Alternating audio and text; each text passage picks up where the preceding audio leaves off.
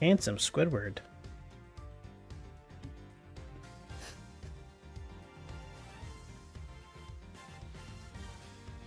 Hi to you too.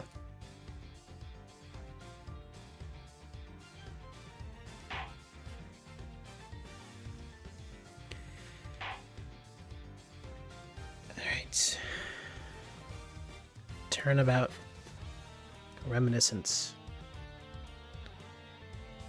You on a Mac? No.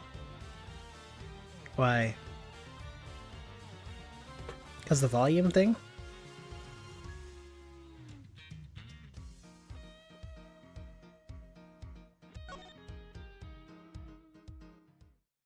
Oh. Nah, just... That's what the computer does. I guess. There's like a wheel for the volume on my keyboard. Okay, Faraday, the young lady called herself... Alright, never mind. Piece of cloth that she conjured up has taken me back to many years ago.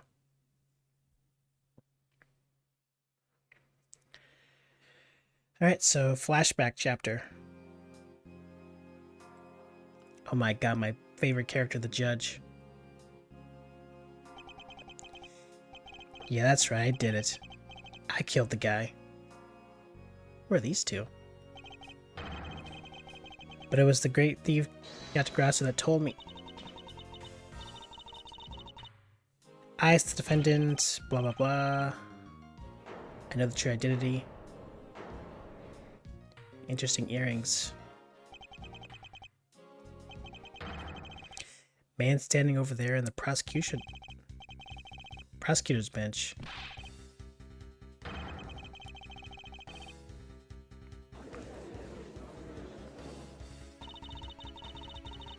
Mr. Faraday.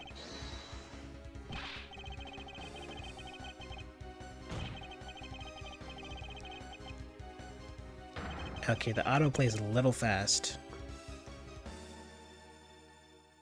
They did not account for streaming with that.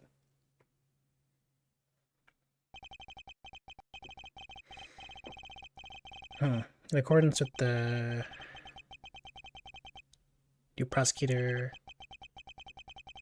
recess until the new prosecutor is ready. Okay, so I'm guessing that's her dad or something. That's Kay's dad. And we're doing her stuff as a replacement prosecutor. Manfred von Karma. Mine appears in the top right. I see. I don't think I've ever had my volume appear at the top right. So do you have a Mac?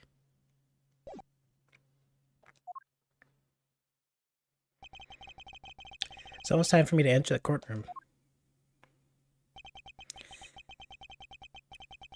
And so is it that my first assignment as a prosecutor will be.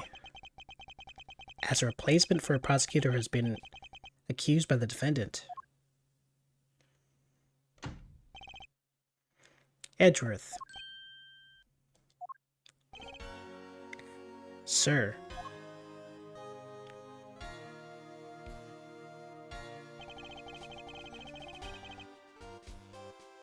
This guy killed your father. But we don't know that yet. Have you read over all the documents regarding this trial? Yes, sir. Memorize everything there is to know. Very good. Paperwork for the prosecutor substitution is just about complete. Edgeworth. Always bear in mind that as your mentor, I, Manfred von Karma, will accept nothing short of perfection. I understand, sir.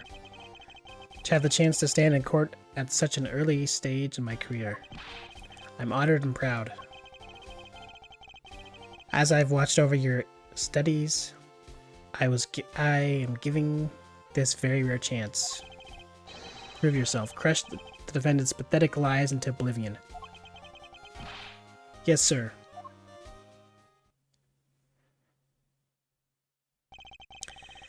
that such a legendary prosecutor will be watching and judging my performance. I have to be perfect in every way.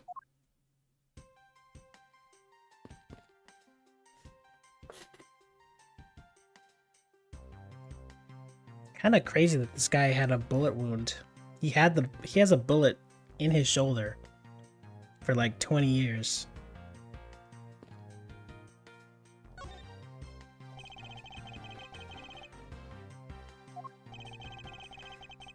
This defendant was picked up by the security camera, correct? Exactly. The killer had the gall to say that he only killed because he was instructed to do so. Even more outrageous is the claim that the case prosecutor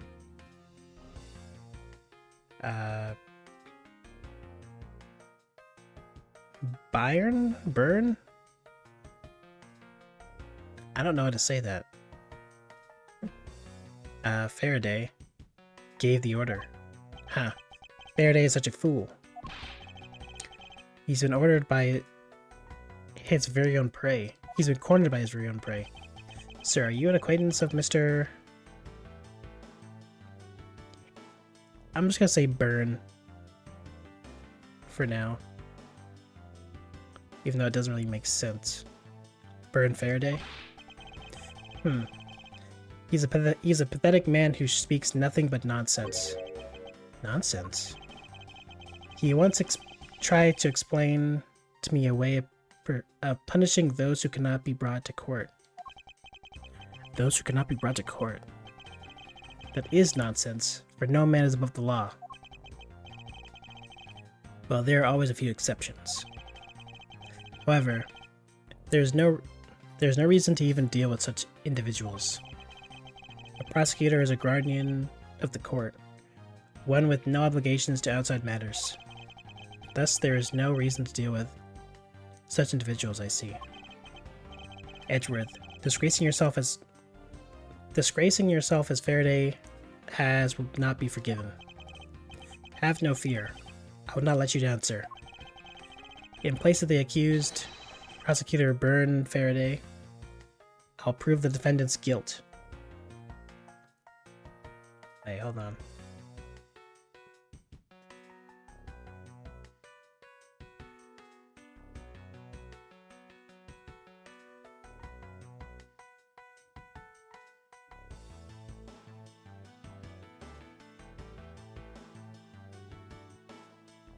How do you pronounce this?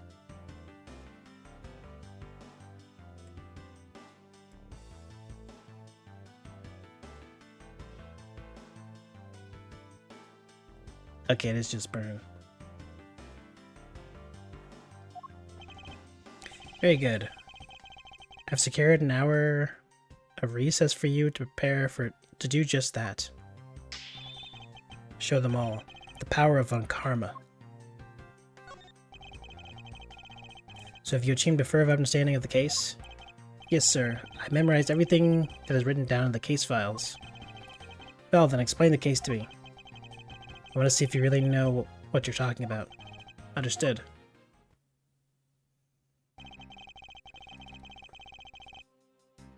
Okay, so looks like we'll get all the info here too. A murder was committed on September 8th in front of the Kodabian embassy. The victim, Mr. Dead Man. Wow, what a perfect name. Was a staff member at the embassy.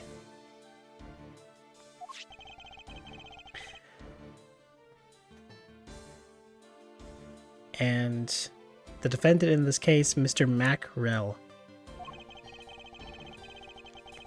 was held for questioning the night of the incident as he seemed suspicious. He was quickly placed under arrest for possession of the murder weapon, a gun. Furthermore, at the time of the murder, the great thief Yatagarasu had successfully infiltrated the Kodapian embassy as well. At first, Rel claimed that he himself was the Yatagarasu. But that did not kill Dead Man. But that he did not kill Dead Man.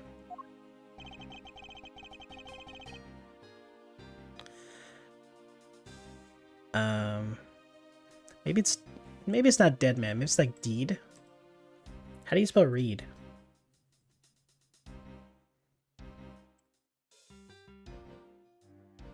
Maybe it's Deed Man. Anyways, I wonder what he expected to gain from such a desperate lie. It's possible that he wants to go down while in the spotlight, if he is found guilty. There truly is no limit to a person's insanity. But I digress. Continue, Edgeworth. Yes, sir. During the trial, the prosecution presented the security footage that captured the murder. The footage clearly shows Mr. Rell as the murderer. The act of Rell firing the gun could be clearly seen from the visitors' gallery. Upon seeing that, the defendant retracted his statement and admitted to the murder. I did it because I was told to, by the real Yatagarasu, Burn Faraday. That sounds about right. However, you've forgotten one thing. While this may appear to simply be a murder of a staff member, people are actually referring to it as the second KG8 incident. We still don't know what that is. Second KG8 incident. Very sorry, sir. I fear I failed to study hard enough. Well, even among the police, it's information that only a select few are privy to. Could you please enlighten me, sir? Sir, what do you mean by the second KG8 incident? In order for me to tell you that, you must first learn about the original case. Take a look at these documents. This is a 3-year-old newspaper. Okay. You've heard of the Amano Group scandal before. Oh, right. It was some smuggling ring thing? Amano Group scandal before, correct? Yes, I have. The secretary of Ernest Amano, the Amano Group's director, was arrested. Under suspicion of smuggling. Correct. CCU?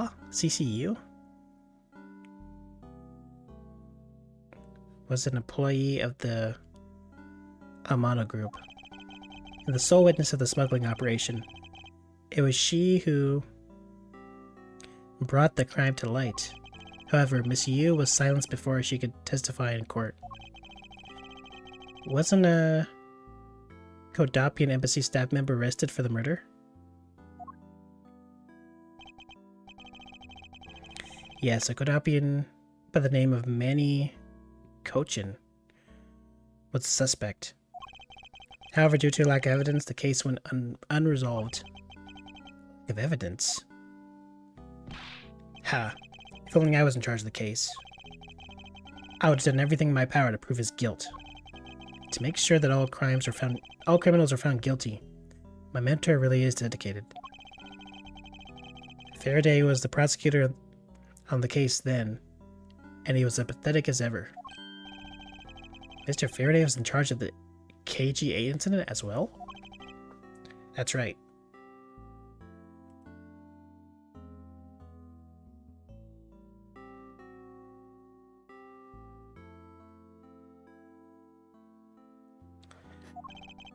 And now, once again, the victim of the case you are currently assigned to was someone who was scheduled to testify against that smuggling organization.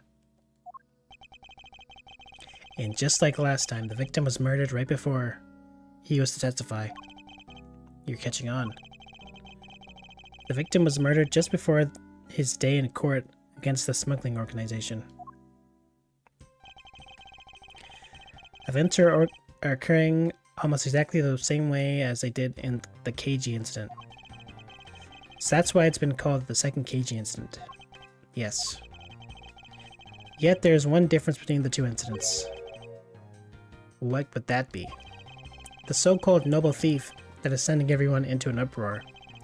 The great thief Yatagarasu.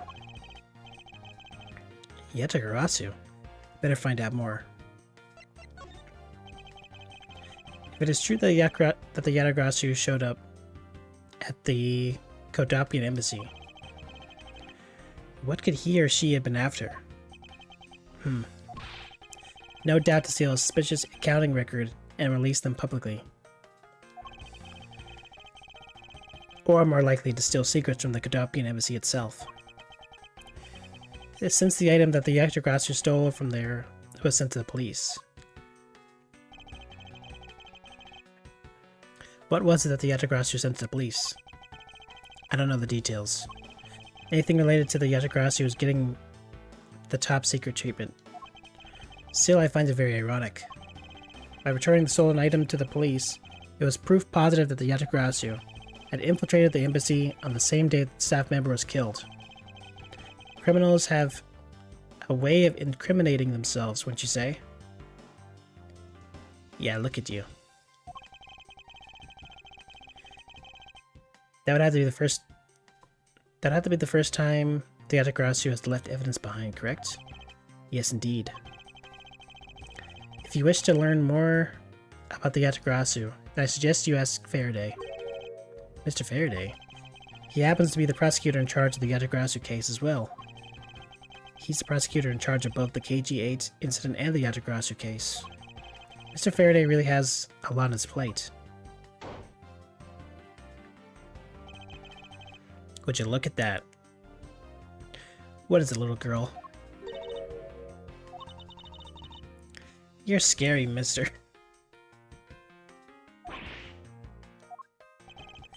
Did you need something? I want to trade these coins with you. A fistful of dimes, quarters, and pennies. But it looks like you're exactly... you've exacted... It looks like you've exactly $1. Okay. Is this what you want?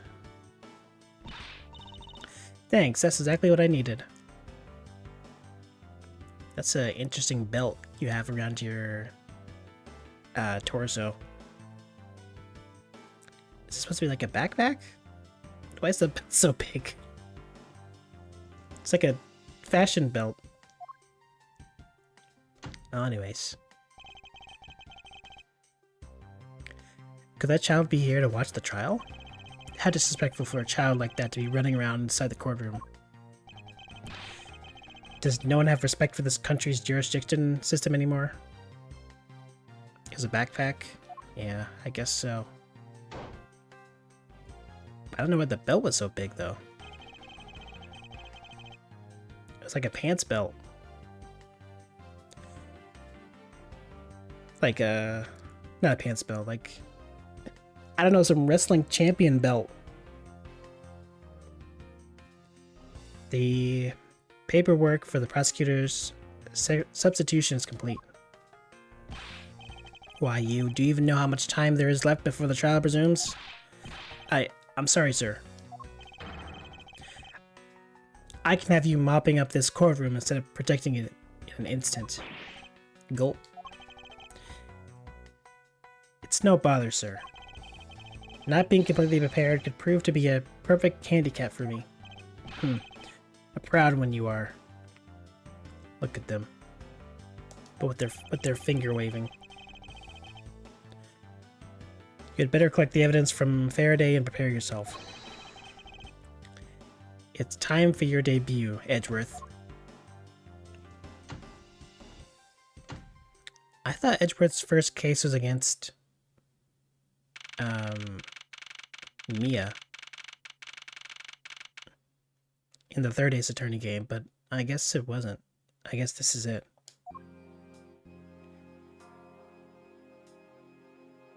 Maybe the one against Mia was his second case.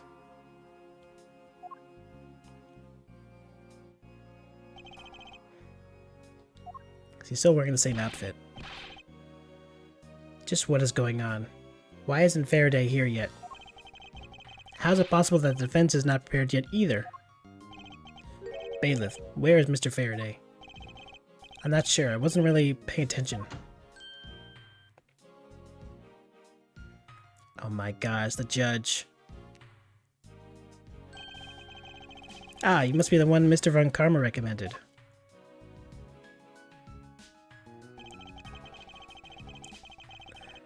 I hear this will be your first trial. I look forward to seeing how you perform. Oh, by the way, was there someone celebrating a birthday during the recess? I could have sworn I heard a popper go off. Come to think of it, the other day with my grandson. Sir, it looks like the trial's about to resume. However... I just cut him off. Yes. It will be all but impossible to prove the witness a liar without the evidence from Faraday. Faraday is probably murdered. What is that blasted buffoon up to? It's an emergency, sirs. Silence! There shall be no yelling in this sacred hall of law. Bailiff, remove that man from the courtroom at once. Aren't you yelling?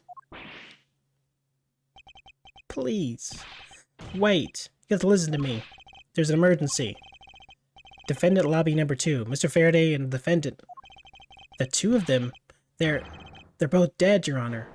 Both of them? I guess we'll never know who that lady was. What?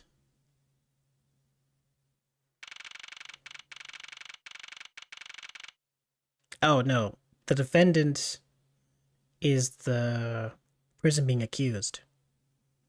The defense attorney is this lady. So Faraday and Mackerel are both dead. Who the heck is this guy? Stand back. Ugh. Damn, this guy's edgier than me. He's got bullet holes in his outfit. It's all torn up. No one's allowed in the crime scene, period. Just who does this oddball think he is? This is becoming quite the hotspot. Isn't she Mr. Rell's defense attorney? Hey you, no running in the hallway, pal. And who are you to tell me what to do? I'll never find out what's going on like this. It's time for some civil discourse. And you are... Who, me? Hey, pal. It's common courtesy to tell someone your name first before asking theirs. Point taking. My name is Miles Edgeworth. I am a district attorney. Or district prosecutor. Prosecutor? Never seen a prosecutor as young as you, pal. I've told you my name. Now would you mind telling me yours? Detective Dick Gumshoe. And just recently I achieved my dream of becoming a detective. More than a dream. It's what I was born to do. Wait, maybe I should check and make sure I'm not really in some crazy dream first.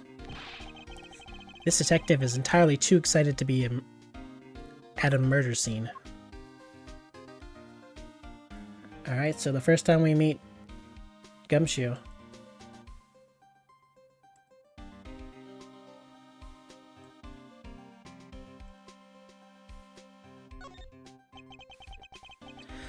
So, Detective Gumshoe, do you mind telling me what you know about the incident? You know that I don't have to tell you anything, right? I know that. But it would behoove you to fill me in on what you know. Wow, you're a proud one for such a youngster, aren't you? Well, anyway, Detective Bad is the one in charge. So you're gonna just have to ask him for all the details, okay? As for me, I was guarding the door to defendant lobby number 2. So you were on guard detail. Did you notice anything strange while you were on duty? Well, I freaked out when I heard a gunshot, and then I kind of froze. Your detective and a measly gunshot scared you that much? Then again, I can hardly claim not to know what it's like to hear one at close range. Then Detective Bad came running to the scene. We went into lobby number 2 together, and both men were lying there, dead. Is that everything? Yeah, that's it.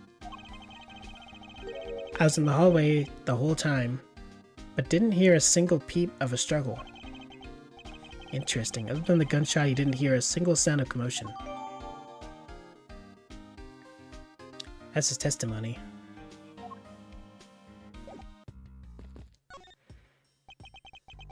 Do you have a minute? You know, I'm not really into talking to people I don't know. Especially at a time like this. I apologize for not introducing myself before bothering you. My name is Miles Edgeworth. I was to take Mr. Faraday's place in court. Edgeworth, huh? Never heard of you. So Faraday's substitute is a newbie, huh? I'll have you know, madam, that I studied under Manfred von Karma. Do not take me for some naive novice. Psh. Do not take me for some naive novice. Damn. So you're a student of Von Karma. I should have... Those clothes are a dead giveaway. Stop right there. These are garments of the one who gallantly presents the facts. Thanks for the great laugh, but try not to make me laugh so much, okay? I wasn't trying to do anything of the sort. Just kidding. I was just goofing around. By the way, do you... Oh, you? She's related to CCU, the woman who was murdered. Do we have that in our records? Not yet.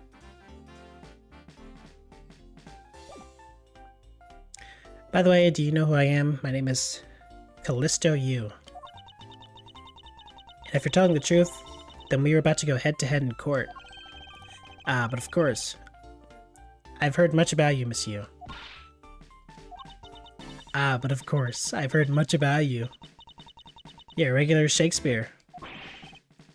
Did I say something funny?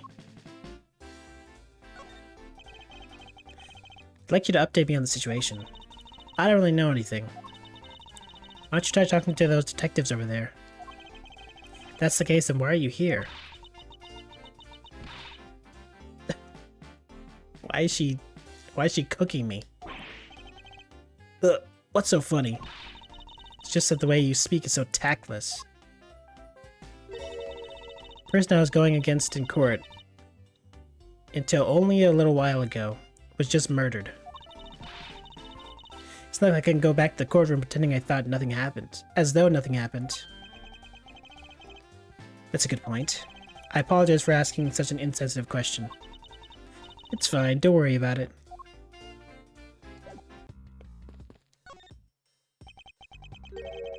Excuse me, but who are you?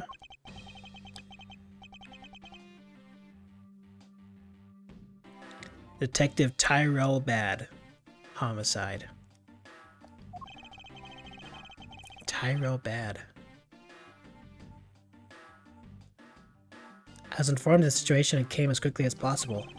So how did you arrive and inspect the body before me? Faraday requested for me to testify in the trial. Plain and simple.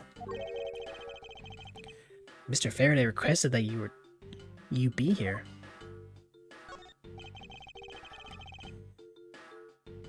I've already contacted HQ about the situation. I've got nothing to say to you, kid. Kid? I'm Mr. Faraday's substitute in today's trial. Therefore, I insist you update me on the situation. I can't back down here. I have to know. I have the right to know. Do I need to teach you a thing or two about how to talk to adults, kid? Is he threatening me?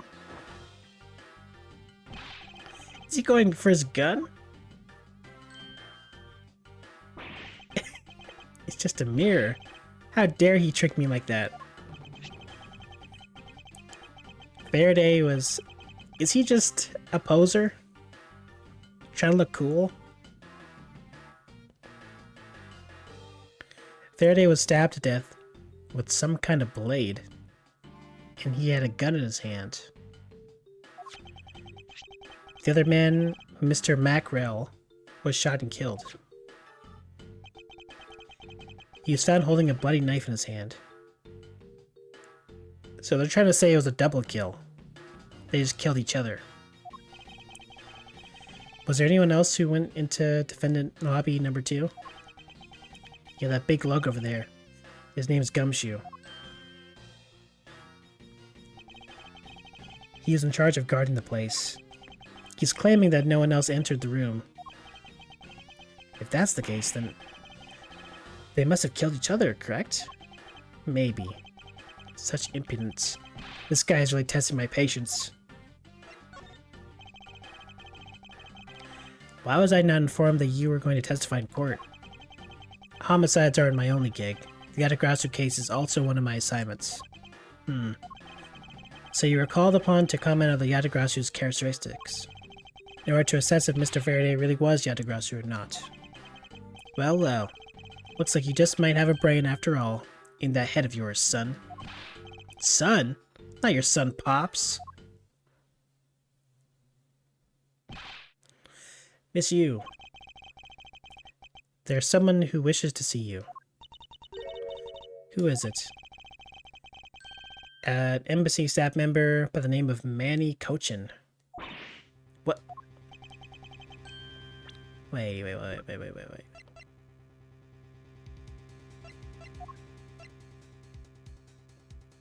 I guess we don't know who that is.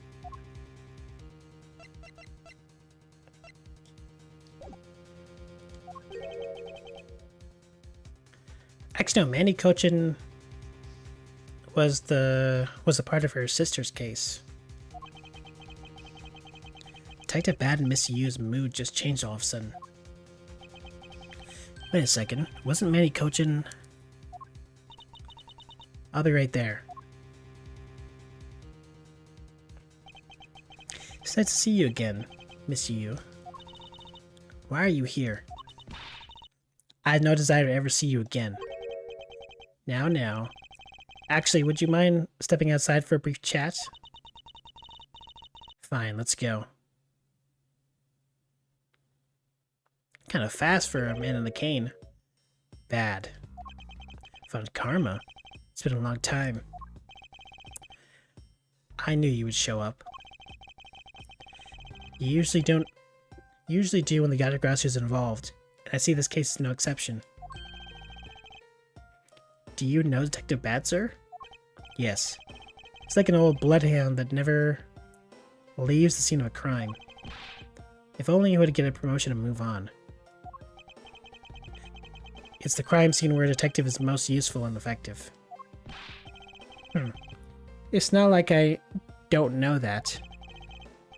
Moving on though, Bad. The man I just passed by. Was he not the suspect for the KG incident? So I was right. Just what is that man doing, wandering around here? That Faraday. I can't believe he just let an easy catch get away. Imbecile. I would have proven his guilt in 3 minutes. Devon Karma. I think you've said enough for now. It's in poor taste to speak about that. To speak like that about the departed. Very well. Back on topic. I'm placing Edgeworth in charge of the investigation here.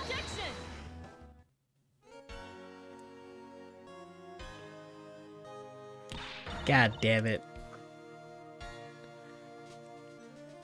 Now she has one of those rods for horses. Instead of a whip.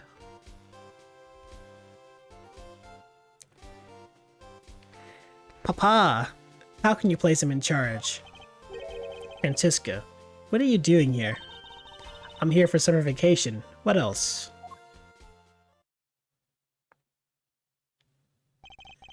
Oh, brother. Franziska von Karma. Is she in here on a vacation from Germany? She's the daughter of Manfred von Karma and a student of his, who's also junior to me. You're the one who's junior to me, and don't you forget it. Can you not interrupt my monologue? You're not conveniently avoiding the bar examination, are you? Huh. If you're able to pass, then I have absolutely no trouble at all. I'll never allow myself to lose to you. Never. Why does she always have to be so competitive? Anyway, Papa. Are you really assigning Miles Edgeworth to cover the case? Yes, I am. Why do you ask? Well, you know, I'm close to becoming a prosecutor myself.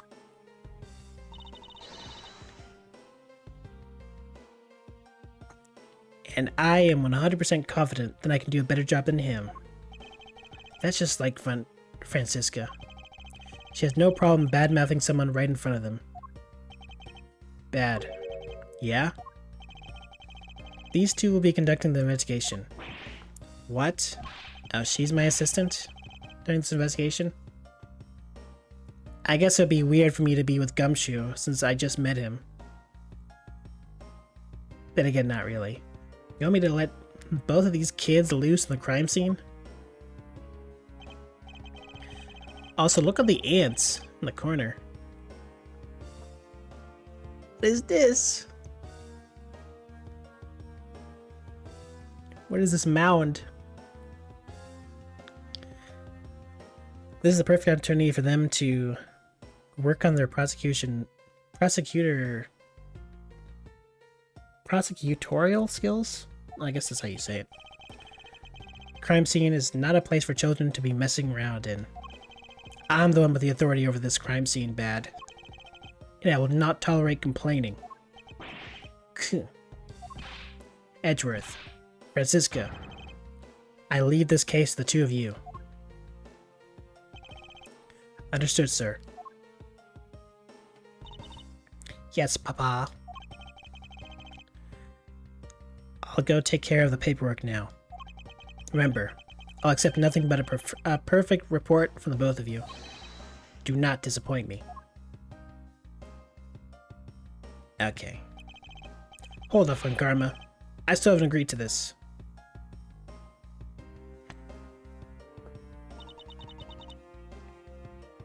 Miles Edgeworth. It's been quite some time, Franziska. This will be the perfect chance for us to see which of us is truly worthy of the Von Karma name. I'm not your brother. Would it kill you to at least say hello? Yeah, long time no see. Very good. Just because you became a prosecutor first doesn't mean you can act all proud. She hasn't changed a bit. God damn it. Who keeps giving her these? Miles Edgeworth. As I was saying, we shall see which one of us is worthy of the Von Karma name. Crying out loud. I've been reduced to a babysitter.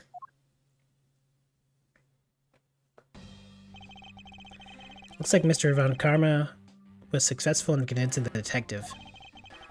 That's just like him. He never fails. Now, I'd appreciate it if you could quickly run me through the facts, Mr. Detective Bad.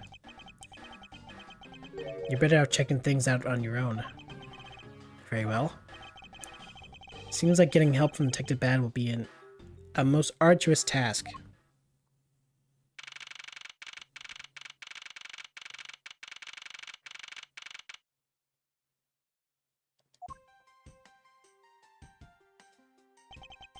This looks so silly.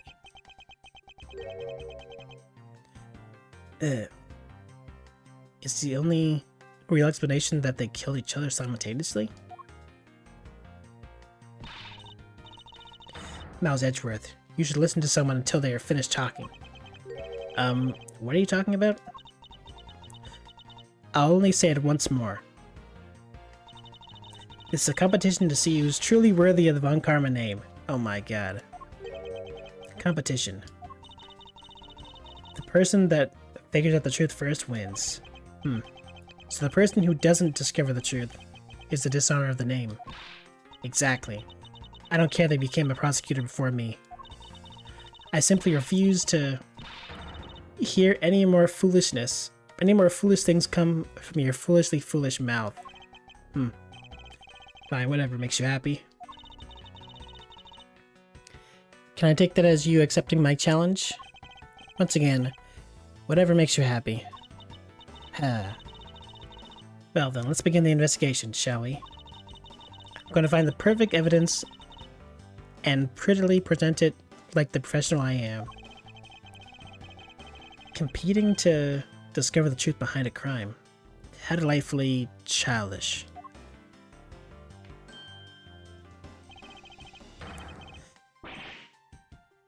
You kids, come over here. Kid? Ha, serves you right, Miles. He just called you a kid. I said kids, kid. How dare you call me a kid as well?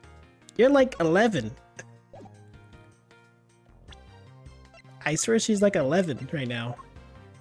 13. I'll do what I please, and I won't allow you to cause a ruckus on my crime scene. Hey, big guy, you're gonna watch over these two. Yes, sir. Detective Bad, sir. Now do what I say from now on, kids, okay? You better not get in our way, Scruffy. You'll feel the bite of my whip if you do. Eat! Then you, prosecutor boy.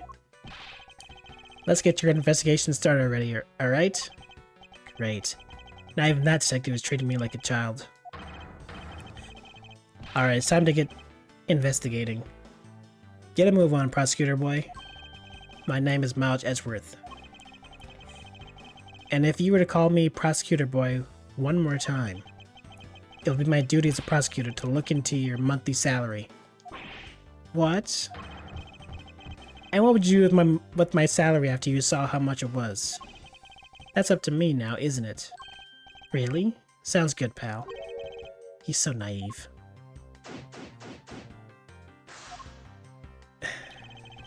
Detective Bad, may I have a word with you? What is it?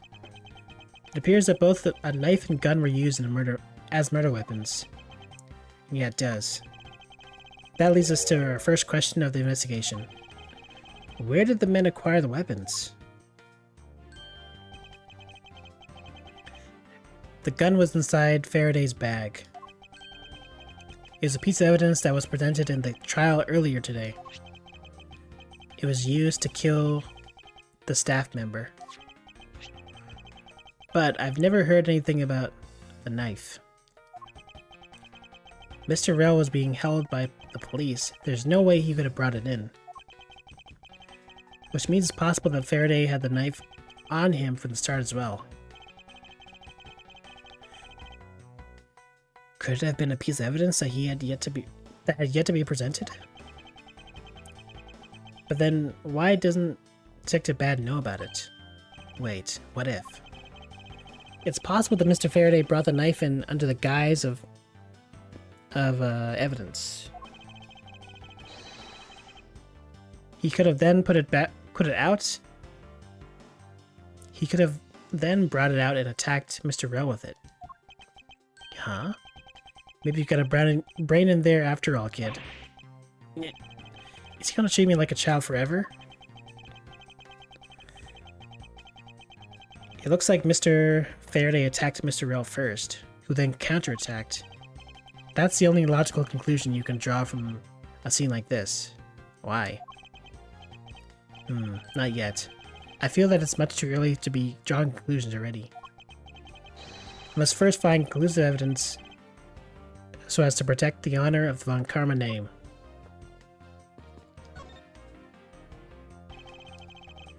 Looks like Mr. Faraday fell on top of Mr. Rell. At first glance, it seems like they must have killed each other. However, using logic, the only logical conclusion is, aha! What was that outburst for? My detective instincts just hit me real hard. It was Mr. Rel that fell first, see?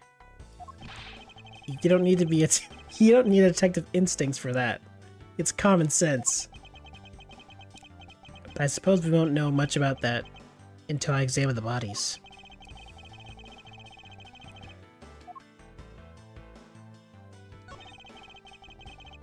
Looks like Mr. Rel died with a knife in his hand. There's some blood on it. Then he must have used this as a weapon. Yep, no doubt about it. Mr. Faraday carrying this on his personage? Did he bring this as a piece of evidence for the trial? Or did he bring it with a very different intention in mind? I should jot some notes down about it. I believe Faraday's brought this as evidence. It was found in Rel's hand.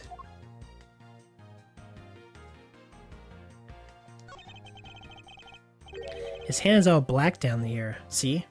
I wonder what it could be. If you look closely, this blotching pattern resembles an ink stain. Mr. Faraday has ink on his left hand.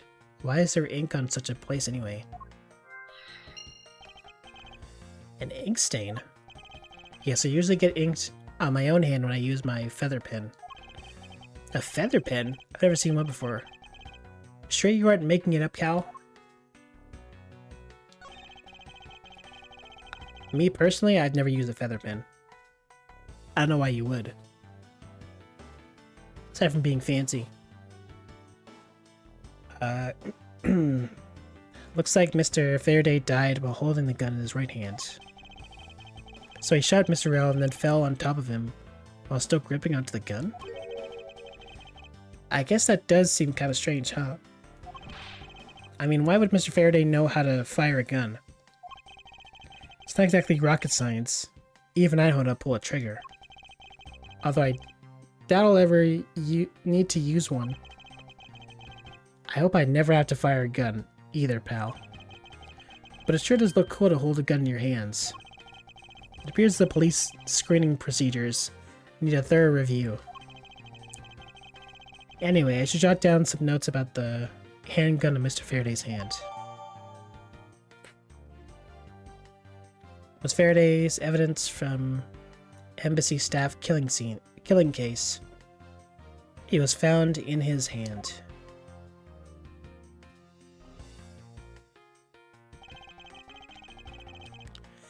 Mr. Rel's cause of death was being shot, correct? That's what we think, but it's hard to tell with him lying face down. Death is bad enough. Why don't you turn these guys over? Anyways. Death is bad enough, but it's truly lamentable that someone would try to hide the truth. Are you sure they were trying to hide something? I can't confirm Mr. Rel's cause of death with his body positioned like that. Detective Bad, I'd like to examine the body in further detail if possible. What's this? You're not able to inform a theory with them the way they are? I believe an examination of the bodies is vital to find the perfect evidence, don't you? Suppose you do have a point. Well, hurry up and get on with it. Labby. Oh, that guy. I guess the forensics guy is called Labby. Yes, sir. We've taken enough photos of the scene, sir. And there you have it. Do you not approve? Of course not. What? Investigation of a crime scene is the work of a detective. We don't touch a thing. Or so don't touch a thing. Hey, big fella, turn off the bodies for me, will you? Okay. Please forgive me, Mr. Faraday, sir. Gumshoe, do not get emotionally involved. Remember, you're a detective. Yes, sir. Understood, sir.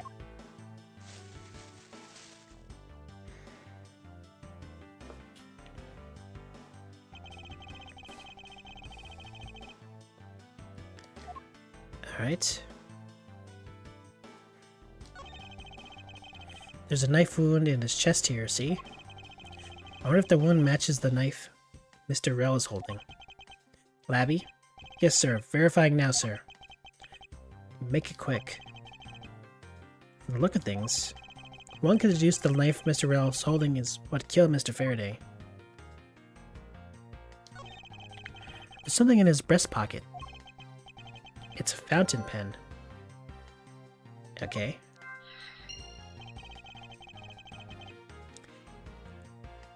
Hey, you know, I always keep a pencil behind my ear. Because Detective Bad is always telling me. You should always write your name on everything you own. Yeah, somehow you do strike me as quite a forgetful individual. Looks like Mr. Faraday was stabbed with this knife that Mr. Rel is holding. Youch! What's wrong, Detective? My stomach started to hurt just thinking about being stabbed. Just keep your mind on the case, alright? Shot in the chest. It takes some guts to fire a gun in the courtroom. I mean, I've been a detective for a whole week, and I still haven't fired a single round yet. There aren't any burn marks on his clothes. That must mean it was done at range. Wait, burn marks? A round grows very hot as it's discharged from a firearm. Therefore, burn marks are usually left behind when a shot is fired from point-blank range. Ergo, Mr. Rel must have been shot from at least a yard or two away. Okay.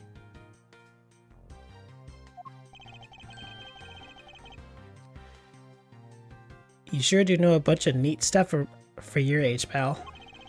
Apparently the detective has as much common knowledge as your everyday marsupial. Let us now try to understand how the two men died. First, Mr. Faraday took the gun and the knife out from today's trial evidence. Also, your bot didn't go off. Of course it didn't.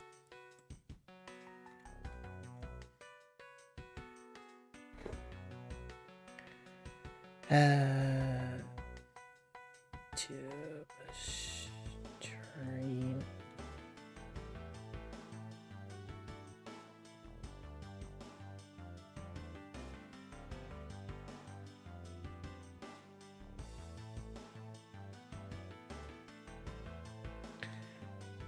There.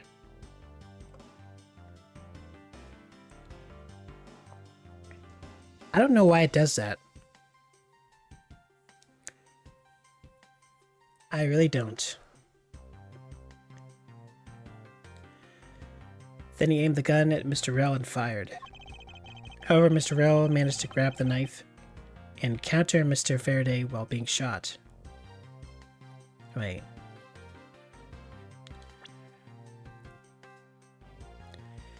First, Mr. Faraday took the gun and knife out of the evidence. Then he aimed the gun at Mr. Rel and fired. However, Mr. Rel managed to grab the knife and counter Mr. Faraday while being shot. Then the two men fell together where they stood. That's my theory in any case.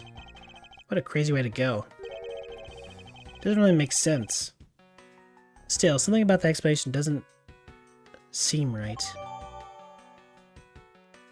Crime scene notes. I believe I now have a firmer grasp of what happened here.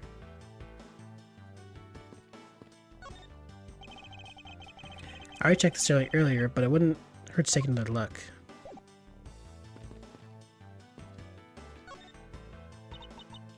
Ah, I see. Did you figure something out? This is a competition, Miles, and as such, I'd appreciate it if you didn't talk to me. As you wish. God damn it. Detective Bad, do you have any thoughts on the case?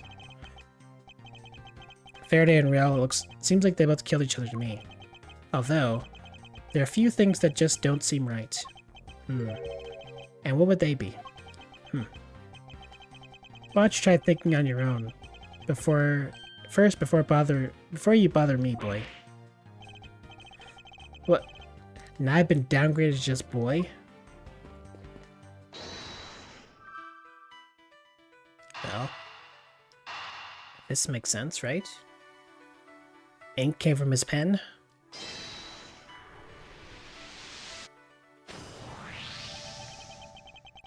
That splotch in Mr. Faraday's hand. I wonder if it might be the ink from his fountain pen. Let's ask the lab guy. Why does that matter? Detective Gumshoe, I confirm that the substance of Mr. Faraday's hand is the ink from his fountain pen. I see, good work. You know, I've always wanted to say that, even if it's just one time in my life. If Mr. Faraday wrote with his fountain pen in his left hand, I think it's a fair assumption he was left-handed. It appears that Mr. Faraday's pen is very important in our case as well. Okay, if you say so, pal. Fountain pen used by the left-handed. Why is it always like a left hand versus right hand thing? Looks like it has a quality nib. Anyways.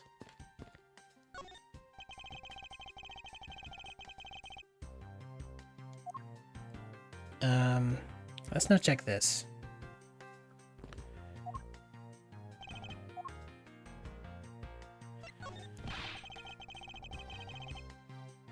This is my first time setting foot in the courthouse. Who would have thought it'd be for my first case as a detective? But you know, I get the feeling I'll be coming here a lot more in the future. As a suspect detective? Of course not, pal. Anyway, this lobby's actually pretty luxurious. I mean, for a defendant's lobby, it's got a pretty big TV. Oh, and there's that tea stand on the table over there. Bet you didn't know that I like to drink tea. Wow, this room really is decked out. That means spending time in here. Maybe being suspect isn't such a bad thing after all. I'm beginning to suspect that leaving this detective in charge of anything might be bad. But he is right, this room is rather furnished. And somewhere in this room, the truth is slumbering. Maybe the window. Maybe it's time to find out and give it a wake-up call. The window is open, and there's a fresh flowery scent in the air. Ugh. The flowers in the garden down there are so gross and ghastly. Do you think maybe you could try offering something useful for a change? Well, at least there's no way someone escaped through the window, pal. They wouldn't wake up and smell flowers after a fall from the third floor. Are you willfully ignoring the fact that there are also iron bars in the windows? No one can climb through these barred windows. The scent of flowers in the air. Scent of flowers. Yeah, I guess there's that too. Either way, no one can get through these windows, right? They thought of everything when they were designing this courthouse. Very nice. I need another piece of evidence. Another puzzle piece. They're always left-handed, yeah. Always. There's some stuff in the bag. I suppose this was Mr. Faraday's bag. It's probably the child evidence I was supposed to collect from him. This is the evidence? I better not touch it. I'll leave prints on it. Do you just not pay attention to anything? Or do you just not pay attention to anything you do? There are some plastic bags stacked on the table. There's a tea set too. But there seems to be any... There doesn't seem to be any sign of disturbance. Yeah, the table's all neat and tidy. Tea set and plastic bags on top of the table are completely undisturbed. Maybe. They were super quiet in their scuffle? After all, I didn't hear anything from out in the hallway, you know? Maybe the plastic bags scattered on the floor are throwing us off?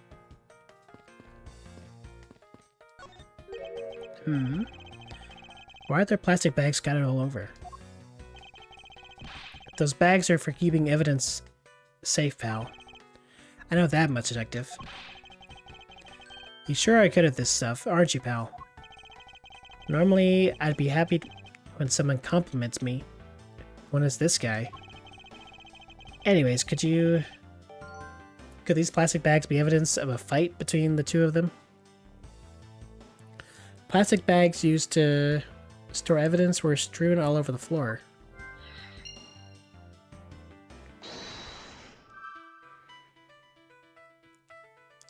And yet, the tea set and plastic bags on top of the table are completely undisturbed.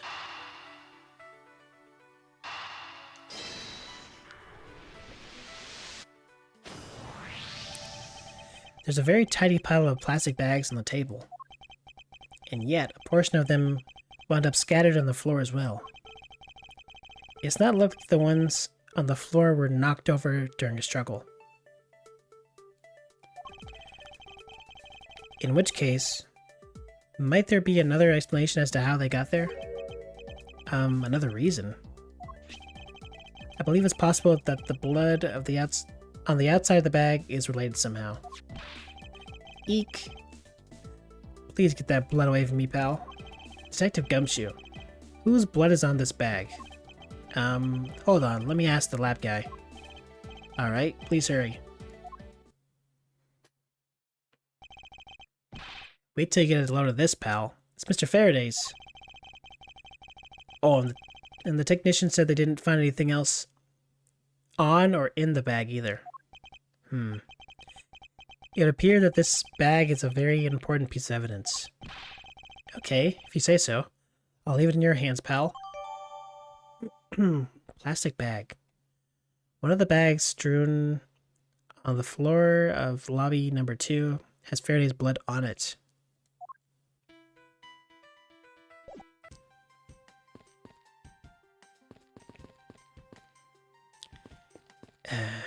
What else is there? Whoa. What is Detective Gumshoe? My TV at home is so tiny compared to this one, pal. Then perhaps you should purchase a more normal-sized TV like this one? Oh, let's see here. Wow, this thing is huge. What? And way too noisy. You're the noisy one, Scruffy. Don't touch it. You'll get fingerprints all over it. But I didn't touch it. Preservation of the crime scene is the foundation of detective work. The foundation, huh? Sounds like something the rookie here needs to shore up on? I guess there's not much left to investigate, huh? They really did kill each other. No, we can't conclude that quite yet. There's still something I find very peculiar here. The theory that they simply kill one another is too simplistic in this case. In fact, there's actually a contradiction that shows there's another possibility. No way, pal, really? I suppose I will have to just show you the contradiction of this crime scene.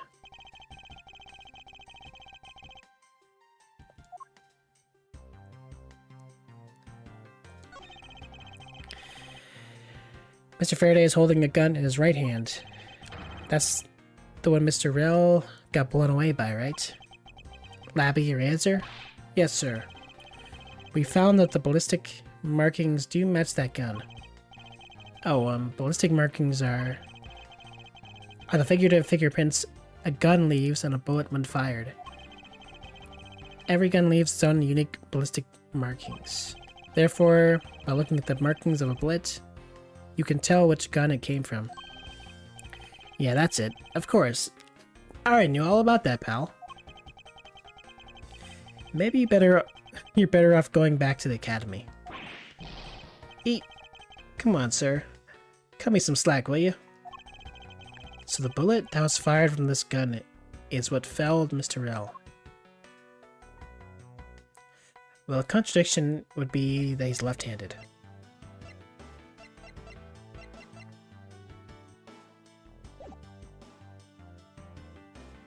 Right?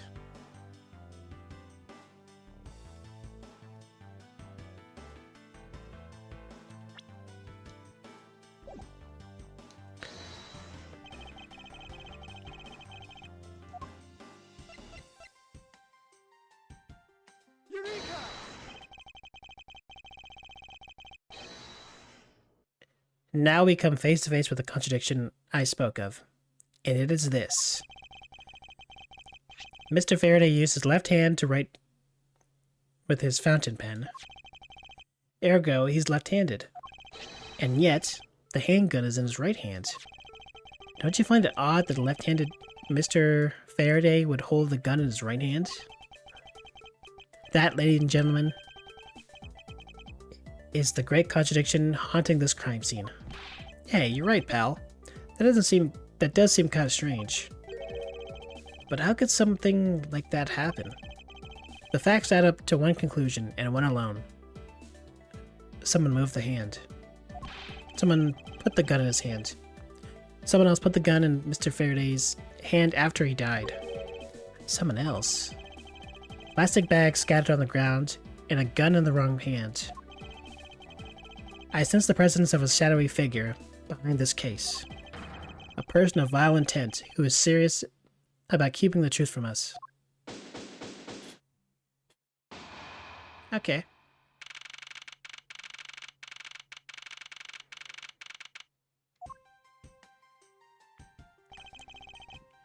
Here's the autopsy report. It is probable that Mr. Rel survived for a short time after he was shot. However, Mr. Faraday died instantaneously from his stabbing. Interesting.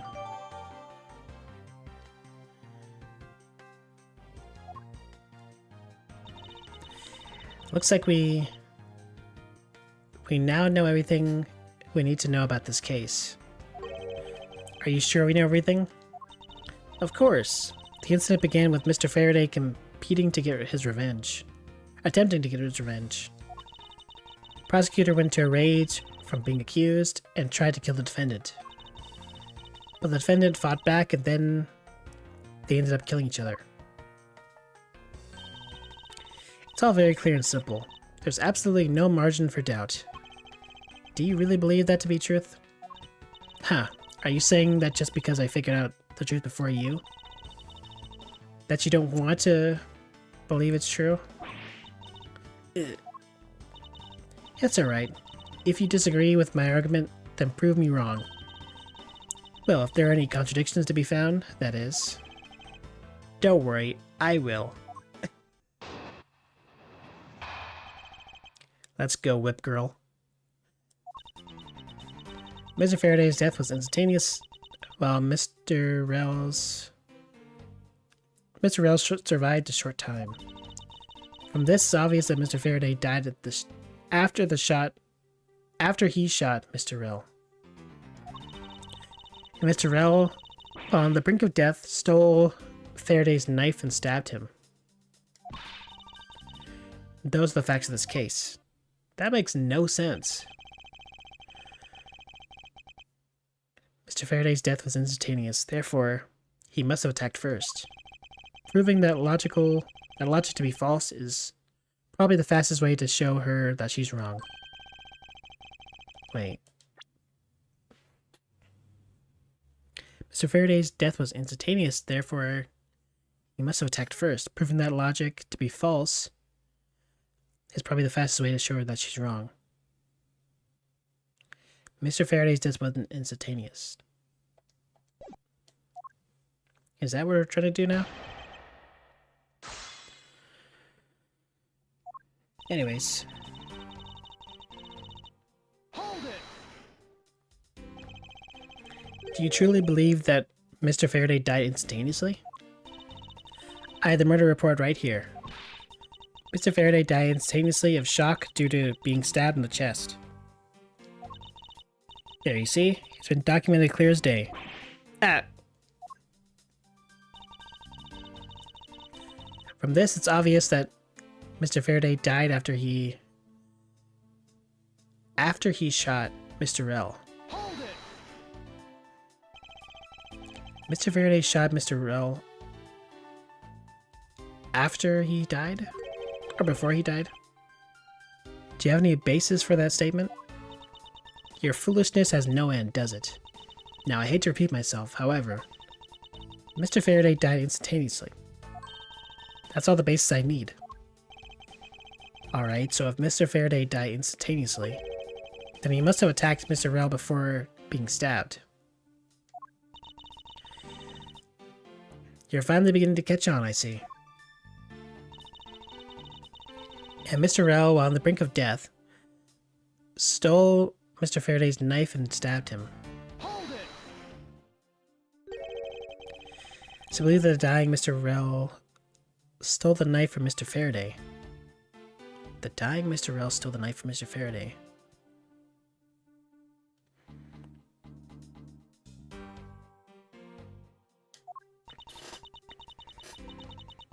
Mr. Rel became desperate as he did not want to die.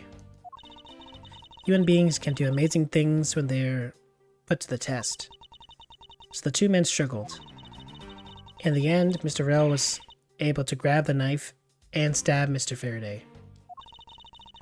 I bet there's a bullet hole in the window that we didn't get to check on the left side. The messy condition of this room is a testament to their struggle. Yes, my logic is perfectly sound. Can you really say that it's perfect? What are you insinuating? Nothing. However, I can't let what you said slide by without further inquiry. One must be clear and precise. So if you could append that statement to your testimony. Fine. They struggled, and Mr. Rel used the last of his strength to counterattack Mr. Faraday. Hold it! About this statement, Mr. Rel used all of his remaining strength to put the knife to take the knife and defend himself.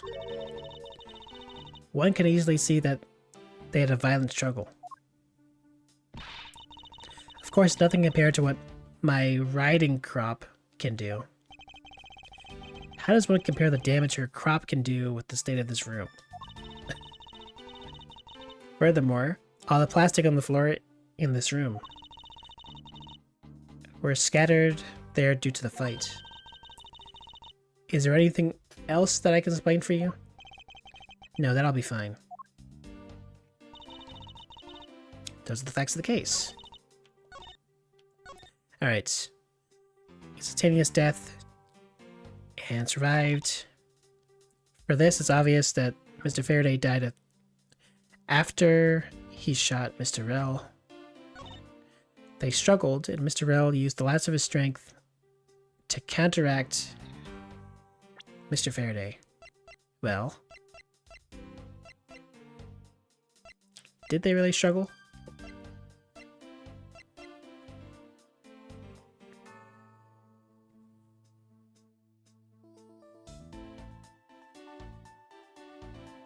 Well, Gumshoe's testimony says that he didn't hear any sign of the struggle.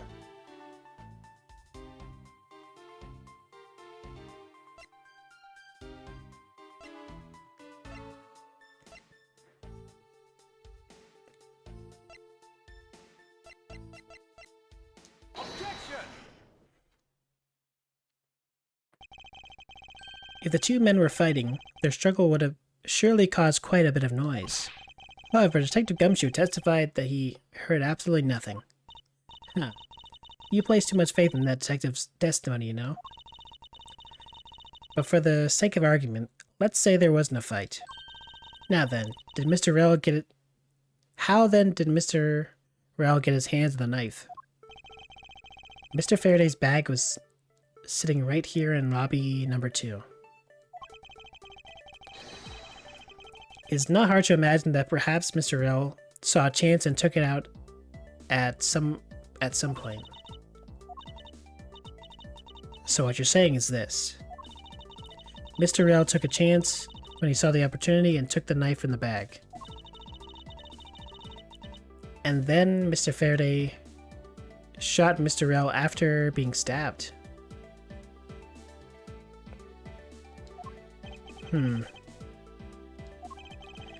Isn't there something strange in Francisca's statement just now? Yes. Wait, something doesn't add up. Oh, really? It's simply not possible for Mr. Faraday to have shot Mr. Rel after being stabbed.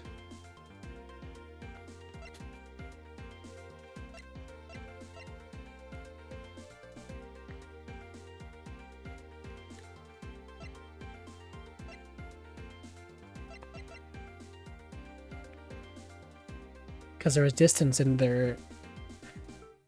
The gun shot was at a distance. Take that! This is evidence that proves it. Huh. Okay. Take a closer look. I'm still not seeing it. In that case, I'll just have to try to explain it to you. Objection! Miles Edgeworth, you should know by now that you can't fool me. What do you mean that's not...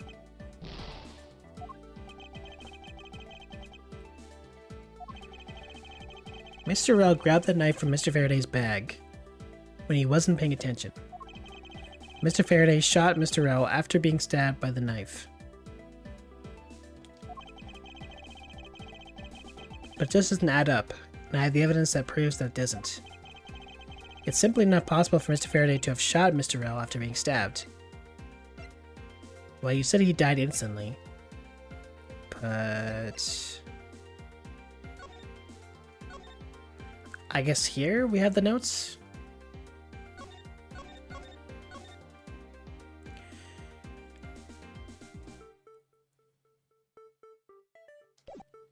Take that!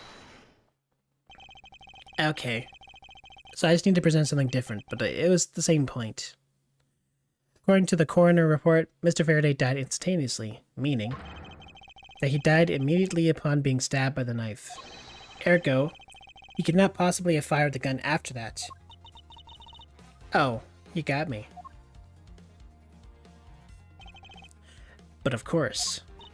Well then, if the report is correct, then there is only one correct explanation.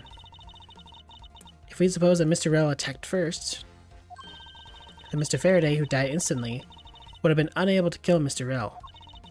Therefore, Mr. Rel must have stabbed Mr. Faraday after he was shot. Then they both died. That's the only explanation that makes logical sense.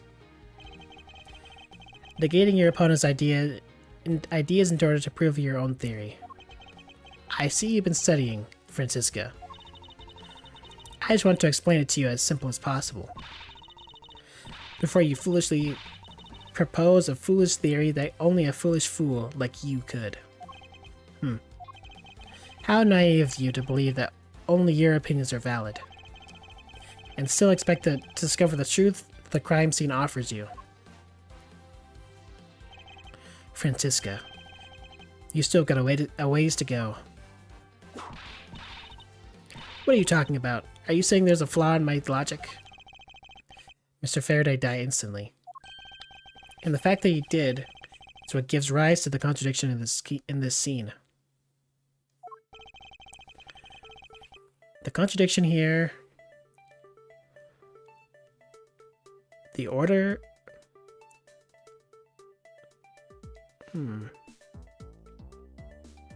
The order of events? The order of the bodies. The evidence bag location. I think it's the order of the bodies.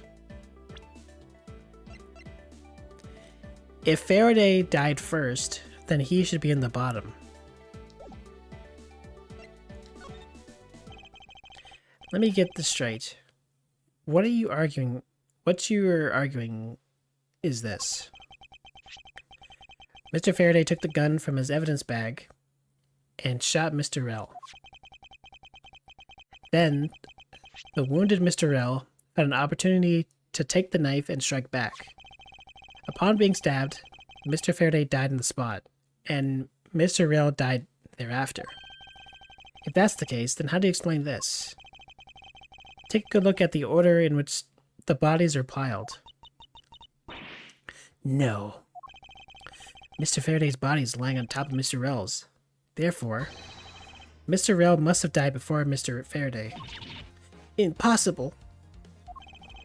Yes, I agree that it seems strange not to... It seems strange no matter what angle you approach it from. Objection! Which means the real... No, not so fast. How's Edgeworth? What is it? Which means that the real mystery behind this crime scene that we must solve is... What now? I simply think that you ought to think a bit more outside the box. And that's even clearer now that the incident started with Mr. Faraday's murderous intent. She sure bounced back quickly. An explanation won't be enough for this time. It's going to take me some decisive evidence to prove her wrong. What happened? Part 2. It was just chance that Mr. Faraday's body fell on top of Mr. L's. The two bodies fell into a pile, which indicates that they attacked each other at the same time. It really doesn't matter in the slightest that they fell in the opposite order. What? I just know that Francisca's explanation isn't absolutely correct. All I have to do is find a hole in her logic. Once I do, I can present her with the evidence that proves the contradiction.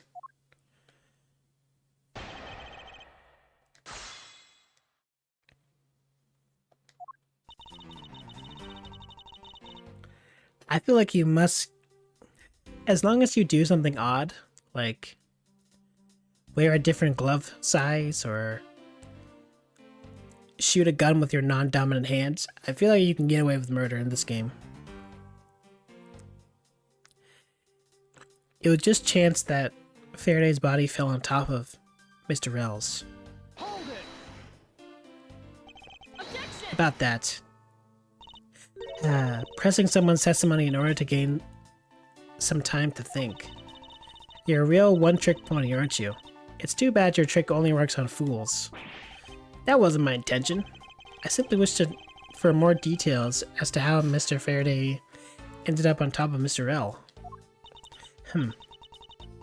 Someone's impatient. I was just about to explain everything to you. So don't you think you can hold on for a minute? Ah! Francisco, I'll make you a deal. I'll hold on if you hold on with that whip of yours. Oh, I'll hold on to it, alright. As I whip you.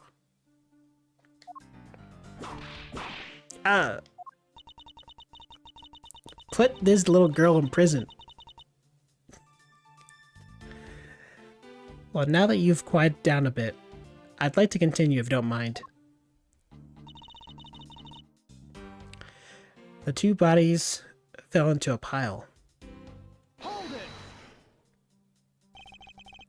The two fell on top of each other. Don't you find that to be just a bit weird? Not at all. Ugh. I can see it in her eyes. She's dead set against me from the bottom of her heart. Miles Edgeworth, once I'm done here, you'll see that there's nothing strange at all. Now then, the two men fell into a pile, which indicates that they attacked each other at the same time. Hold it! What do you mean by they attacked each other at the same time? I assume Mr. Faraday had the two different weapons in his hands. He made to attack Mr. Rel while holding both the knife and revolver, and then, after Faraday shot the gun, Mr. Rel stabbed the knife as he...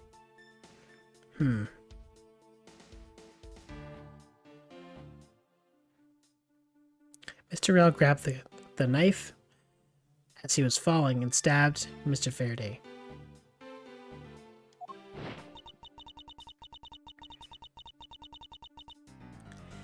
This is how Mr. Rel wound up on the bottom, with Mr. Faraday on top. At close range, this is more than possible. Yes, it's possible, but... Well, if you have any other ideas, then show me what you got. Oh, I will. And to that extent, I'd like you to append... yeah. I don't see any point to that, but do as you please. Alright, so this is the focus point. Hold it! You're saying that they attack each other at the same time from close range. Exactly. Mr. Faraday pointed the gun at Mr. Rel's chest and pulled the trigger. Mr. Rel then took the knife from Mr. Faraday and stabbed him before he fell unconscious. The dead Mr. Faraday instantly fell on top of Mr. Rel from the stabbing, pinning Mr. Rel under him, where he died shortly thereafter. And that's how they ended up on top of each other, with no contradictions to be seen.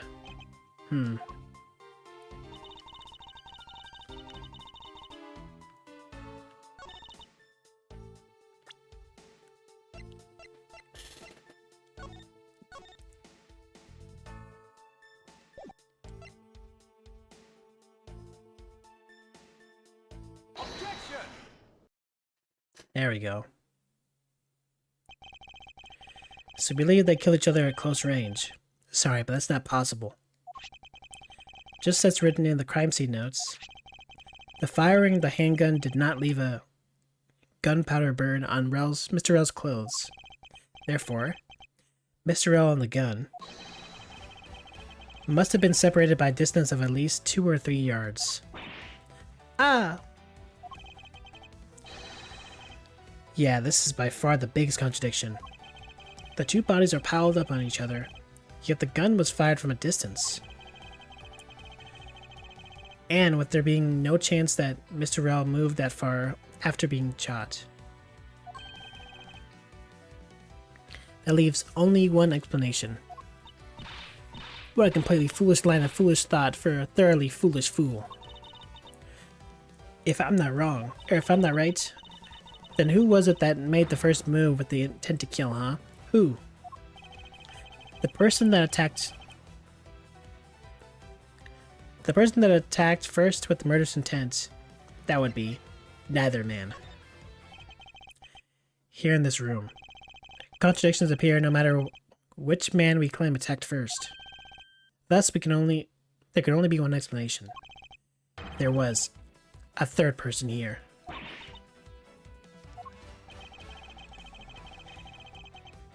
It was that third person who killed Mr. Faraday and Mr. Rel, and set their bodies up to make it look like a double murder. That third person is the real culprit.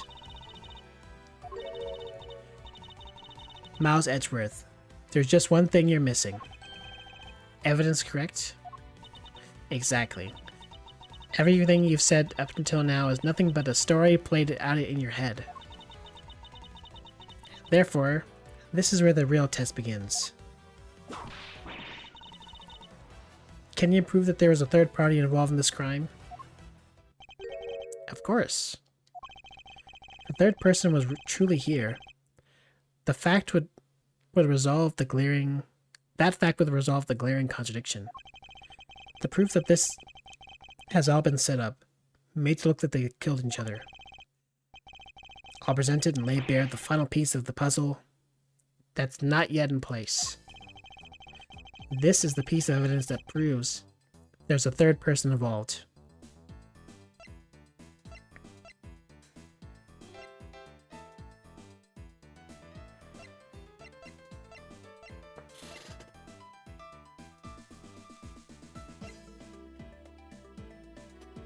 Plastic bag?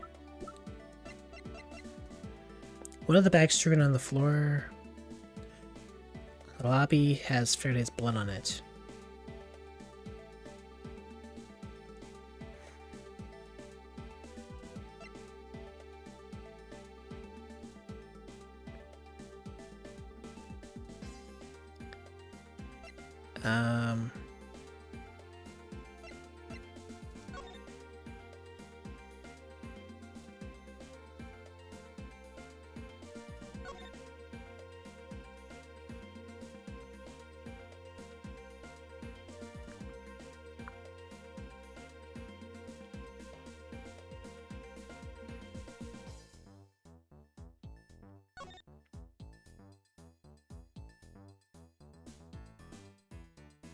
It's kind of the bag.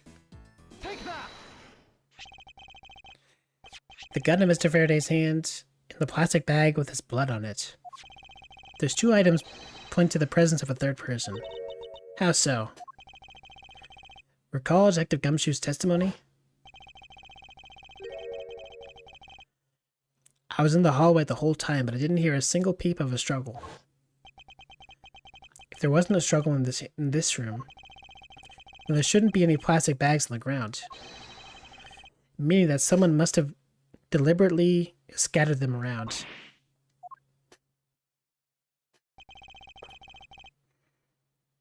Do you not see the possibility in this? Disregarding the gun for the moment. There's a high probability of blood spatter when a knife is used on a person. If the culprit held the knife with the plastic bag around it... Oh, that's right. They could have been holding a plastic bag to avoid fingerprints.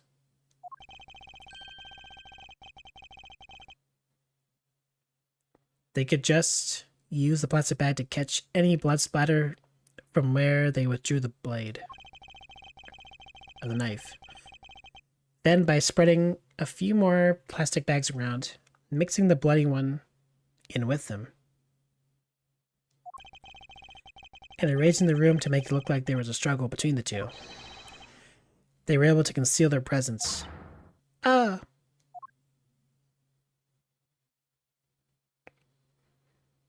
How about that? Looks like you still got a long way to go in this investigation. Yes. Objection! Who the heck is this?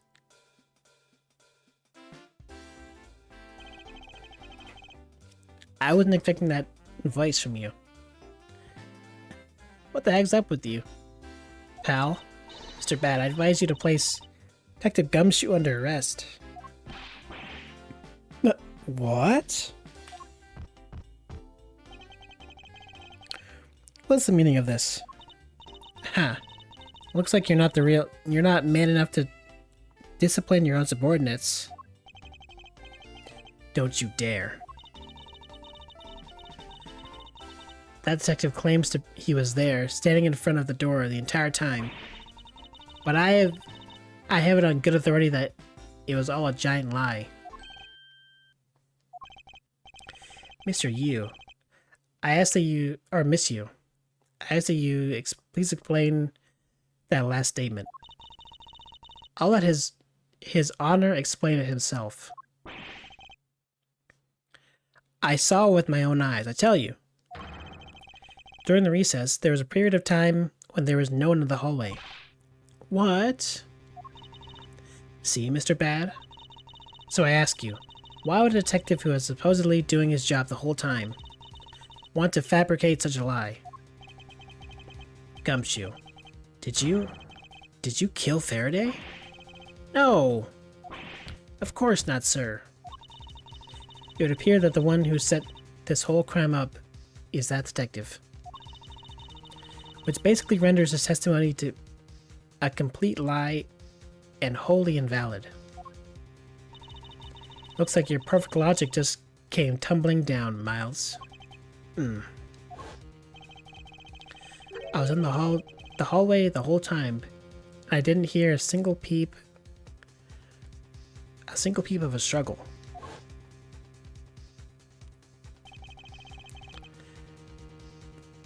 Was that statement really a lie?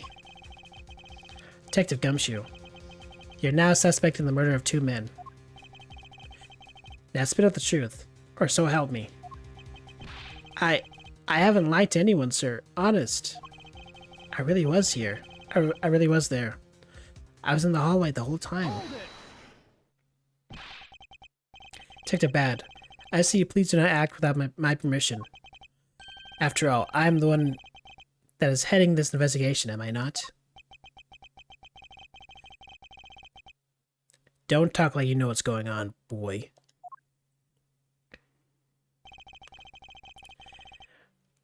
All I want is for this investigation to run perfectly. Perfection is the only wish of a disciple of Von Karma, after all. Therefore, before you take the Gumshoe into custody, I'd like to set the record straight on something. And what's that? What should I ask Detective Gumshoe about? Motive for the murders. Why he wasn't in the hallway. State of the hallway. Detective Gumshoe, I take it that no one else was in the hallway at any time, correct? Huh? Oh, of course not, pal. You're being awfully defensive.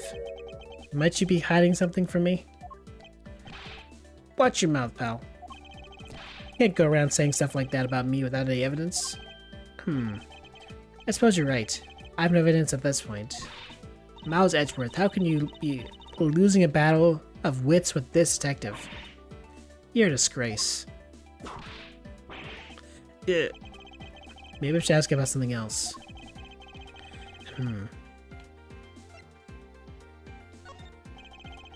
Detective Gumshoe, why were you missing from the hallway for a span of time? Look, pal, like I said, I was there the whole time, okay? But there's a testimony. Miles Edgeworth, why are you wasting our time with a completely useless question? Huh? The only logical reason as to why he was absent is that he was busy committing the crime. Anyone who says otherwise is a fool. Okay. Motive for the murders. I suppose the one thing I'd like to clarify is Detective Gumshoe's motive for committing this crime. Motive, huh? Gumshoe, you've got a grudge against Faraday or anything? No, sir. Not me. Not a single bad thing against Mr. Faraday, sir. Is that a fact? Objection.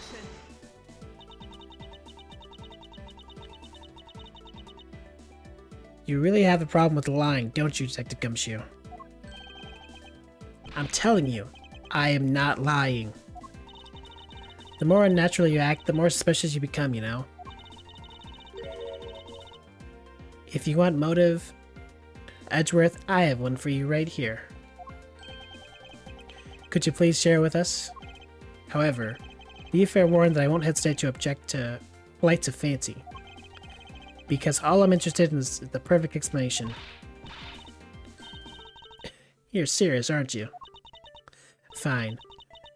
You amuse me, so I'll humor you with a little courtroom practice. Gumshoe's motive. It was about a week ago. I saw the detective get chewed out by a livid Faraday in front of the precinct. He stood there super pale as Mr. Faraday yelled, that's a salary cut for you, you dimwit. A brand new detective suddenly getting his salary cut. That's reason enough for a grudge. Well, how's that for a perfect explanation? You totally misunderstand me, pal. No matter how mad I get, I can never hold a grudge. Quiet. We can't trust anything you say. Sir. Something wrong with the motive she proposed, per se. But there are some gaps in her logic that need to be filled out. Or need to be filled in. Miss Yu's perfect explanation. It may not be so perfect after all. Why would that be perfect? My boss yelled at me once, and therefore I killed him.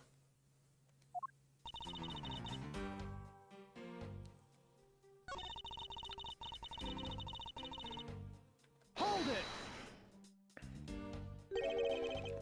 Mr. Faraday was upset. Yeah, you know what else? Mr. Faraday isn't exactly known to get angry often.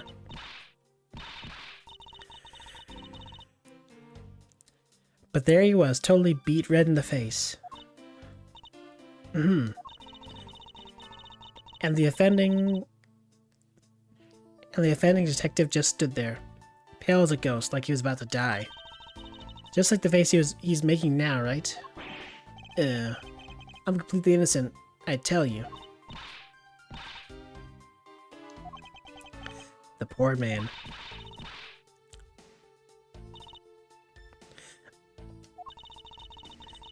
It was quite the scene with the detective. He stood there super pale. Salary cut. You just stood there watching this unfold in front of you? Yeah. I'd say it was really enjoyable too. That's why when I saw Detective Gumshoe earlier, I knew to steer clear of him. No way. Wait. I thought it was because I had something stuck on my face. But you do. Huh? What have I got stuck on my face? Let's start with your eyes, nose, mouth. Oh, and those ridiculous eyebrows. Huh? Oh man, messing with your head is just too much fun. Miss Yu, if you don't mind, I'd like to return to your testimony, please. Sure, why not? A brand new detective suddenly got his salary cut. That's reason enough for a grudge. To cut a new detective salary right off the bat, like that. I'm not really familiar with the way you guys relate, but is that a common practice? Speaking of cutting my salary, didn't you tend to do so earlier too?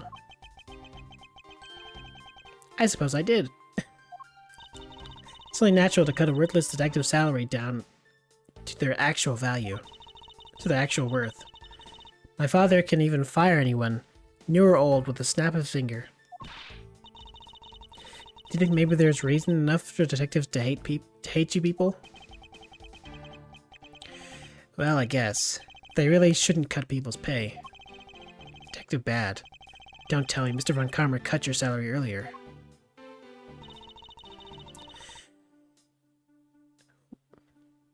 Hold it. You call your explanation perfect? Is it not to your liking? Fortunately for you, it's just not up to my standards. Oh? Is there something you want to clarify in that case? Alright, if you could clear this one thing up for me.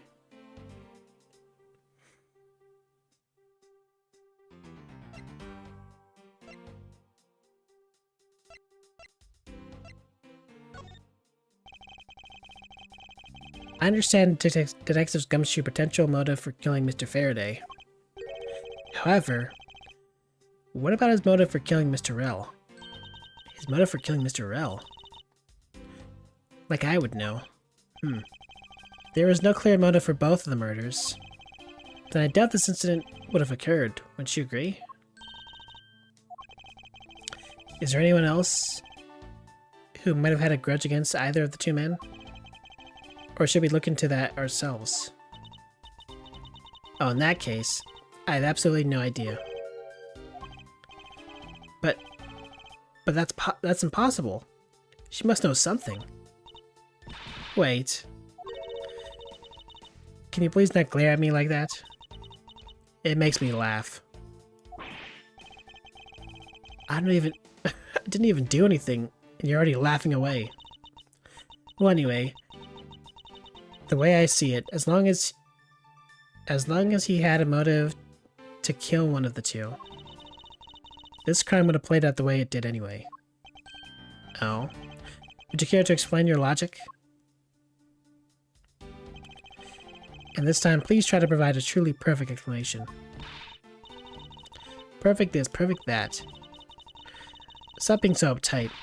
Or is that a requisite trait of being Von Karma?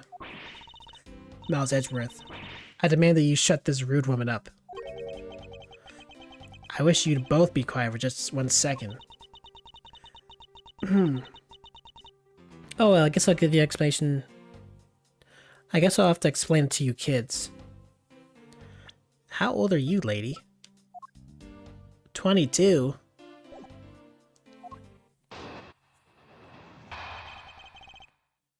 Motive to kill the men.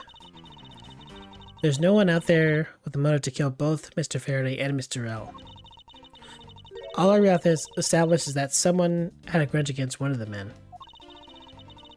Mr. L, who happened to be there, became a witness for Mr. Faraday's murder. Therefore, he was killed out of necessity, and set up to look like they had killed each other. I wonder if that's really true. There's no one out there with a grudge against both men. I should have taken another hard look at the evidence for this morning's case. The second KG-8 incident, as people are calling it, involving an embassy staff member. The two men who both wound up as suspects in the case. Is there something else I'm overlooking? Is there someone else who I'm overlooking who is somehow related to them? Well, let's see.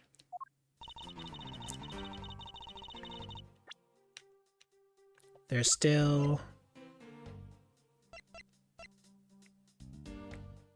Okay, I guess we don't know at this moment. There is Manny. But that's about it.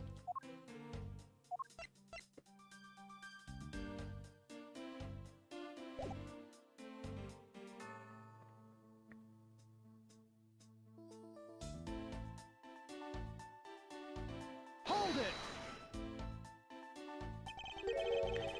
So there's no one else who might have a grudge against both Mr. Faraday and Mr. L. I suppose no one is a bit of a stretch. But I'm pretty sure no one like that was here in this courthouse today. She's lying through her teeth. We just saw someone like that here earlier. Besides, you don't need to prove that the killer had a grudge against both men.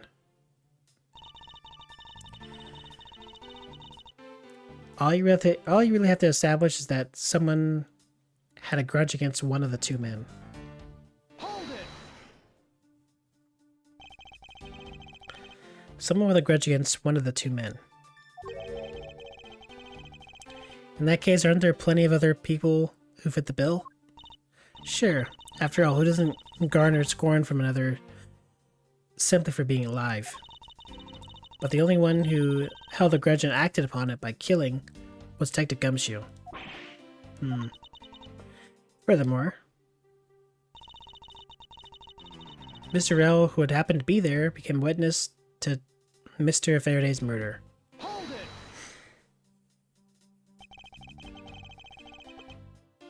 So you're saying that he was basically silenced.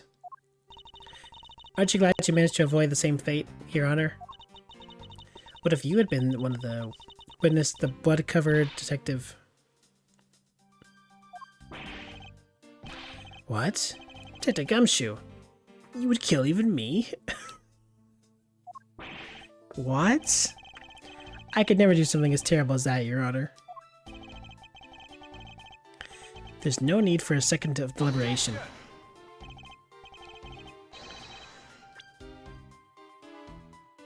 I will hound down my verdict here. This guy is so eager to hand down a verdict. Your Honor, take a look around. We are not in a court right now. It'd be greatly appreciated if you were to stay here with us in reality. Ah, please forgive me. I know not what I do.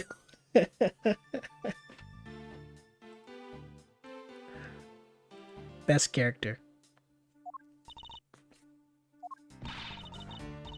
And you there, Miss Yu, hurry up and continue with your testimony. If you fail to do so, I will whip you into shape. That's nice. Sounds kind of like fun, actually. Anyway, Detective Gumshoe had to erase the witness, Mr. Rel.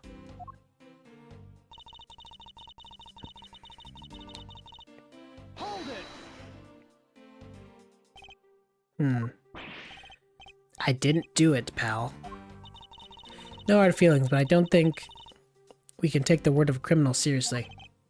But I can't even begin to think up things to set up a crime scene. I suppose you do lack the necessary tactical mind required to do such a thing.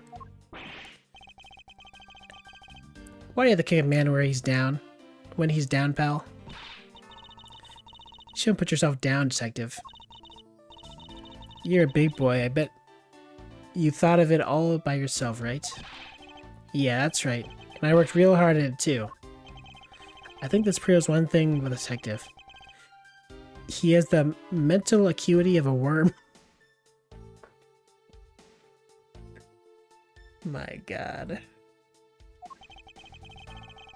I have to admit, her explanation makes sense.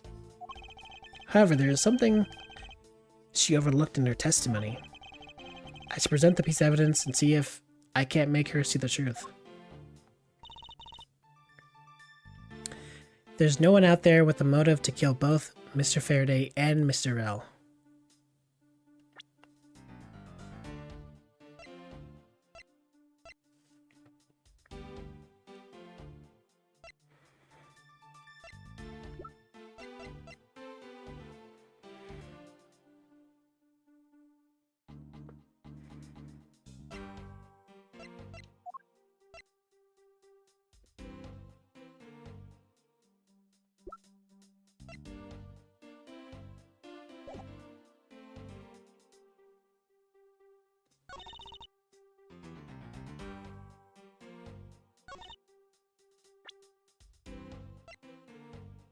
Objection. Miss Yu, I believe there's someone you overlooked in making your statement. Or rather, it's because you'd rather not bring this person up? What do you mean? We're looking for someone with a reason to kill both Mr. Faraday and Mr. Rel. I can think of at least one person that fits the bill. He was a suspect in the original KG-8 incident, and a member of the Kodapian embassy staff, Mr. Manny Kochin. That's right, the very man who came to visit you earlier out in the hallway. The man who killed a member of the Kodapian embassy staff, Mr. Rel. And the man who was the lead prosecutor of the KG-8 incident, Mr. Faraday. Are you telling me that Kochin has no reason at all to kill both of these men? Well, I suppose he might have a reason or two. You covered for me, pal.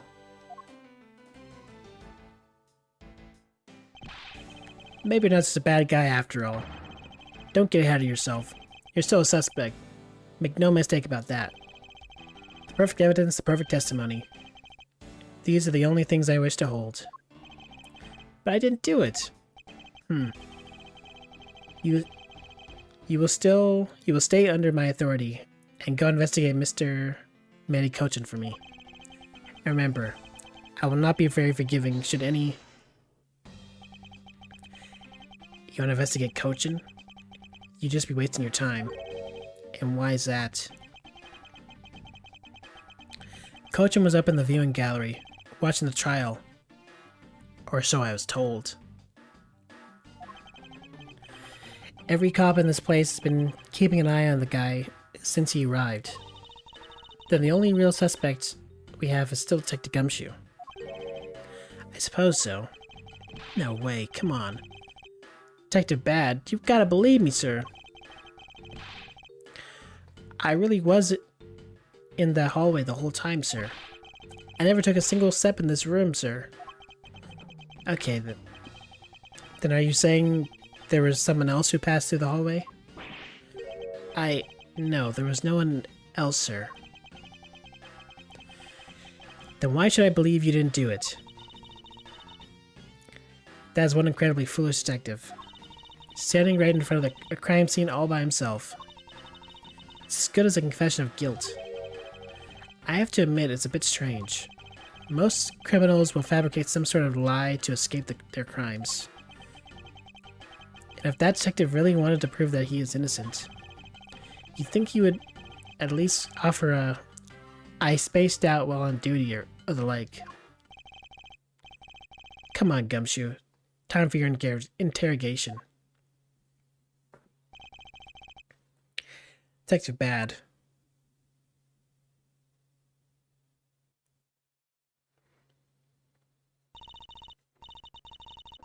Miles Edgeworth.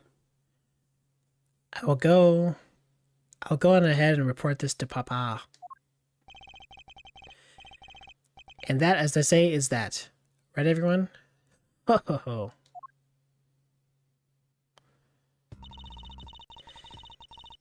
Well, I suppose we should both be getting back to our real jobs now, huh? Before we do, Miss Hugh, there's something I'd like to speak with you about. Ping cord just went off.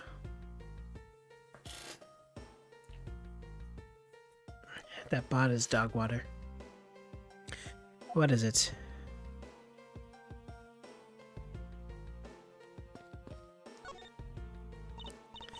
So what did you want to ask me about? Current case of the murdered staff member. I've heard that the person being called in... that people began calling it the second KG8 incident. Only among you law enforcement types. And what about it? I'd like for you to tell me everything you know about the original KG8 incident. I'm afraid I can't help you. I don't know anything beyond what was reported in the papers. I believe you know much more, since you're directly tied to the KG8 incident. I'd appreciate it if you stop with the false accusations. Baseless outbursts are useless both inside and outside the courtroom, don't you know? I do. But I also know that I do have a leg to stand on here.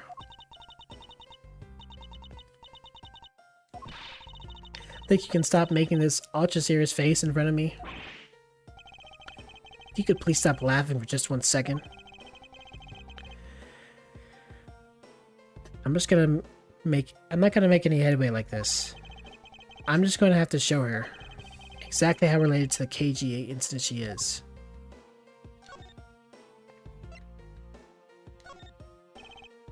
Miss Yu, I believe that I have proof that your connection to the KG8 incident. That file is your proof? Very well then. Why don't you tell me exactly how it is related to the incident? How I'm related through the victim. Your connection to the KG incident is through the victim. The victim's name is CCU. You will note that she is the same last name as you. Can you really still tell me with a straight face that you are not related to this case?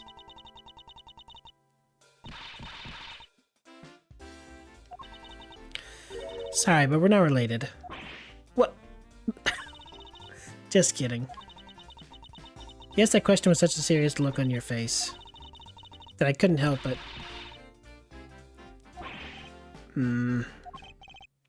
Miss you, I ask you, please tell me the truth.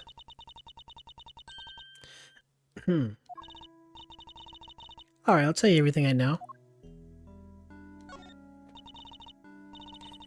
As you guessed, the one who reported the smuggling activities of the Amano group was my sister, CCU, as I thought. And she was killed right before she was to testify at the impending trial by Manny Cochin. But because he was tried once and was acquitted, he gets to live out the rest of his cushy life completely carefree. All because of a lack of evidence. No, I heard that the evidence to convict him did exist. What? I heard it from Mr. Faraday himself after Mr. Cochin's trial was over. Apparently a man in black made off with the most important piece of evidence. Now the evidence has been tampered with. Isn't it just like a criminal to do something like that?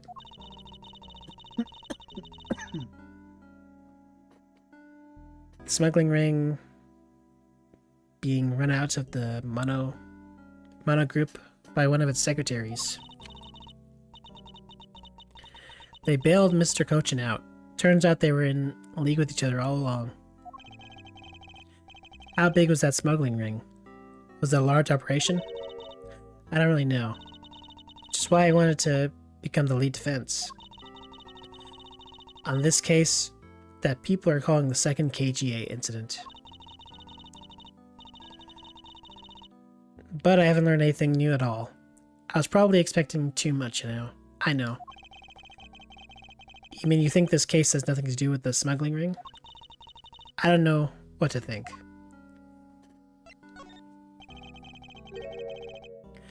Why did Mr. Cochin want to meet with you earlier? Actually, he came to watch the trial. Apparently, he only found out I was the defense lawyer of the case after he arrived. He figured he should say hi. And one other thing. Looks like you couldn't resolve anything this time either. Too bad. What's that supposed to mean? Oh boy, stop with the scary face already. I'm fine, really. I gave him a good slap across the face. The way she talks about slapping him as she laughs away is kind of creepy. But it's just as Mr. Bad said. He's not related to the double murder. I asked around and the people in the gallery claimed that he was in his seat the entire time. Talk about cruel fate. Well, that's about all I know. Heh, sorry. Guess I wasn't much help, huh? That's not true. I'm sorry I made you recall such a painful time in your life. Edgeworth, you really are too serious for your own good. You really need to learn to relax. We wouldn't want you to die of stress, would we? Thank you for your advice, but there's no need to worry. I work in my own way, and I will catch this criminal in my own way as well. You'll see. Look at you with your game face on. Ready to go. I'm making no such face. Did you know laughter is the best medicine, Edgeworth? Don't you get tired of making such a serious face all the time? I'm charged with making sure that all the criminals of this world are found guilty. I have no need for laughter. There you go, making that face again. Oh well. I've got to get going. I still have a few loose ends I need to tie up.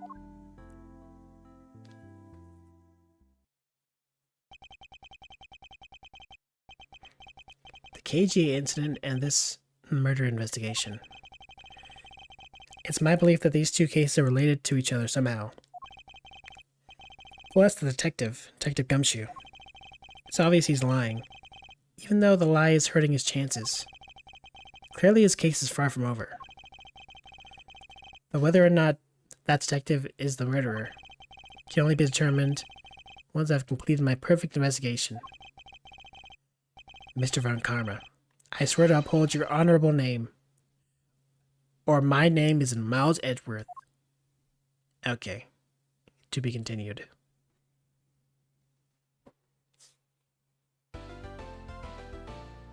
Man, I feel like we didn't really get anywhere. Like any leads or anything.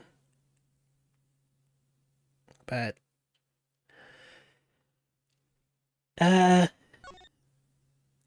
it's not like I need to stop streaming. So let's keep going.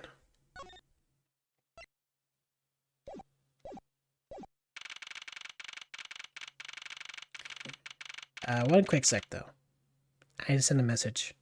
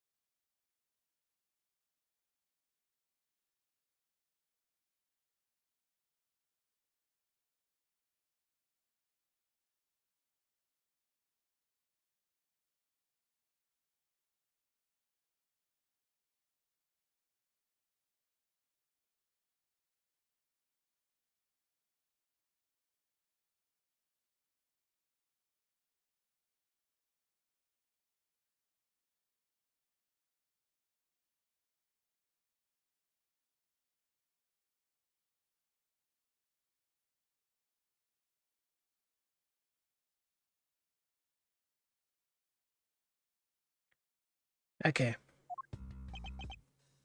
Sure. What has become of the trial into the into the embassy staff member's murder? Indeed, since both the suspect and the prosecutor are now dead, the case will be dismissed. In other words, the trial ends here prematurely. Huh. Looks like you'll have to wait just a little longer for your big debut. Oh. So maybe the one against... Maybe the trial with Mia was his debut trial, since this one ended prematurely. Okay.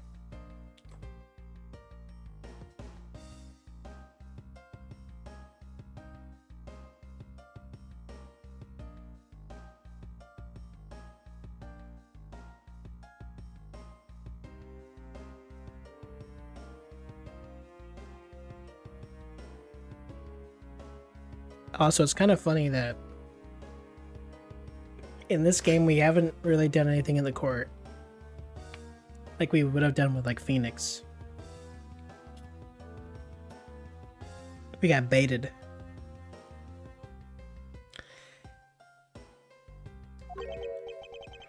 I suppose it can't be helped. The evidence for this trial will be transferred to you in a little while.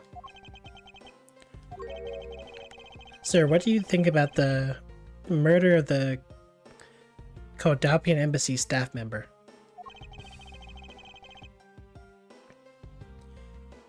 And the murders of Mr. Faraday and Mr. Rell? What an outrageous circus it all has become. That Faraday brought it up all upon himself with his naivete. An outrageous circus. Right, sir.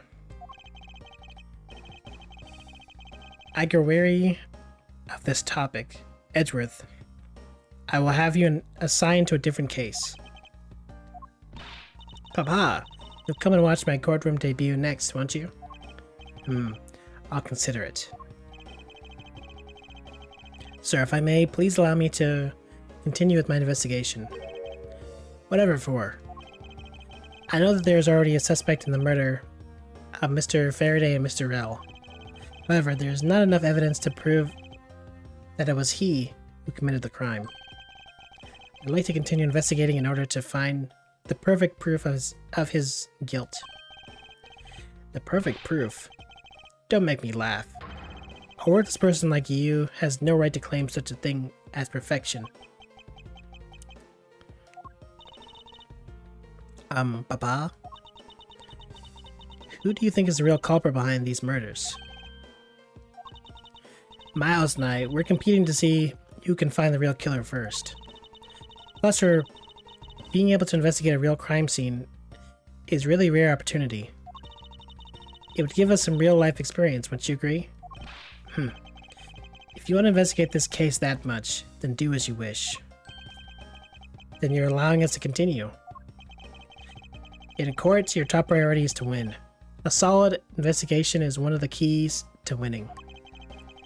You have to make sure to become recognized as the first-rate prosecutor, don't we? It wouldn't be very interesting otherwise. I'm returning home now. Edgeworth, Francisca, see to it that I'm not disturbed, save for the results of your competition. Yes, sir. Of course, Papa. Francisca, thank you. What are you thanking me for? Your logic earlier was built on that scruffy detective's lie. That means that the competition is still on. Yes, just as you wished. I couldn't let you get off so easily. Now then, let's see how well you fare on the investigation from here, Mr. Edgeworth. Miles Edgeworth. I know I don't have enough information yet. Why is this guy like... This guy here is like lying down and saluting. What is he doing? What is this guy doing?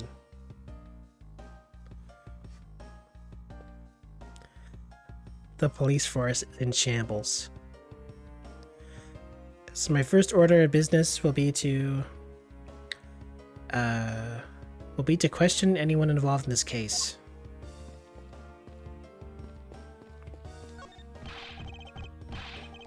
It wasn't me, I tell you. I didn't do anything wrong.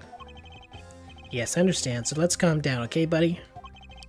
I doubt I'll get anything useful from the detective while he's this agitated. Miss you. Oh, it's you, Edgeworth. And who are you? Wait. You were at the crime scene just now, weren't you? You should be disbarred for not knowing who I am. I am Francisco von Karma, and I'm about to become the successor of the family name. About to? I guess that means that for now you're still just another kid. In which case, it's only natural that I don't know who you are. What? Why are you whipping me? Anyway, it looks like you're planning to hold the evidence a bit longer. If there's one thing I can't stand, it's waiting. I'm terribly sorry, but I have a few questions to ask of you. Look at you, eyebrows scrunched, with lines in your forehead. And that to ask of you. What exactly is so funny? Sorry. I'm just bad at dealing with the super serious atmosphere. Apparently they failed to teach you proper behavior at a crime scene in law school. I feel much better now. So what is it you want to talk about? I'd like to inquire as to where you were at the time of the murder.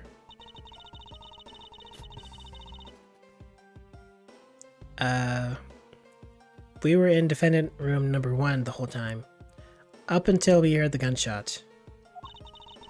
And by we, I mean Mr. Bad.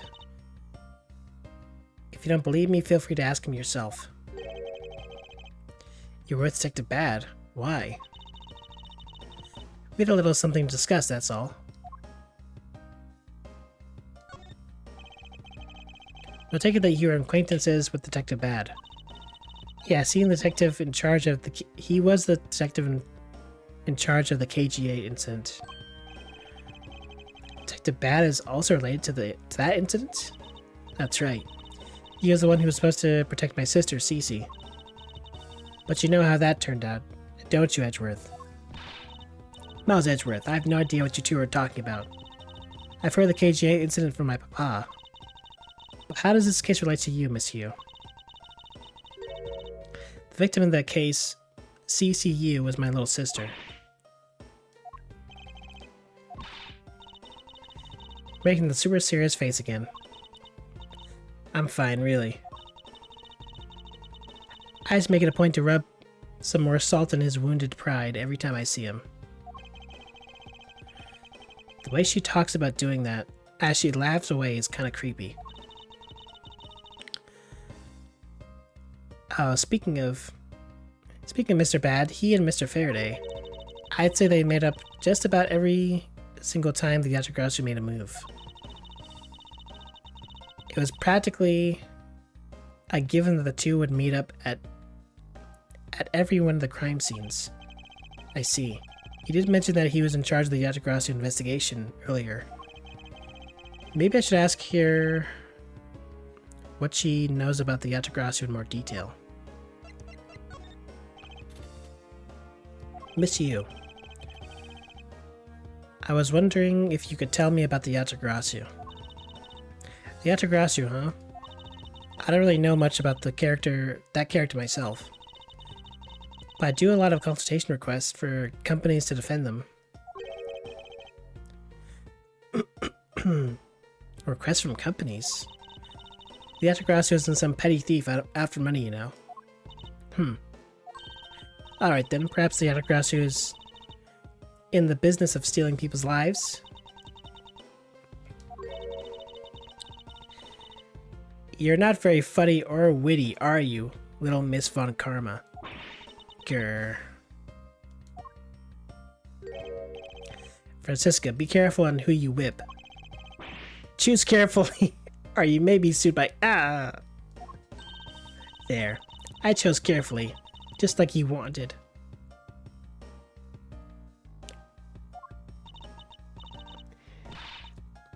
Sue this girl. Sue her. That just now was hilarious, little Missy. Of course it was. What is wrong with these two women? Why does my pain give them delight? And so in the end, what is the Yachigrasu? I have to say it, I had never even heard of this thief when I was in Germany. Yachigrasu deals with information, namely digging out dirt about backroom dealings and the like of companies. The Yachigrasu is a vigilante who steals such information and then makes it public for all to see. Vigilante or not, this person sounds like just another criminal to me. I suppose you could put it that way too. By the way, I get a lot more clients now, thanks to that thief. Sounds like Miss Few is profiting nicely.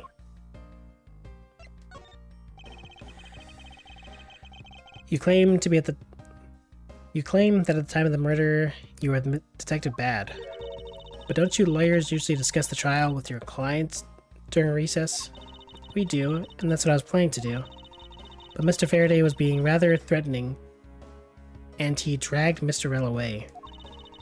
After that, Mr. Bad came into lobby number 1, so he just stayed there and talked. And what did you talk with Detective Bad about? Nothing interesting, I just insulted him some. Talked about how the trial was going, and I insulted him some more. Bloody. She's not laughing, her mouth seemingly spews nothing but insults. Anyway, Mr. Bad and I were in defendant lobby number 1 when the murders occurred. So I really can't tell you anything about the hallway or lobby number 2. I see. I'd like to ask you a few questions about your client, Mr. Mackerel. Now, your client first claimed to be the Yachigrasu. Is that correct? Yeah.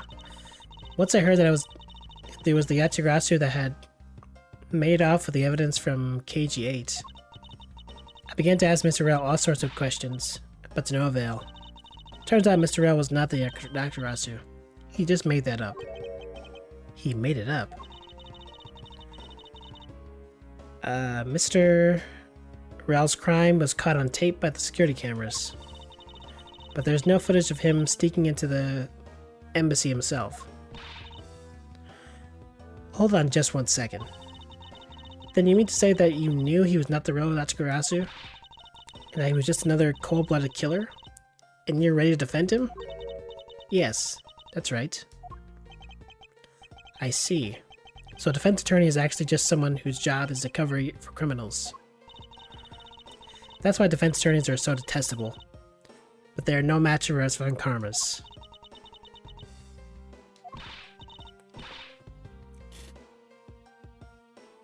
I don't believe it, you're serious. Why don't you save that face for someone really worth being serious about? And Edgeworth, do you remember what I said earlier? I have my own agenda. I'm still on the hunt for leads regarding the KG incident, alright? And for that, you have not a single qualm about defending a known killer? Don't put words in my mouth. I said no such thing. The only way I can get close to Mr. Rel was to be his lawyer. I had no intention of covering for him, ever. So don't you dare suggest I was going to. I'm sorry, forgive my rashness. I suppose I've gotten all I can out of Mrs. Yu. I should move on and speak with Detective Gumshoe now. Now he's calmed down. Detective Gumshoe. Hey, it's you, pal. You're here. Youch. As am I. I don't think you need to whip him to let him know that. I didn't do it, pal. I swear on my honor as detective. I really didn't. Your words are useless. I place my trust only in evidence, detective. Once the investigation is fully over, and we should find out. And should we find out that you're the real killer, there will be no mercy to be had for you. Have a heart, pal. But you're not worried, right? After all, you have nothing to worry about. If you really are innocent, that is. That's right.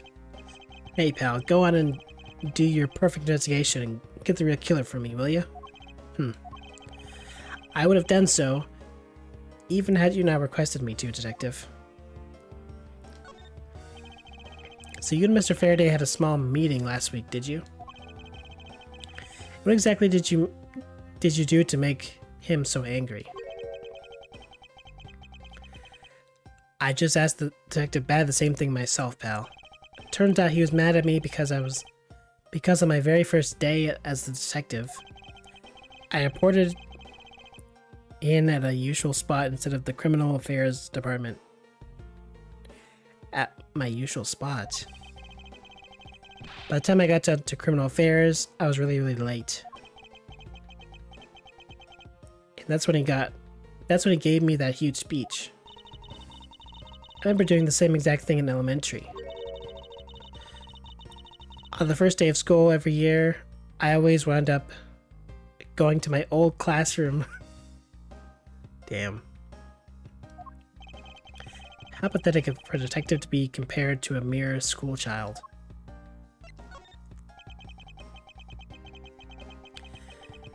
You claim to be standing guard in front of the door to lobby number 2 during the recess. However, when did you receive the order to do so, and from whom? Earlier, at around 3:20, and from Detective Bad Pal. Today's trial took a really crazy turn, so I was told to make sure nothing happened to Mr. Faraday. And yet something did happen to him, correct? Looks like it was a total waste of manpower to assign you to guard duty. Ow, your words sting. Worse than your whip. So it was Detective Bad who ordered him to stand guard, huh?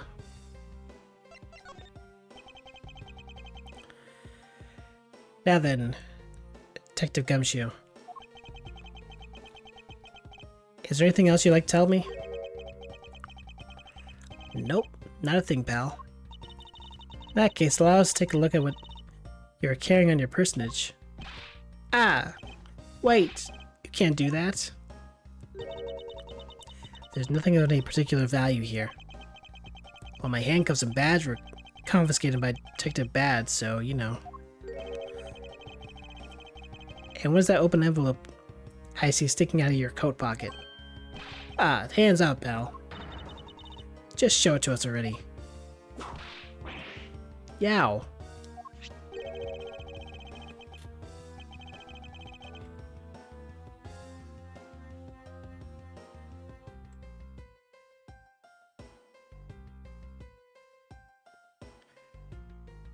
Annual bonus check. Within $5 total. Except there's no check inside. You've had your look, now give it back, pal. It's my first bonus as a brand new detective.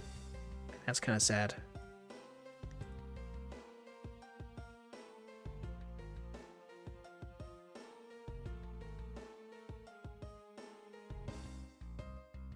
A whole $5 bonus.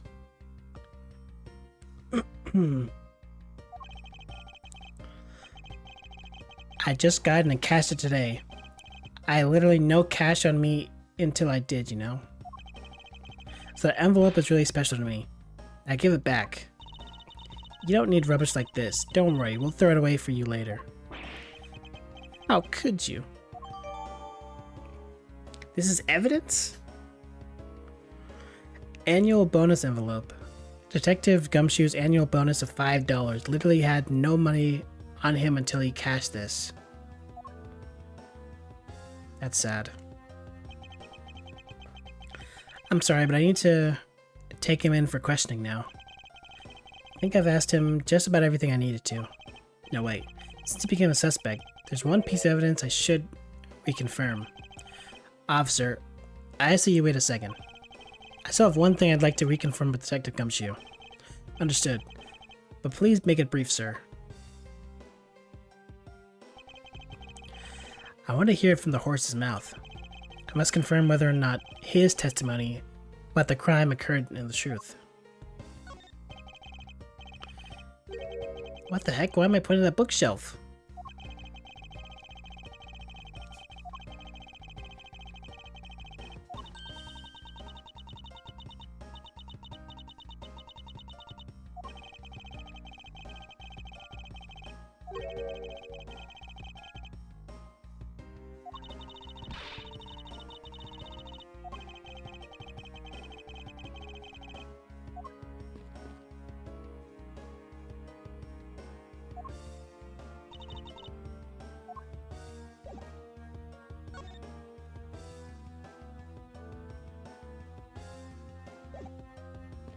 Wait, what? I'm ready to talk to Gumshoe.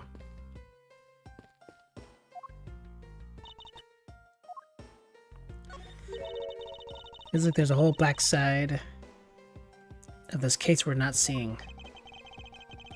And here we had thought that it was a case where the two men had killed each other. We're lacking in information. And as of Angarma, I can hardly call this a perfect investigation. Indeed, it is as you say. Ah, can't believe we agree on something. Just what is so revolting about agreeing? Anyway, our first move should be to speak with everyone related to this case. Indeed. Even if you hadn't said it, I was planning to do so anyway. Ah! What was that lash for?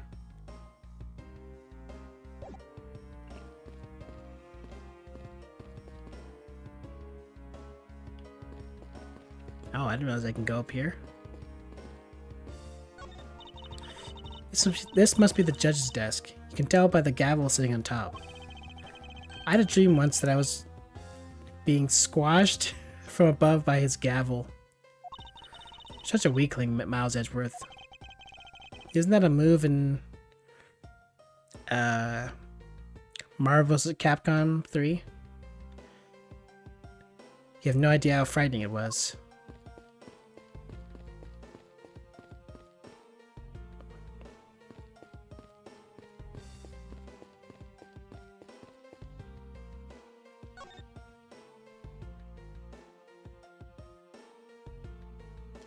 Wait.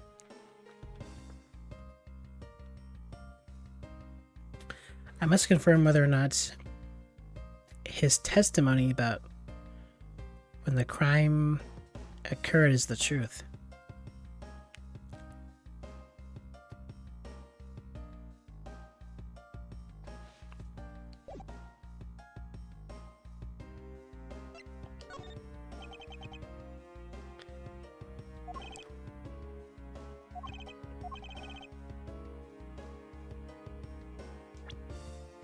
$320.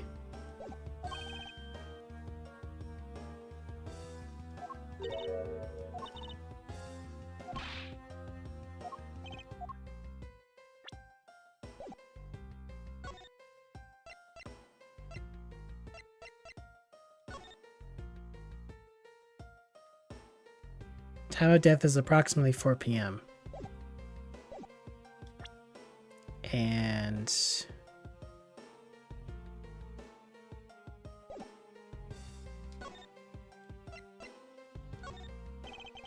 I'd like to ask you a bit about this.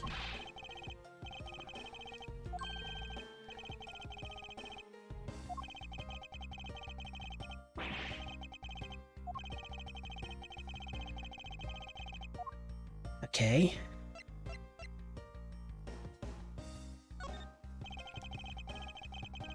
You told me earlier that you heard no sound other than the gunshot out in the hallway. Is that correct? No mistake about it, pal. Then you're also claiming that no one passed through the hallway either. Is that also correct? Yep. Not even a single ant passed through that hall while I was on duty. You do realize that the lie you're telling is only making life more difficult for yourself. Huh? Oh. That is true. I didn't see anything go through the hallway. I didn't hear anything else, pal. I bet the killer found a way to kill the two guys. That's beyond what even I can imagine.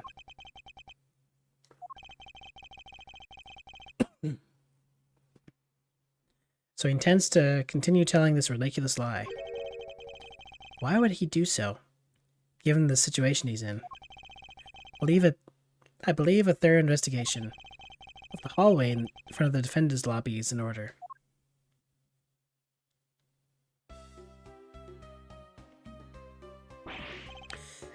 You.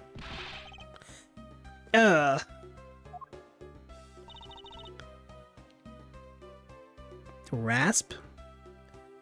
Flat.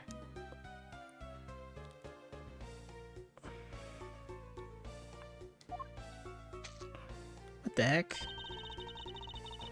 How could you not notice that coming? Wasn't that the child I changed money for earlier? Thanks. That's exactly what I needed. Kids can sometimes be so cruel. Looks like she dropped something. Swiss rolls. Courthouse special. Swiss rolls dropped by the mysterious young girl. It says courthouse special on it. Maybe we should arrest the girl? She might turn out to be a valuable lead. I believe some sort of punishment may need to be dealt the next time we meet. I believe I asked all I need to of this man. Now for Detective Bad and the judge. We have to confirm who is correct. The judge or that scruff face, right? Suppose we should inspect the hallway in front of lobby number 2 next then. I suppose so. Shall we move on over, Francisca?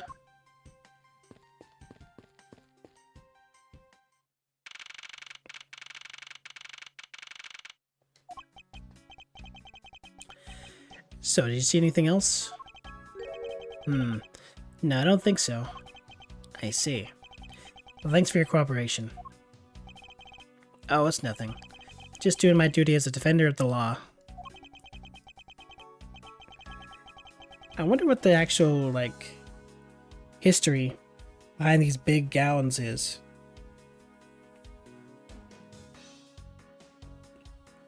Like, what do you have a gown for graduating, and what do you have a gown for being a judge? They look very similar. That'll be all for now. I'll ask again if I have any other questions. Anytime, Detective. Now, if you'll excuse me, I have a few loose ends I have to tie up. Oh, you're the new prosecutor Von Karma recommended, right? My name is Miles Edgeworth, Your Honor. I'm Manfred Von Karma's daughter, Franziska Von Karma. I'm set to become the successor of my genius father any day now, Your Honor. I see. Mr. New Prosecutor recommended by...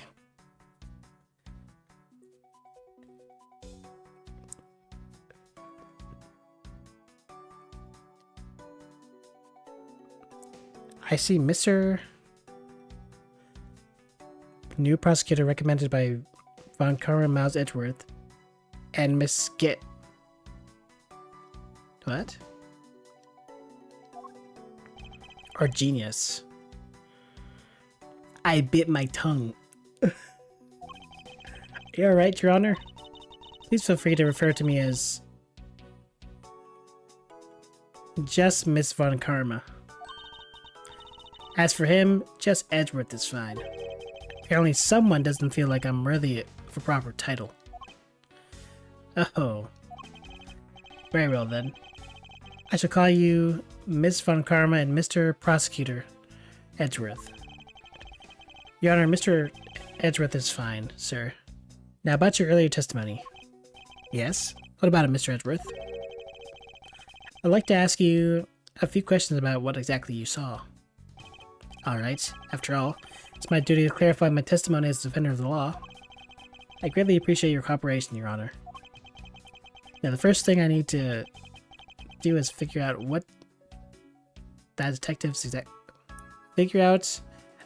exact movements. Hallway.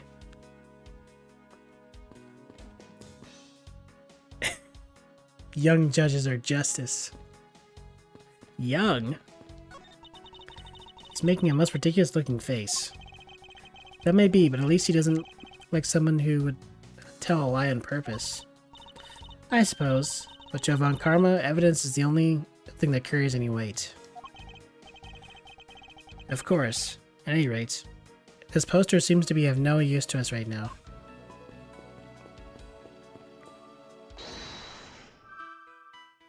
And we still have this. Hey, Jay.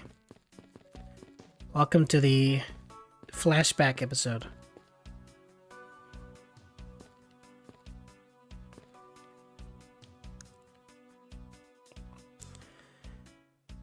I don't know if I can really do a good job catching him up on what's happening here. But basically, seemingly, Kay's dad and this other guy are both dead in like some double murder thing. And there's probably a third party who killed them. But it was framed to seem like they both killed each other. And of course, Gumshoe is being blamed for it. So we need to clear up his innocence, I guess. Look at little Franziska. Yep. With her riding crop. Still whipping people. At the ripe age of 13.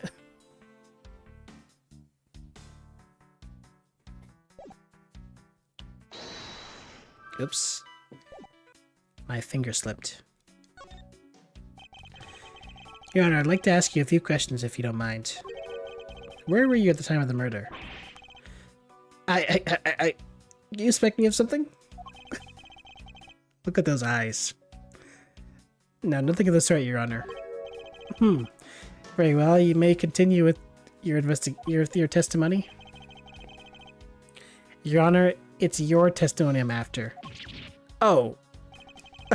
I had no idea you were chasing after me or my testimony. I'm beginning to sense that I might want to avoid being in a trial run by this judge. Well, I have bad news for you, Edgeworth.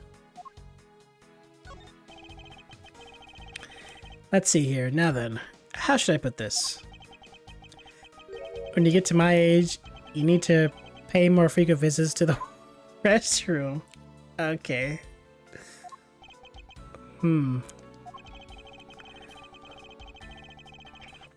Why does he still have the judge hammer outside the court? I guess he just likes playing with it. If you want to take a look through the window at the end of this hall, you'll see a small window. That is a window of the men's restroom. In other words, you can see clearly into this hallway from the men's restroom.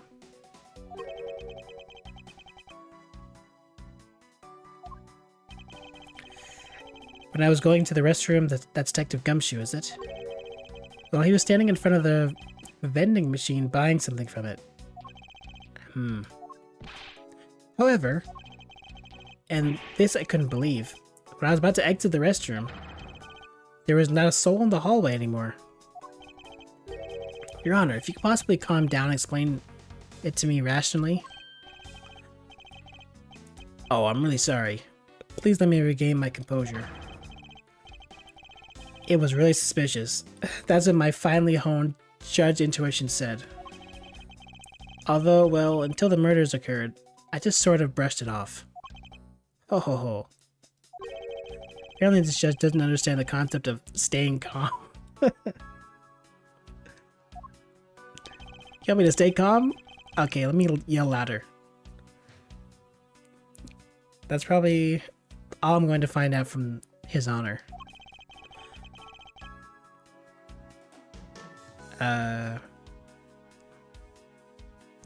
Mr. Edgeworth, may I return to my other duties now? Yes, I'm sorry to have held you up. Thank you for your cooperation, Your Honor.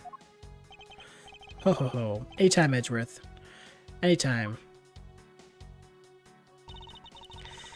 The judges in this country seem rather friendly. Yes, if not a little wishy-washy. However, I hear that they are known to hand down very fair verdicts.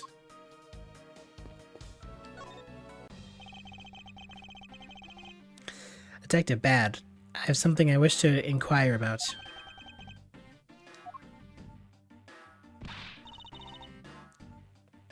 Hey, what are you... How about doing some actual work, you? I wish to inquire about Detective Gumshoe's movements during the recess. You're getting in the way of the investigation. I have an order from Mr. Von Karma himself, plus I still hold investigative authority. Tch.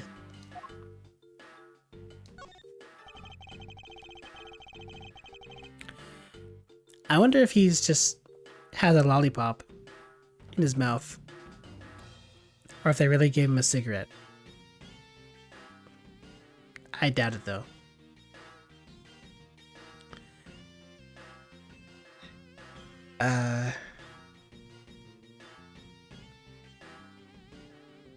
If I hear you were the one who called... So I hear you're the one who called for Detective Gumshoe to come down here. Faraday. That guy was just accused, you know? I just knew something was gonna happen. My detective instincts told me. A lot of good it did you. You couldn't even protect one lone prosecutor with it. Hold it! This guy always, like, this pose always looks like he's about to pull out his gun and shoot you. But he's just pulling in a mirror. Francisca, I think you need to apologize. I'm sorry. Terribly sorry, Detective Bad. Please continue. I used the phone on the first floor and called the precinct. I told them to send someone over. And that detective's the one that showed up. And only up until his arrival did you set Detective Gumshoe to stand guard. Detective Bad? Yeah, I waited for him on the first floor. After he got here, he came up to these defendants' lobbies together. We came up to the defendants' lobby together.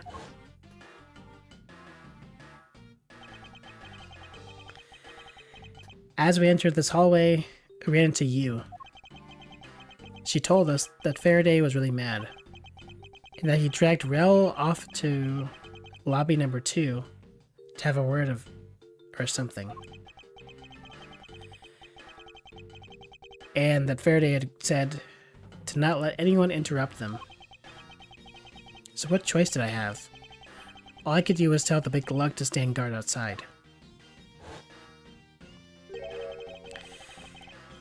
And around what time did all that take place? Let's see. I think it was about 30 minutes before I heard the gunshot. After giving the big lug his assignment, he never left the hallway, not once. Oh? And how can you make sure of... And how can you make such a claim? One of the guards out on this floor's main lobby swore to me he didn't. If the detective never left the hallway, then where did he disappear off to? That's simple. He must have gone to lobby number 2, just as I suspected. You and I, we were in lobby number 1 next door. The only one without an alibi is Gumshoe. It would seem that I'm missing some key piece of information. So how's work going, Jay? I don't know if you're still at work though, at this moment in time.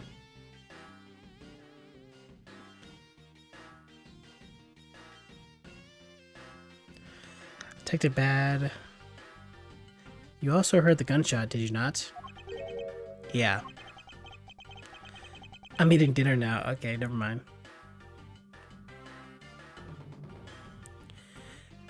Then what's for dinner tonight?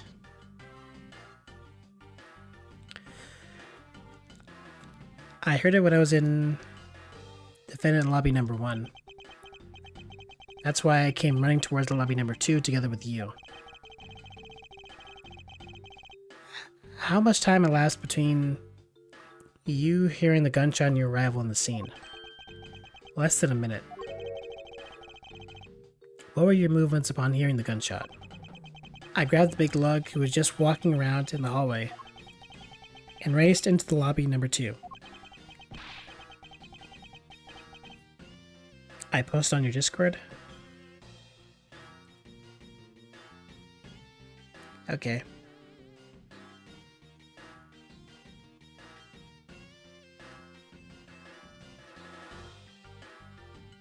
Oh.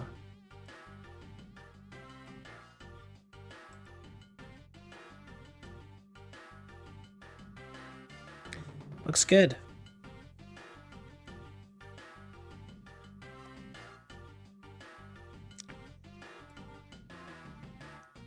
Looks, Man,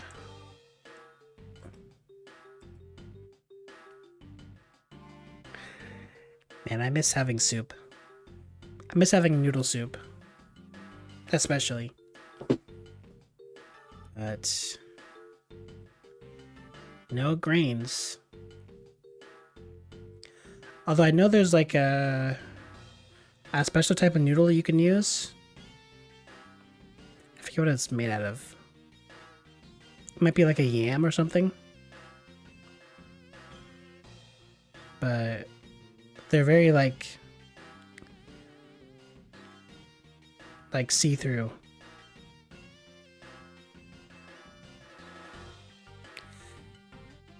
Anyways, and that's when we discovered the bodies. In that order. That makes you the discoverer of the crime scene, right? Yeah. I guess it does, little miss. I'm about to become a prosecutor very soon. You will treat me with the dignity I deserve, or else. Did he dodge?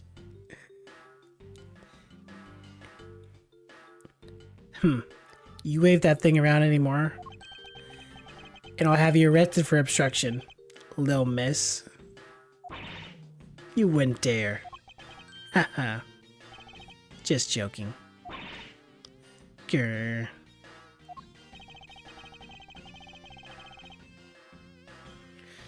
No, arrest this little girl.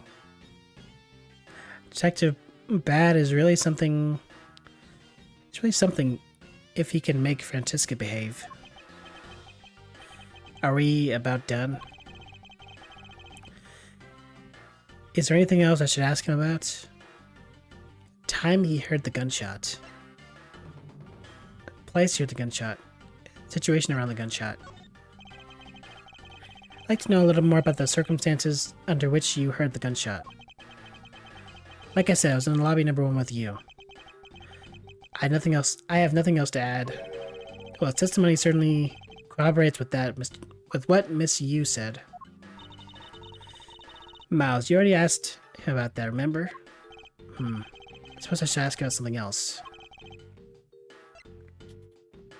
Place you heard the gunshot? Isn't it like the same thing? How many times are you going to ask that? I was in the defendant lobby number 1 when I heard the gunshot. It's exactly the same. Now, get out of here. You're getting him in the way. I'm not through questioning you yet. Alright, I'd like for you to tell me the exact time you heard the gunshot. It was around the end of recess and the trial was about to start again, I think. He was supposed to make time for himself to transfer the evidence he was holding. But I got the sense he wasn't going to show for the handoff. So I figured I should go get him, or he'd be late. And just as I thought, bang. The sound of a gunshot hit my eardrums. So he heard the gunshot right before the trial was about to restart, huh? Okay. Are we done here? I don't have any time to waste.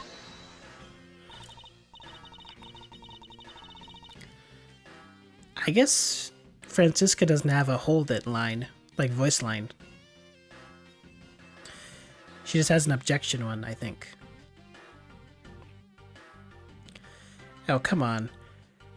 All you're doing is standing in front of this door, doing nothing. Imagine if this game was fully voice acted. Or at least had some cutscenes in it. I get the sense that this is somewhat investigating. He's somewhat investigating this crime scene.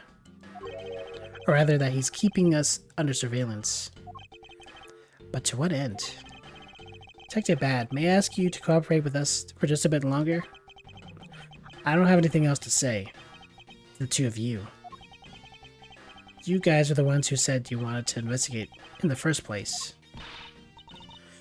Fine then. Be obstinate. We'll just do as we please. Come on, Miles. You may no longer be willing to help us. However, may I ask for the forensic scientist's cooperation? Do as you like. Alright.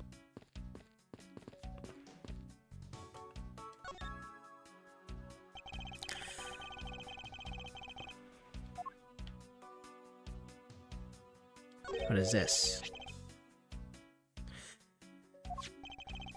It's a pink-colored piece of trash made of rubber. Oh, it's probably the balloon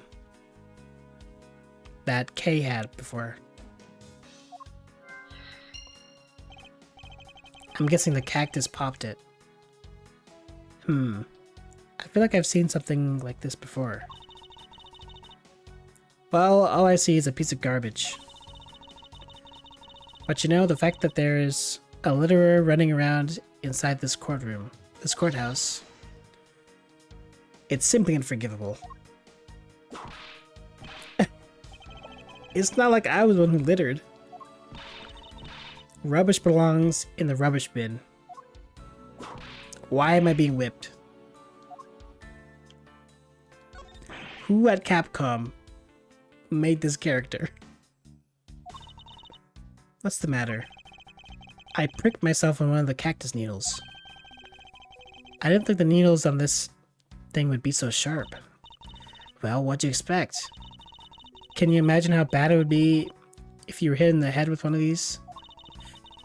Anyway, this cactus seems to be unrelated to our case. Do you really think so? Because I believe this cactus sitting on this windowsill is completely related.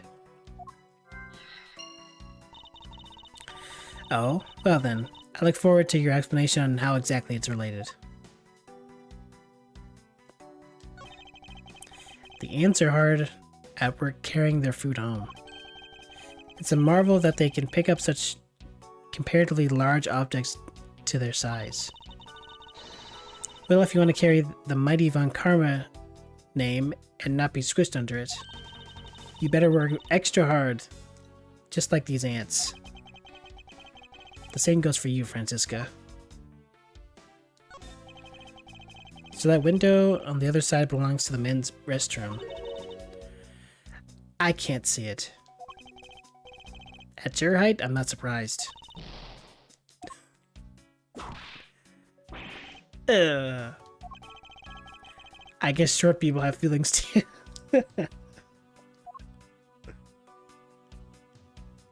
Okay. I think that's it. We can always put these two together.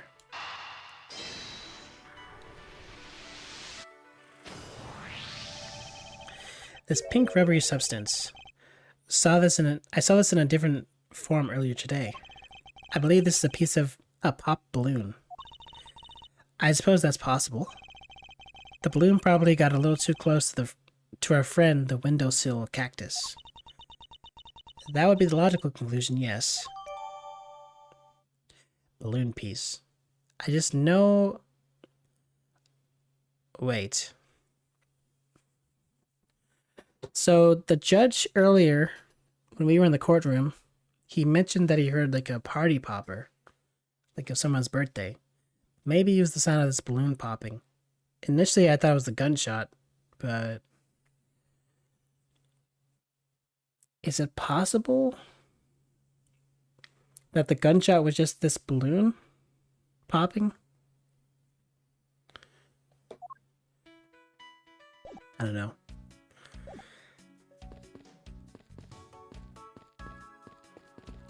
Anyways, forensic guys. You found any suspicious fingerprints, officer? Nope. Just fingerprints of those involved with the case, sir. I guess we know all the players in this case then, huh? It would appear that way. But I have the nagging feeling that we're missing something. I suspect that what we're missing is hiding right here in this crime scene somewhere.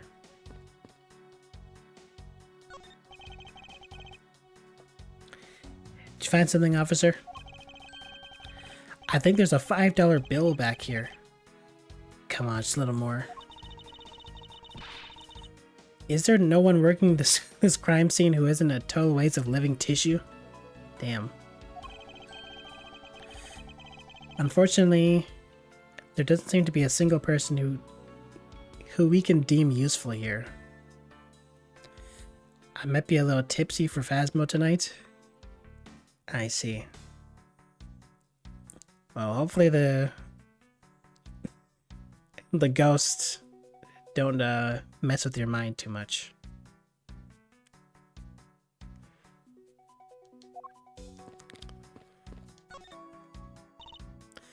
It appeared that this vending machine sells snacks and various other foods. Just lovely. What will they think of next? Don't be a jerk in court. Don't be a jerk in court like these beef jerks. One packet for $9. Defendant's fresh milk.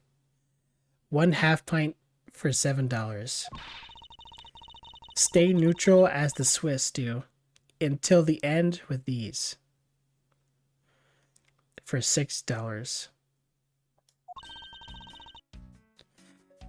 They're awfully overpriced.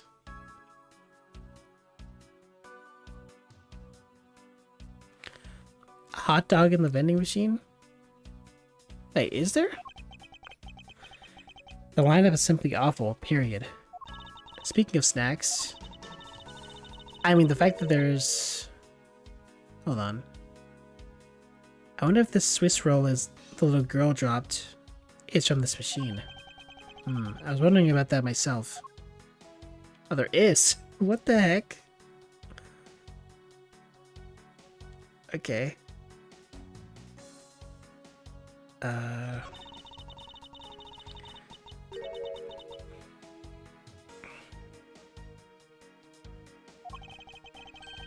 I assume that means the end of the trial. I suppose that means that one should eat these during a recess? You can't eat during a trial, so I suppose the only time you can eat is now, huh? I wouldn't mind if you wanted to eat one now. They come in packs of 2 after all. We're in the middle of an investigation. Besides, I don't have $6 on me. If you want, we can pool our money and buy a pack together. If I'd split it with you, then I don't want it. Damn.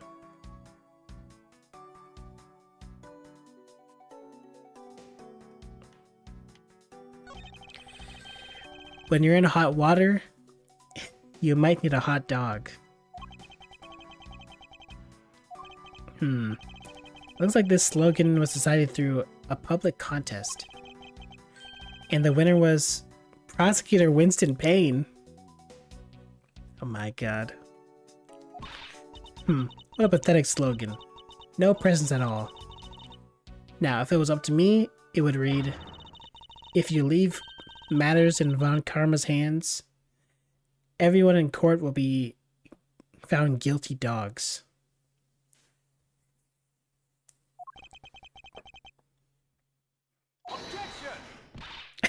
Overruled. Don't be a jerk in court like these beef jerks. I see. Objection!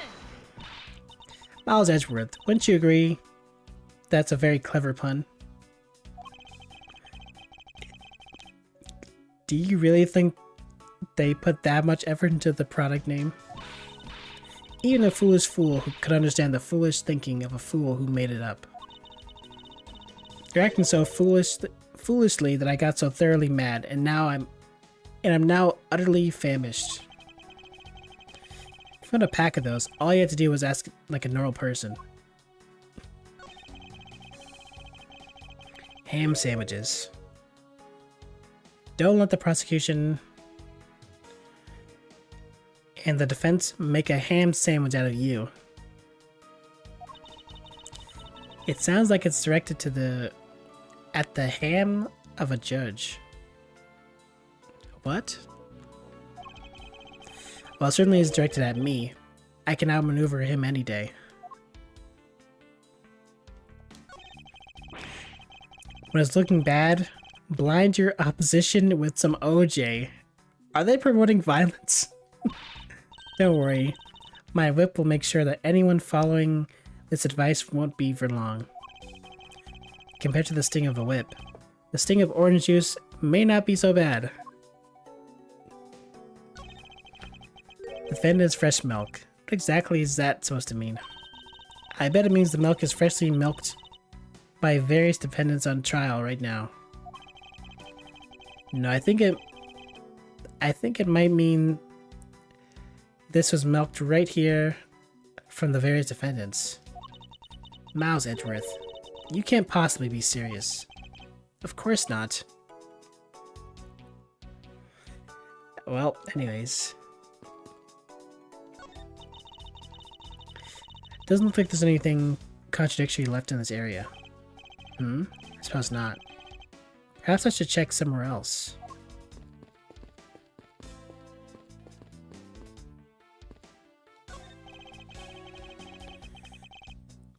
There are no signs that this fire extinguisher was used in the crime. If you could already tell from a distance, then why are you wasting your time examining it? Francisca, let's not try to rush absolute genius. Okay, what haven't I investigated?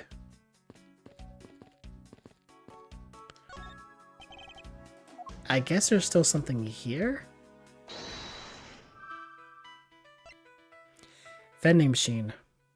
Vending machine that sells courthouse special goods. A few sweet items are for sale. No human can climb through these barred windows. The scent of flowers is in the air.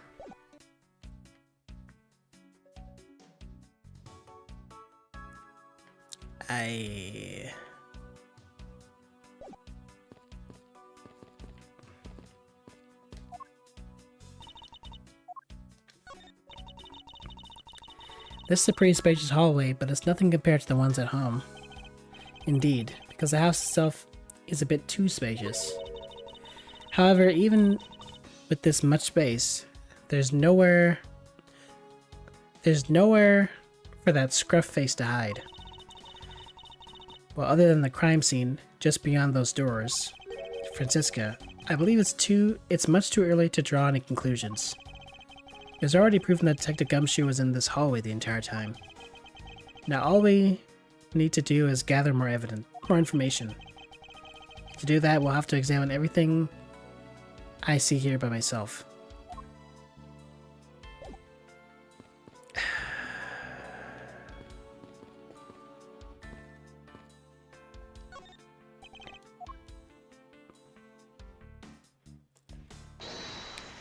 These two don't really make sense together, though.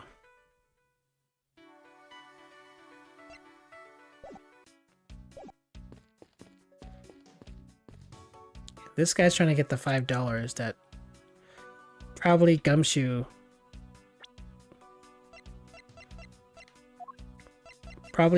Gumshoe's bonus $5 he dropped underneath the vending machine.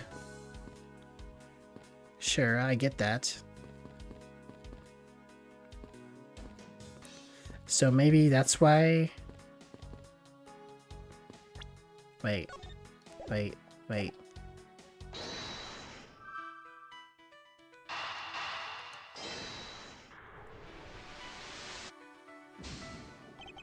Okay, never mind. So here's my thought process. So the judge was using the washroom, and at some point, he didn't see Gumshoe anymore, even though he's supposed to be standing guard. So it's probably that he was crouched over, trying to get the $5, briefly.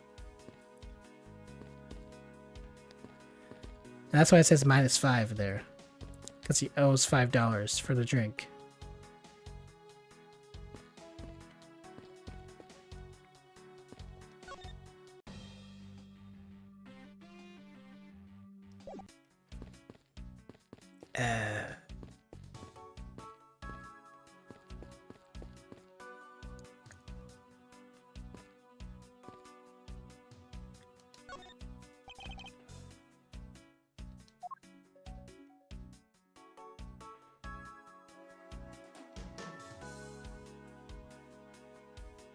It's only those two things.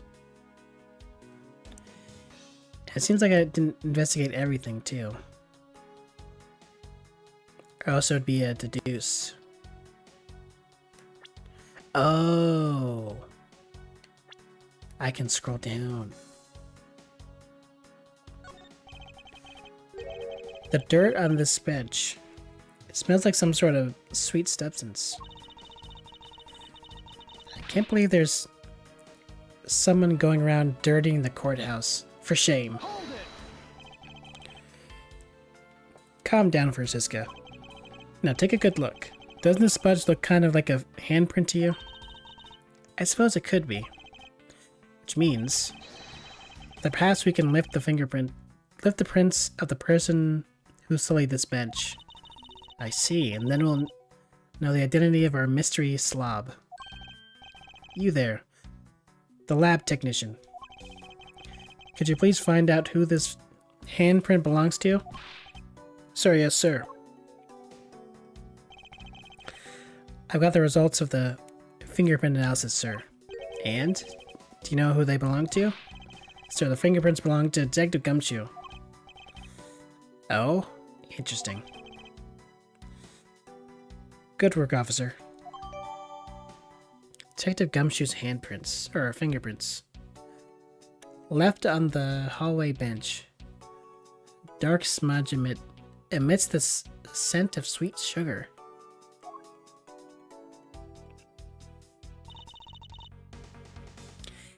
And there you have it.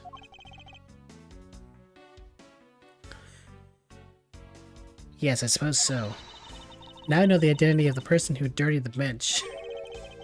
I sense that you and I are using this information in very different ways. What are those black speckles? I believe it's a pile of ants eating away. Oh, that detective. He claims that not a single ant slipped by. And yet here's a whole hill of them. Yeah, why are you hitting me for? As a replacement for that pathetic detective. No.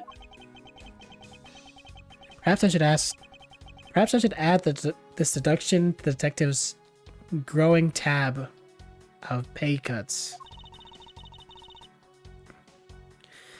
Anyway, I wonder what the ants are eating. For the looks of it, a sweet smell of it, for the look and sweet smell of it, pieces of cake and chocolate from a Swiss roll. Miles Edgeworth. The courthouse is to be kept pristine at all times. It wasn't me that dropped food on the ground. The courthouse must be kept clean.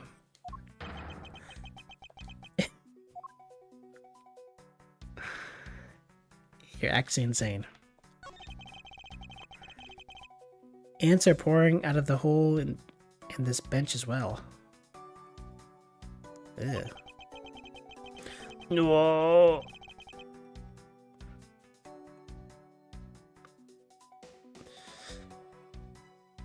I wonder if the inside of the bench consists of nothing but ants. Don't you dare continue with that gross line of thought. Ugh. I'm sorry. Okay, so is there anything else to investigate here? Seems like we got everything. Swiss roll crumbs. Vending machine.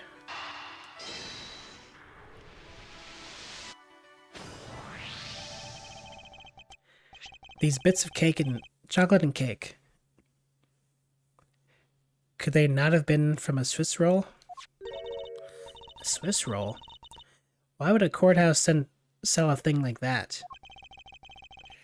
It may not seem like the right venue.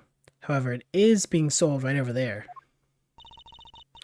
The vending machine. Ah, I see. Stay neutral as the Swiss do until the end with these.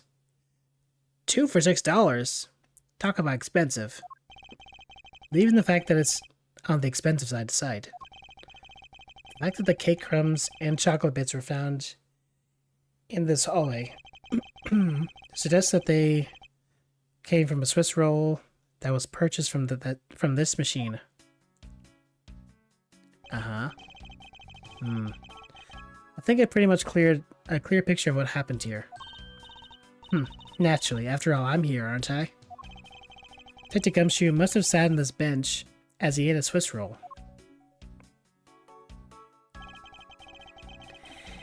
And he ate and dropped on the floor and sullied the bench.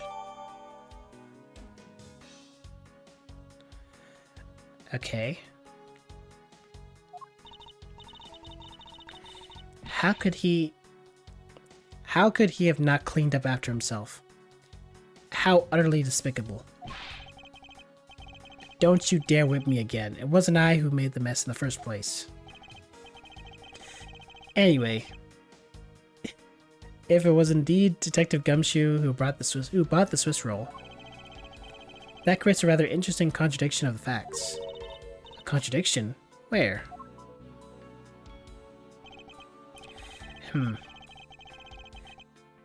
I think another look at the special courthouse vending machine is in order.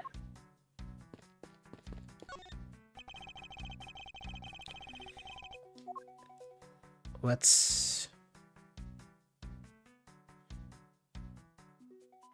seems off about this?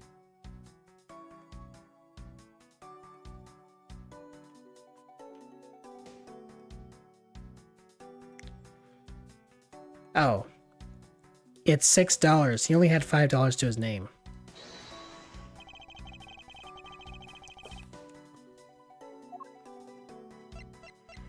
Unfortunately, he's very poor.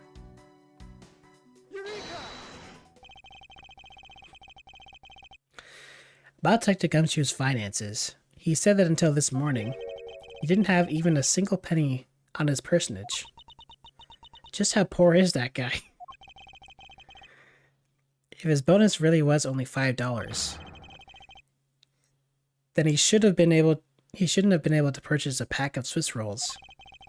However, facts being as they are, we found cake crumbs on the floor. Meaning Scruffy must have bought a pack somehow. Indeed. That detective should... Oh! At the beginning of the episode, little K gave us a bunch of coins as change for $1. So, the $1 plus the $5 explains it. That detective should not have been able to purchase a pack, and yet he did. Who would have guessed $6 would be such good evidence? The question is how. And it's 2. So it looks like she was eating one and he was eating the other one but dropped it, I guess.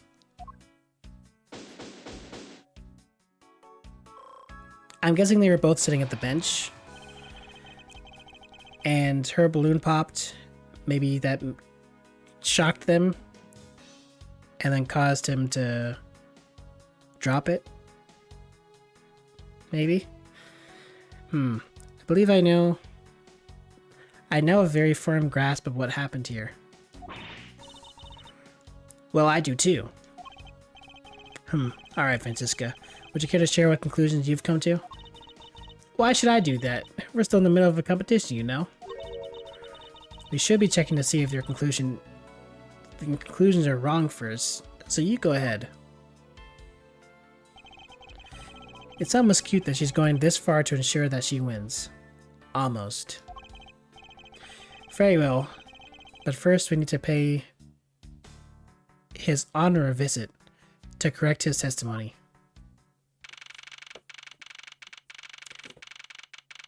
Alright.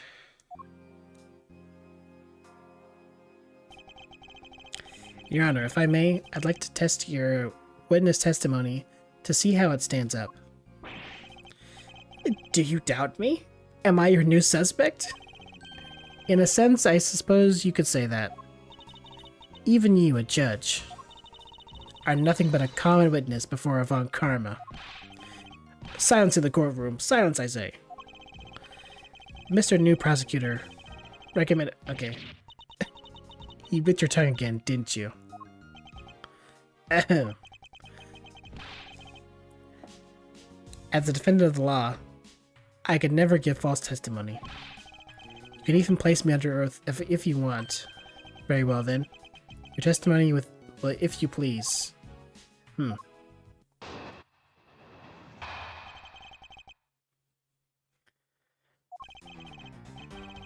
During the recess, I went to the washroom.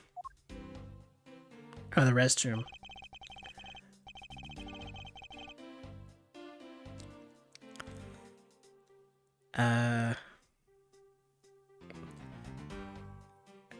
There is a window. This is such a weird, not really weird placement, but it's kind of weird that you can just watch people in the washroom, in theory. There's a window in the hallway side. In other words, I could see into the hallway.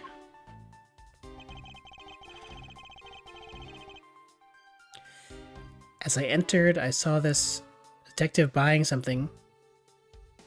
The detective buying something from the vending machines. And I'm guessing because Kay is a little kid, she's probably too short to be visible through the bathroom window.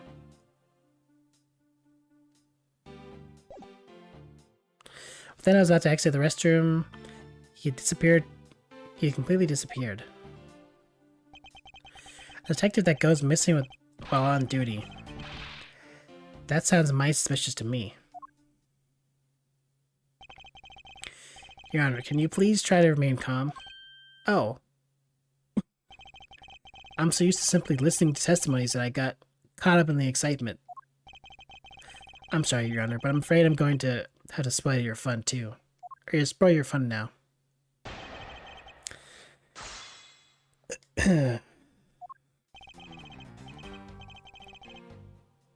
Went to the restroom. I don't think I need to press him on going to the washroom. Restroom.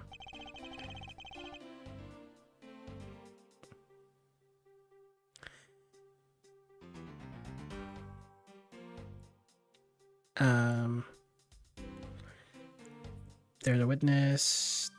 Not witness. There's a window on the hallway side. So I entered, saw the detective buying something at the vending machine. I'm sure that the person you witnessed was Detective Gumshoe, Your Honor? Yes, I'm absolutely sure. It's hard to miss someone of his stature, even from as far away as the restroom. Besides, I can't think of anyone else with that kind of hairstyle and big beige coat. Well, I was simply wondering if you were mistaken in what you saw. What? Preposterous! My eyes are as sharp as can be, ready to see through lies to the truth. Although recently, things do seem to be a bit fuzzier than they used to be. Clearly his eyes are not the only thing that have gone fuzzy. But allow me to say this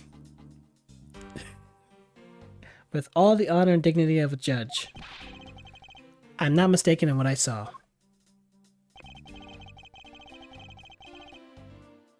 Hold it. He disappeared? But Your Honor, didn't you just say, I saw the detective buying something from the vending machines? Why yes, I did. The restroom window looks over the courtyard and right into the hallway. But, just as I was about to exit, I took another look and there is no one in sight. That leads me to the one solution to this mystery. That detective must have gone to the crime scene, lobby number 2. At that point, he looked into the hallway from the restroom and over the courtyard, did he? A detective that goes missing while on duty. That sounds mighty suspicious to me.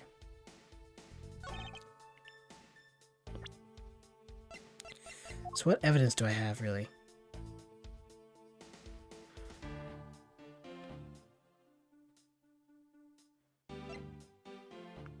I guess this? Objection! It's proof that he was sitting down. What was that finger wag for, Mr. Edgeworth?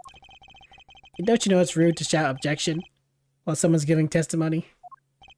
Ha. If you truly are a man of the law, then you must always be vigilant. For example, I never let an opportunity to shout objection pass me by. That's definitely a quote. Miles Edgeworth. It's one thing to be passionate about your job, but this is real life.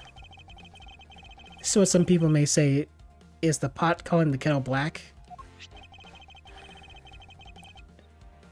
Your Honor, I wonder if you might take a look at this for me. What is that filth? How dare someone dirty the hallway bench like that? Who's the culprit? That party is hereby found guilty of uncleanliness. You must know the uncouth bench sullier has already been placed under arrest, thanks to your early testimony, Your Honor. Oh? Well, that's good. But who was it? We were able to discover something from the smudge on the bench, namely Detective Gumshoe's handprints. Not happy with committing just murder, he had to go and dirty the courthouse too. Guilty. Your Honor, please calm down. Well, it's true that the detective is the one who made the mess of the bench. We had not yet established that his action is related to the double murder. What do you mean? I believe that the detective bought a pack of Swiss rolls from the vending machine and then promptly sat down on the bench to eat one.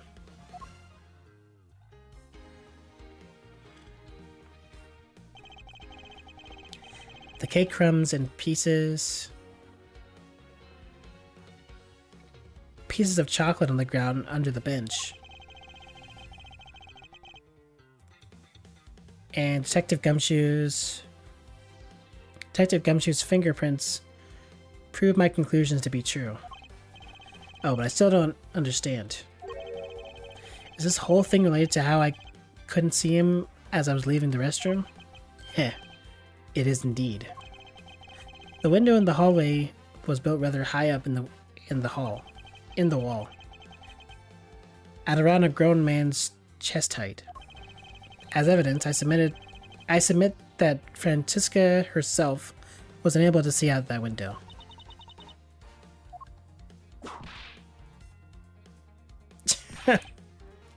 Yeah.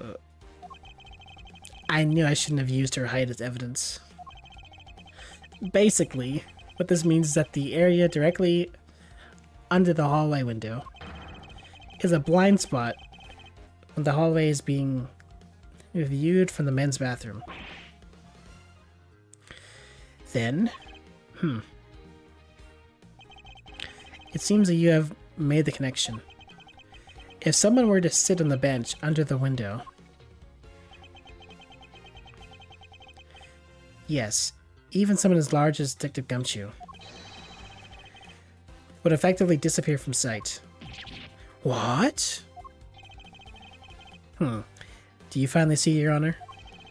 Your testimony was just proven that Detective Gumshoe was in the hallway the entire time. Hold it. Ah, sorry. I didn't mean to say it with that much enthusiasm.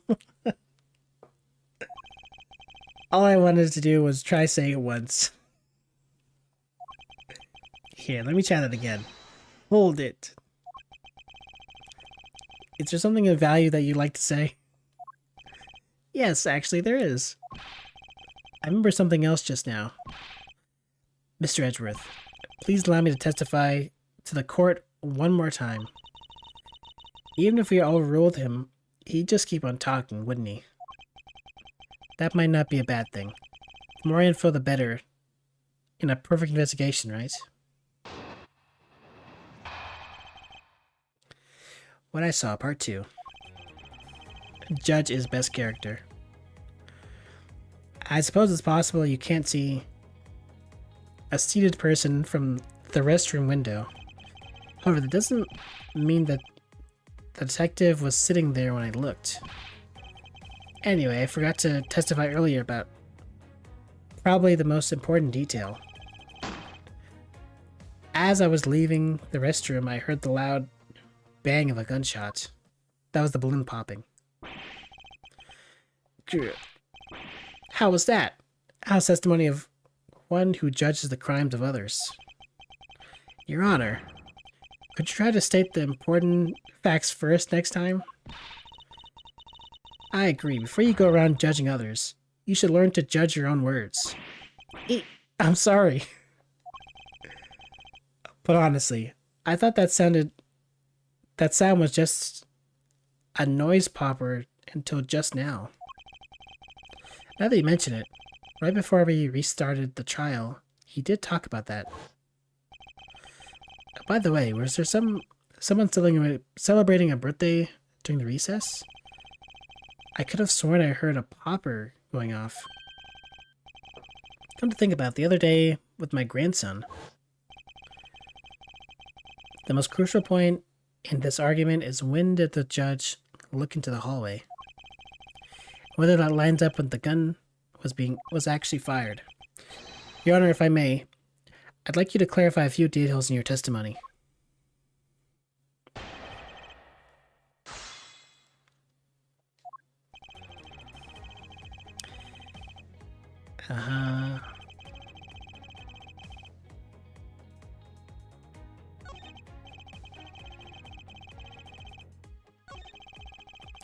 As I was leaving the restroom, I heard a loud bang of a gunshot.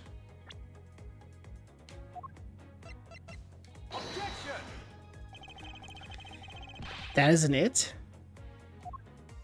Okay, I guess I need to press. He might append something.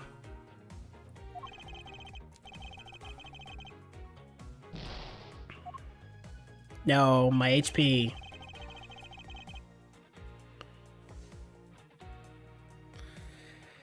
Hey, Zero. Miles Tails. Zero Edgeworth.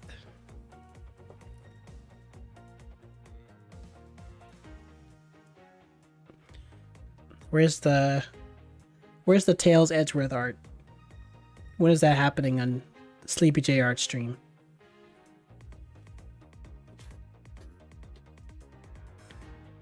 But hey, Arctic Freeze, how's it going?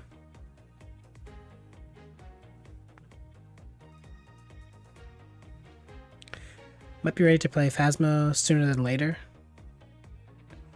Okay. Then let me just finish this segment of investigation. And I'll be ready to go as well. Like in an hour or so. Okay. As I was leaving the restroom, I heard the loud bang of a gunshot. At this point, nothing stands out to me as a contradiction in his testimony. Francisca, if I'm correct, this testimony is hardly precision quality. I know that. And that's why I said at this point. I think my first line of attack will be to draw more information from his honor. Doing pretty good. Had pizza and played new Mario Party tonight. How about you? Oh, you got it. Nice. Or maybe you played it at a friend's house or something. I don't know. But yeah, I was thinking about getting it. Maybe doing like a Mario Party stream. Although I don't know many people that actually have the game is all.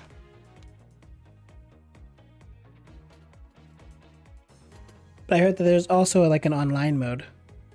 Like a huge party mode. So I might be interested in doing that. I suppose it's possible you can't see a seated person from the restroom window. Hold it. In that case, do you concede that you were overconfident in your last testimony? Now hold on there. I just said it's possible you can't see a seated person from the restroom this time. But you know something? I don't think you know when the prints you referenced were left on that bench, do you? Yeah. Well, you have proven that's possible the detective was sitting. I still have a problem with just when those fingerprints were left. He's right. I've yet to prove when the fingerprints were left on that bench. While he feigns ignorance, his honor has seen a lot of life. This judge, I mustn't underestimate him. Look at him. He's legendary. Look at his facial hair.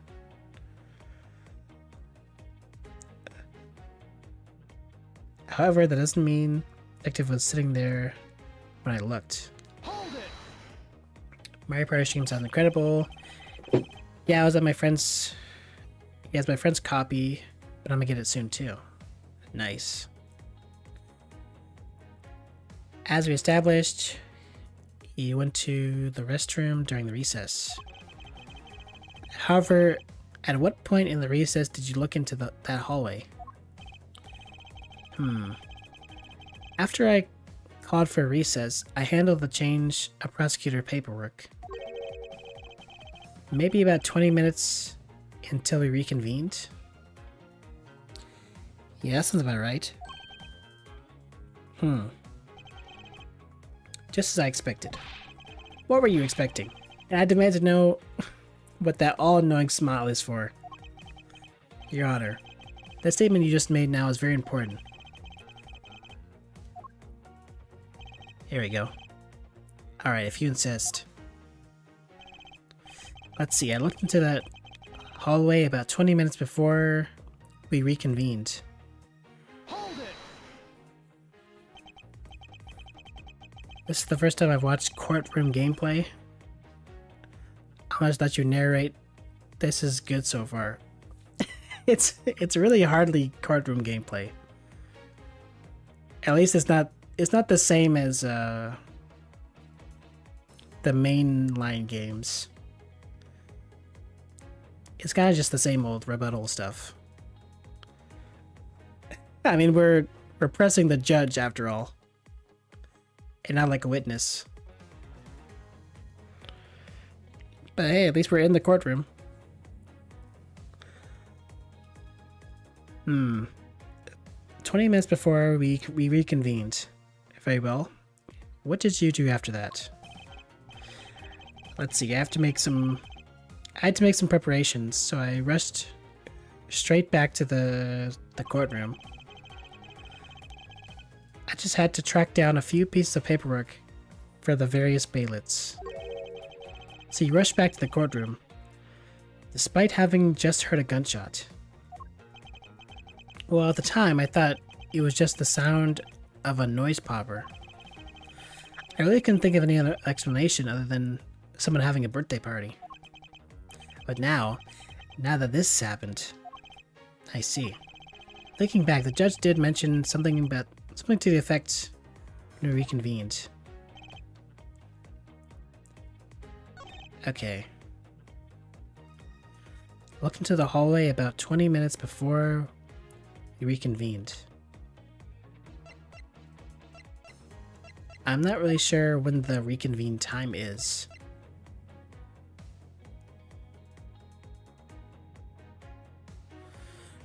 He heard the gunshot right before the trial was about to start again. I think this is the contradiction. There was a gunshot right before the trial, not 20 minutes before. Objection. There. I can't allow you to make an objection. What? Your Honor, I'm really sorry, but I can't allow you to not allow me to make an objection. Egads, I've been overruled.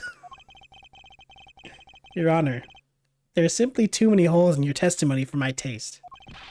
What do you mean by that?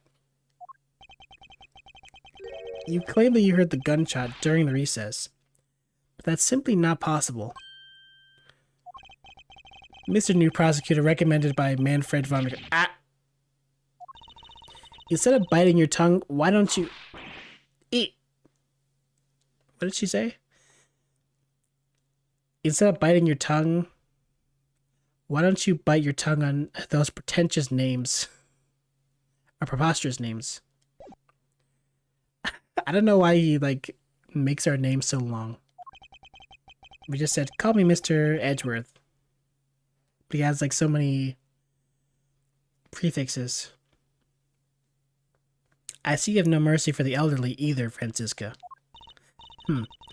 Don't talk to me, unless you want to be whipped in the back. With your height, you'd need a stepladder or 4 to accomplish that.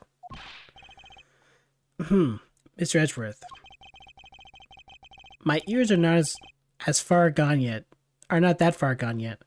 I'll have you know. I can still hear just fine. And I heard the sound of a gunshot loud and clear with my own 2 ears. Your Honor, I have here an interesting bit of testimony. It's from Detective Bad. And according to him, he heard the gunshot right before the trial was about to start again. What did you say?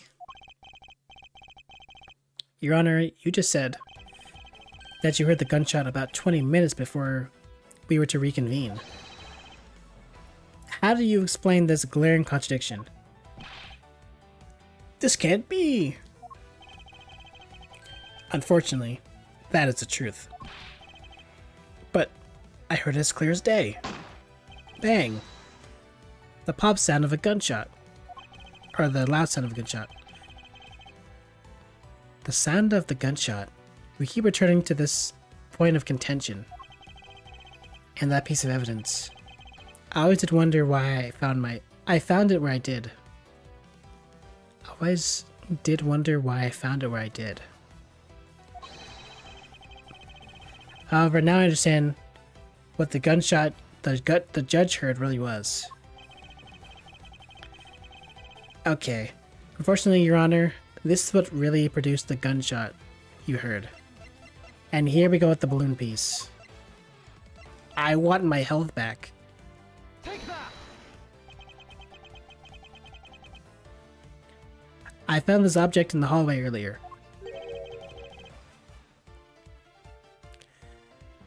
What is that pink substance? It may not look it, but it's actually a piece of a balloon. I see. I suppose you would like me to accept that pink balloon in the court record? Your Honor, I present this piece of evidence in order to overrule your testimony. What? Your Honor, your argument goes as follows. You saw no one in the hallway when you heard the gunshot. Now, there's no guarantee the detective was sitting on the bench at that time. Therefore, you believe he must have been at the crime scene, defendant lobby number 2. Am I correct? Yes, that's exactly right. Let me ask you something. Do you think that the gunshot you heard was produced by a real gun? I think I've said enough that even you can figure out the rest out on your own. Your Honor, you were fooled. You were fooled by the popping of this balloon into thinking it was a gunshot. What manner of trickery is this?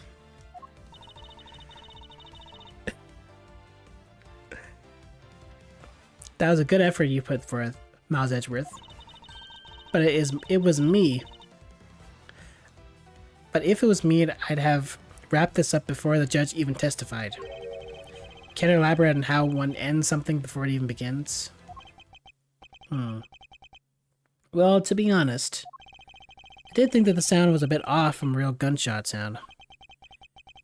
But who could have guessed that someone would pop a balloon in a place like this? That's right.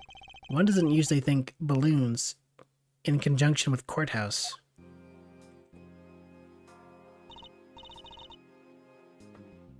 I want to trade these coins with you. That's it. That balloon that girl was holding. It explains everything. Your Honor, if it makes you feel any better, you didn't lie once in your testimony. However, I can't really vouch for its accuracy. Who knew that giving testimony could be such a difficult thing to do? What have I done? I owe Detective Gumshoe a very, very big apology. I will see to it myself that he is released. Wait.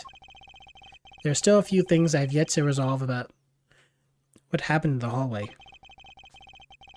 Your Honor, I request your permission to further question Detective Gumshoe. But why? I thought we just cleared his name. Whether we did just now or not, I still cannot say. The only thing I can do now is to continue in my quest for the perfect explanation. And to that end, I must resolve the remaining issues pertaining to the events that occurred in the hallway. Very well. Bailiff, please bring Detective Gumshoe into the courtroom. I must fulfill my mission and find the perfect explanation to this case. Okay, this part is still not over.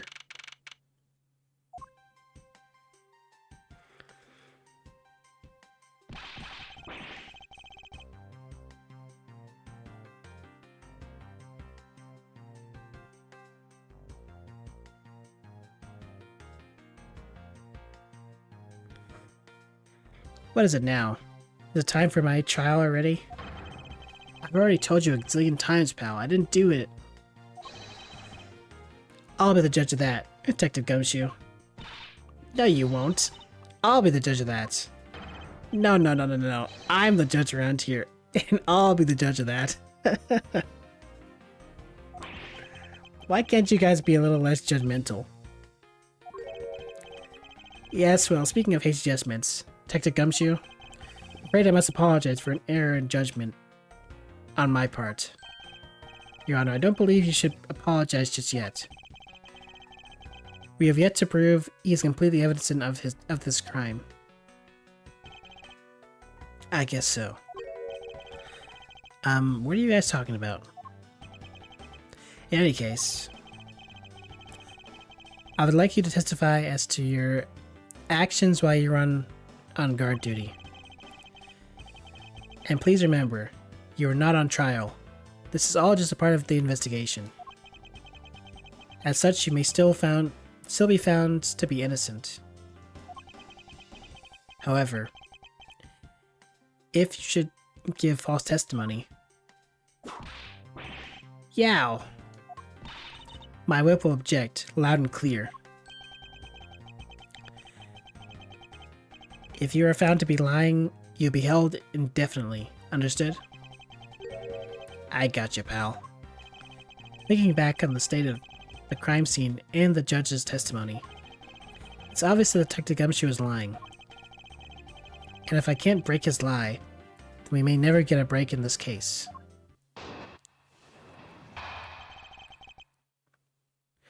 While I was on duty, I came down to this courthouse on Detective Bad's orders. As soon as I got here, he ordered me to stand guard in front of lobby number 2. From that time on, until I heard the gunshot, I was in the hallway the whole time. On my honor as detective, I swear it wasn't me, pal. He's still singing the same tired tune. In that case, I'll just have to change that melody. I know he's lying, and it's time I pull the information I need out of him.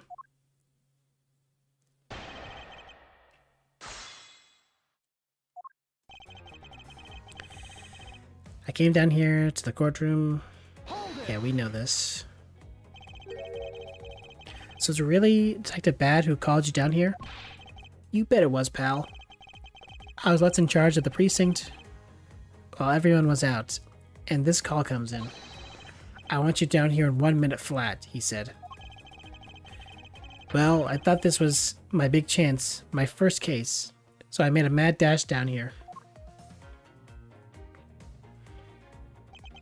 Although, I couldn't exactly get here in a minute flat.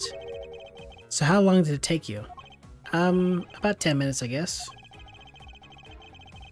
And what was Detective Bad doing when you finally made it? He was waiting for me down on the first floor in the entranceway, pal.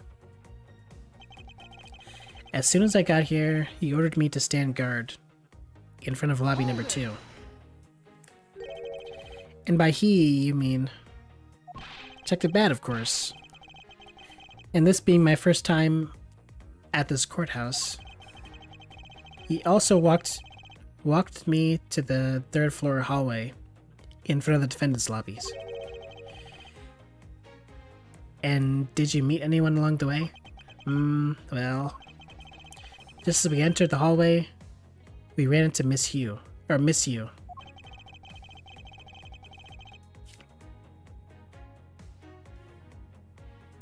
Wait, what's her first name again?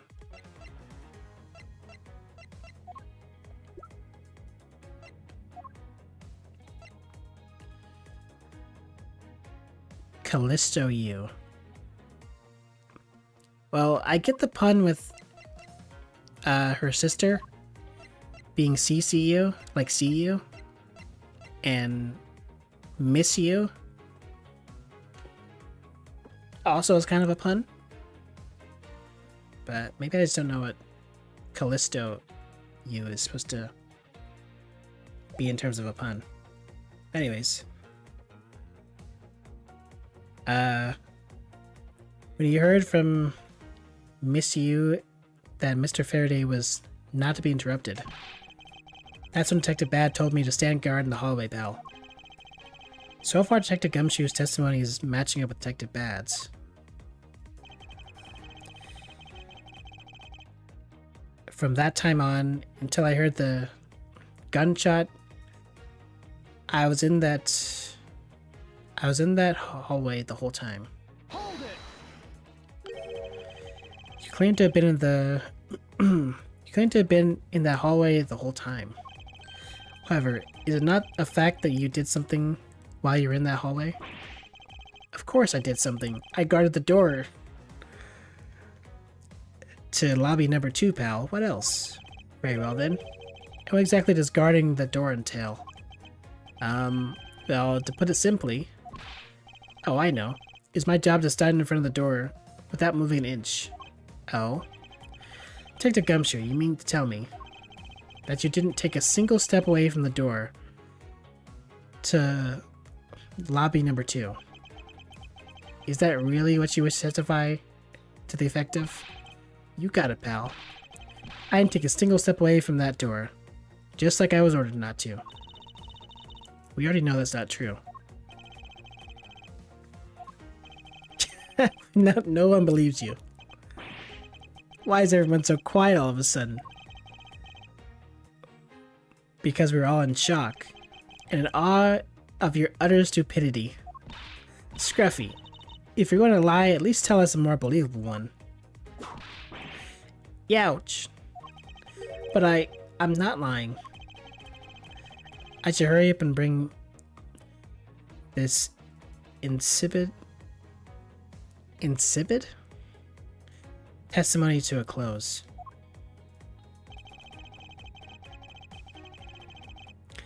Until I heard the gunshot, I didn't take a single step away from blah blah blah. I'm only going to ask you one more time, Detective Gumshoe. Are you sure you stood in front of the door to lobby number 2 the entire time? Yep. After I was told to by Detective Bad, I stood guard at the front door without a single break. So believe me when I say that I was in that hallway the whole time already, pal.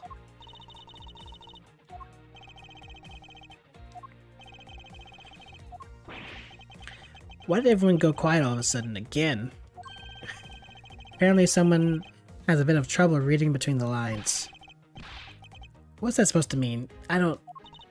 Be quiet.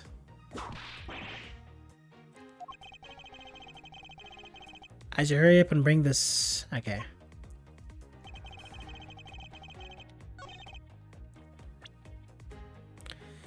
So, the prime proof that he did step away would be... Objection! the fact that he... proof that he sat down at the very least. I have an objection. What is it, pal? Detective Gumshoe, I wonder if you might recognize this from somewhere. Hey, it's one of those things. The courthouse special Swiss rolls, right, pal? Precisely. In that case, I suppose that you also recall the sullied hallway bench? Hey, you know what? I think it was probably me that did that. Detective Gumshoe, you know you can't go around dirtying up the courthouse like this. You inconsiderate, slovenly pig. I promise to clean it up later, I swear. Now then, shall we get down to business? About the fact that you didn't move even a single step in front of that door? If that really were the case, then how were you able to buy a pack of Swiss rolls? Furthermore, if you didn't move a single step from it in front of that door, how did you manage to get the bench dirty with your grubby hands? Youch! It appears that Francisca's whip can do more damage than my words alone can. Alright, I confess, pal. I was hungry, so I bought a pack for myself, okay? I thought I'd get chewed out again if anyone found out about me eating on the job, so I didn't want to say anything. Well, unfortunately for you, I saw you the whole time. I saw you do the whole dastardly deed. I clearly saw you buying a pack of Swiss rolls from the vending machine. Okay. I'm sorry for lying. But that's all I'm sorry for. You got that? Because I'm not holding anything else back. That last statement. It may sound like it makes sense. However, there is something I don't quite believe about it. Are you sure you're not withholding further information from us? Huh? Of course not. I've got nothing else to hide, pal. Objection! If only that were true. That becomes you.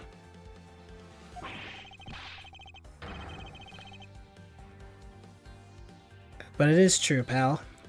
I swear there's nothing else. Detective Gumshoe, I'm sure you're aware of the price of a pack of Swiss rolls, correct? Huh? Remind me again, pal? That vending machine out in the hallway is selling packs of 2 Swiss rolls for $6 a pack.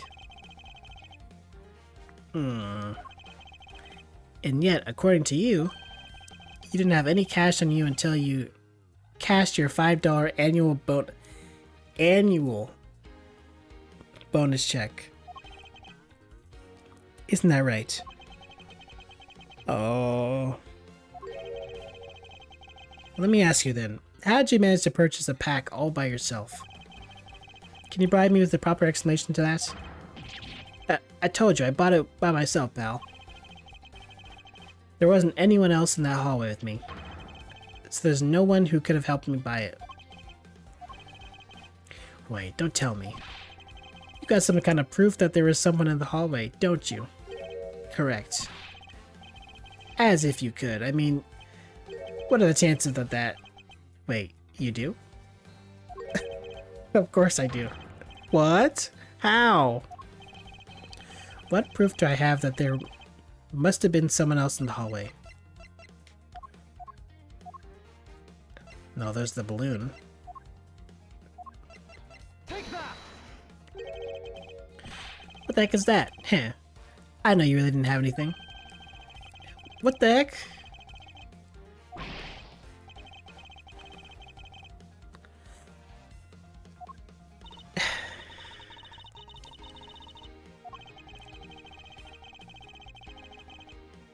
The balloon is proof.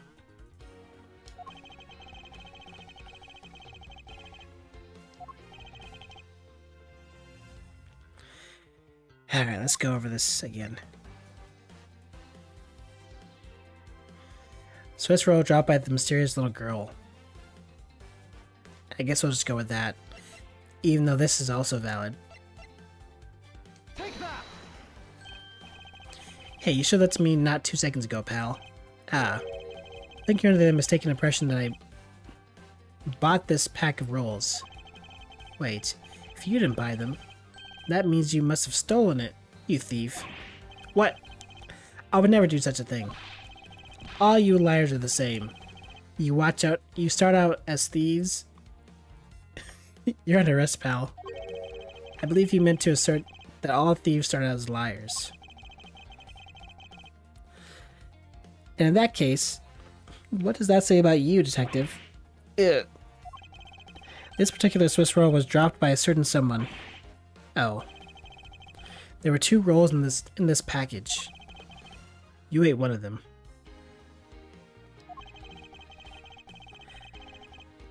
But you then gave the other one to a certain other person, didn't you? No way, pal. You got it all wrong.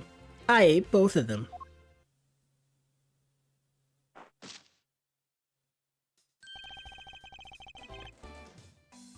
How dare you try to kick me in the leg again? It would appear that we've caught you at last. Hey, don't you dare do anything bad to the girl. It appears that they do know each other after all. So why do you continue to come up to me and kick me? Have I wronged you somehow? I have a name and it's K. K what? K Faraday. Here we go. Faraday? You perhaps Mr. Faraday's daughter? I'm not a you. I'm K. K. You know, good little girls don't kick other people. Especially not hard enough to leave big nasty bruises like the one you do. Well then you shouldn't have put Gummy under arrest, mister. Gummy? Oh yeah, she called him Gummy at the end of the last episode.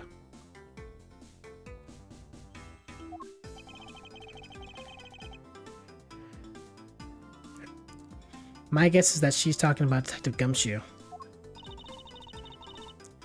What a cute nickname you've given him. Gummy didn't do anything wrong. K.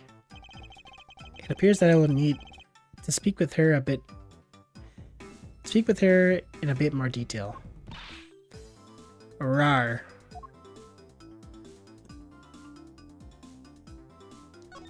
Don't kick me. Now then, Kay. Hiss. She's like a stray cat. I wonder if I should feed her something.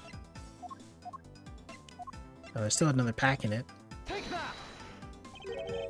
Okay, I promise to give you this if you calm down.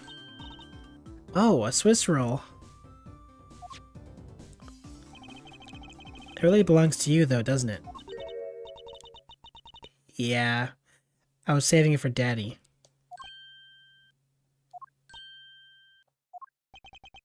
Oh my. Your father, he's... Ah, don't say another word, pal. She doesn't know yet. Thanks for watching out for me, Gummy. But I already know about Daddy. I overheard the guards talking about how he's not here anymore. I'm sorry. I'm sorry I couldn't protect him. Okay. I'm not gonna cry. I'm not gonna cry.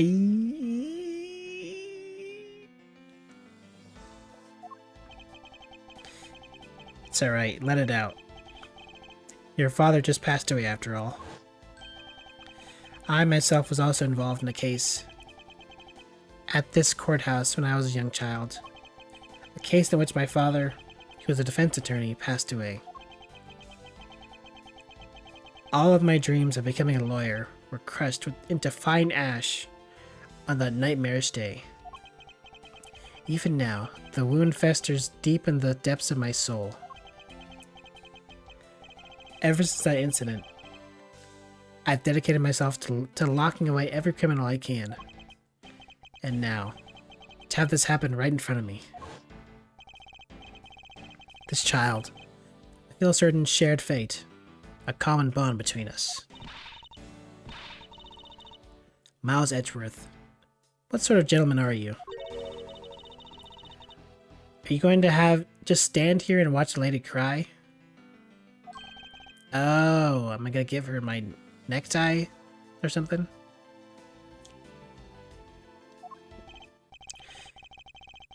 Or handkerchief.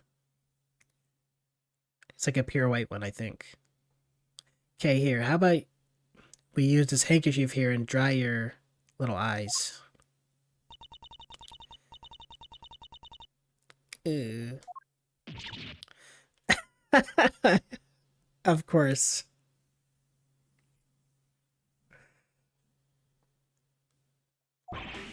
No! My cravat. Don't blow your nose on that. I feel better now. Thanks.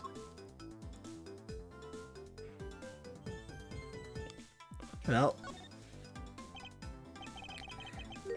Edgeworth has snot on his clothes.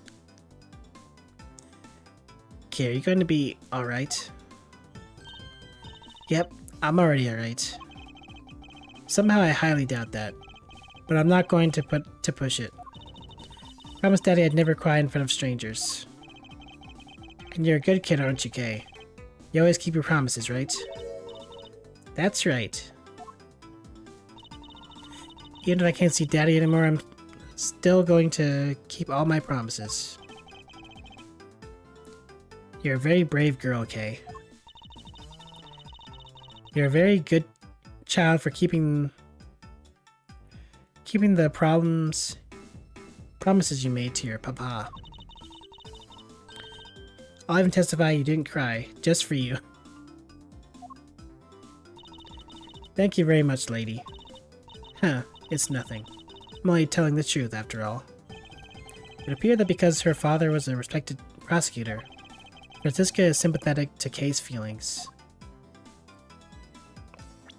So how old is Kay at this point?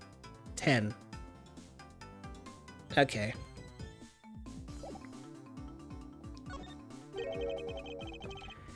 Kay, what kind of person was your father? Daddy was a hero of justice.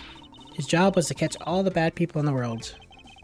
So to you, a prosecutor is a hero of justice, huh? I suppose we are in a sense, as we're the ones who seek guilty verdicts for criminals. Plus, you know what? Whenever I come to the courthouse, Daddy would buy me my absolute favorite treat, Swiss rolls. Oh? I want to be a hero of justice someday, just like Daddy. So I've been working really hard. I see.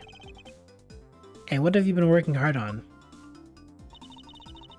I've been working hard to keep all the promises Daddy and I made together.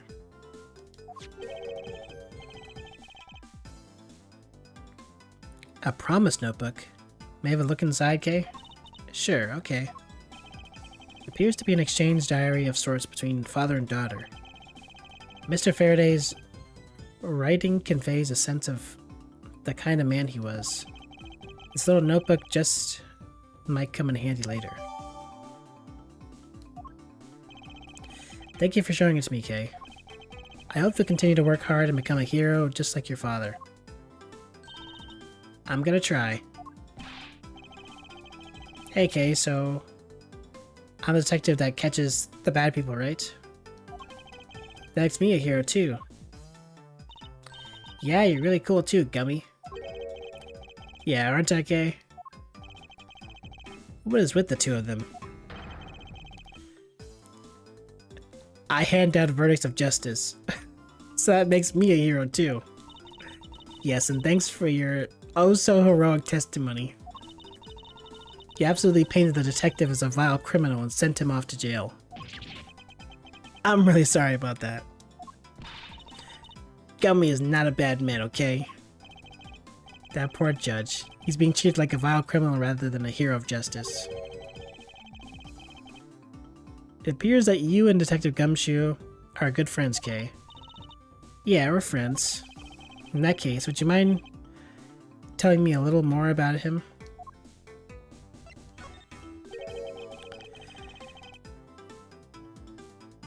So, I take it that you ran into Detective Gumshoe earlier. Yep. I was on my way to see Daddy when I saw Gummy standing there. He was standing in the hallway staring really hard at the vending machine, so I said hi. And when was this? Huh? Oh, before everything got crazy. How long were the two of you together? We only talked for a little while. And then we went on our own ways. That's right, pal. Kay and I only talked for a little while, and that's it. Oh, which means... We have now confirmed that Kay was in the hallway during the recess, isn't that right? Ah, you got me. I told you to stop picking on Gummy, mister. Very well then. I'll just have to speak with the good detective in private later.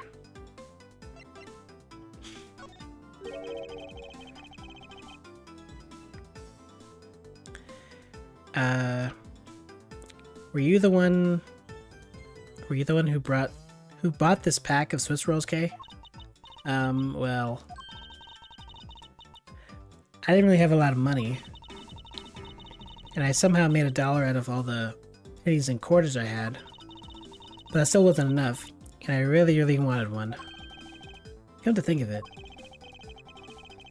she did come and ask me to exchange a handful of change for $1. And that's when you came and asked me for a change of money, correct? Yeah, thanks a bunch for doing that, mister. Even though I kicked you in the back. Sure. But let me ask you, even with that $1, you still didn't have enough, correct? Well that's why... Hey, if you bully Kay anymore, I'm gonna have to arrest you, pal. Need I remind you that you're the one already under arrest?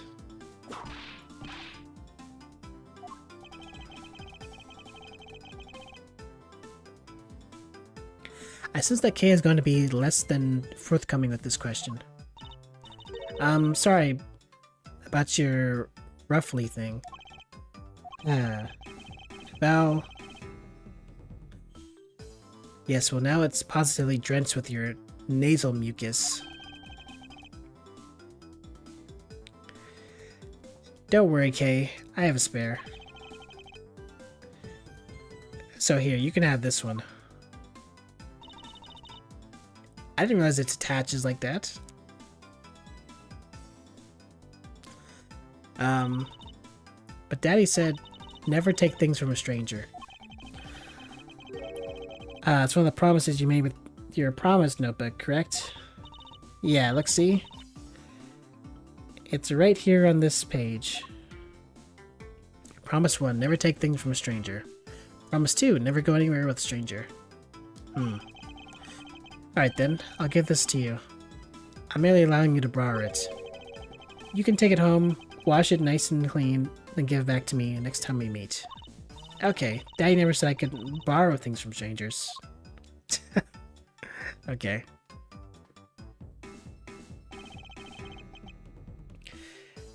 Now then, Detective Gumshoe. Uh-oh.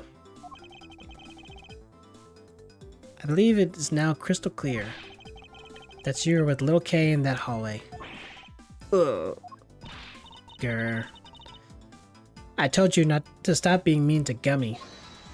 Hold it. Miles Edgeworth, there's still something you have yet to resolve. I beg your pardon? You still haven't offered an explanation for why that man would lie to us. That's, well... Gummy, don't tell me you lied for my sake. Hey, don't worry about it, Kay. Everything's gonna be okay. Oh, so that's why. So what was Dr. Gumshoe's motive for lying? If you can't explain that, then you can't call this a perfect investigation. His reason for lying is very simple. What? Here's what I believe to be his reason. From simple observation, detective actions, and his interaction with Kay, it's obvious the detective was lying for the young girl's sake. And this piece of evidence will show you exactly why.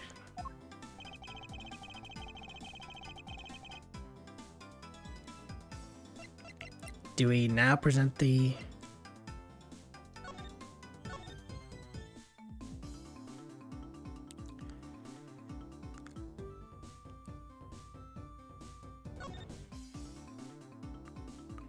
Daddy's job is to make sure that everyone follows the rules. Okay, be a good girl and promise that you'll keep your promises to me, okay?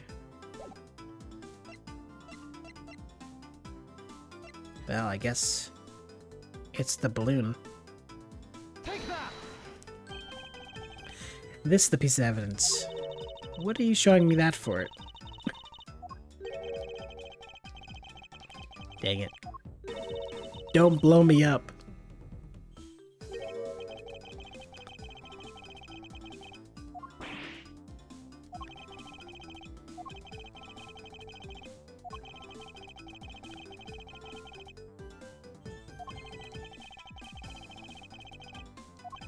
Okay, good.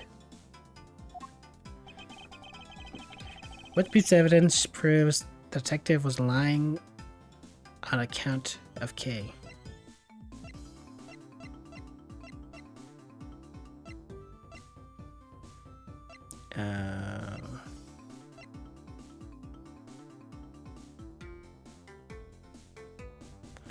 Was in the hall on guard duty and then gunshot, didn't hear a sound of struggle.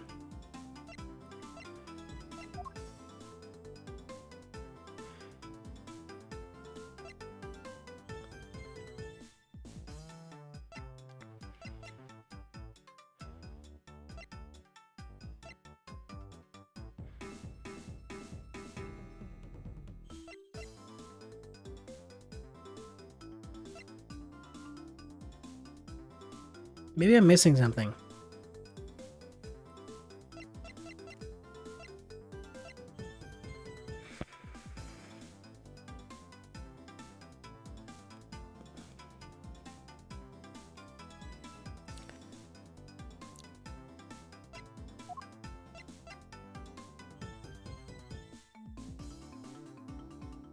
Take that!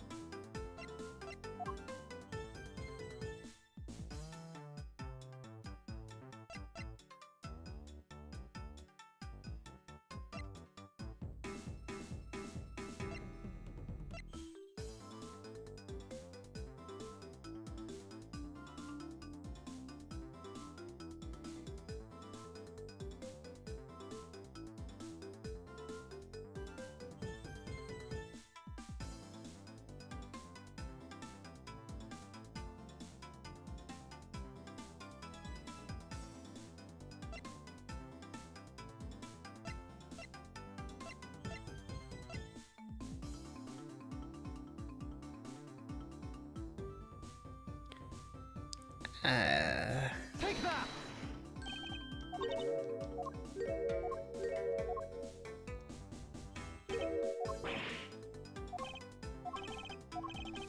Well, there's no consequence, aside from waste of time. Take that!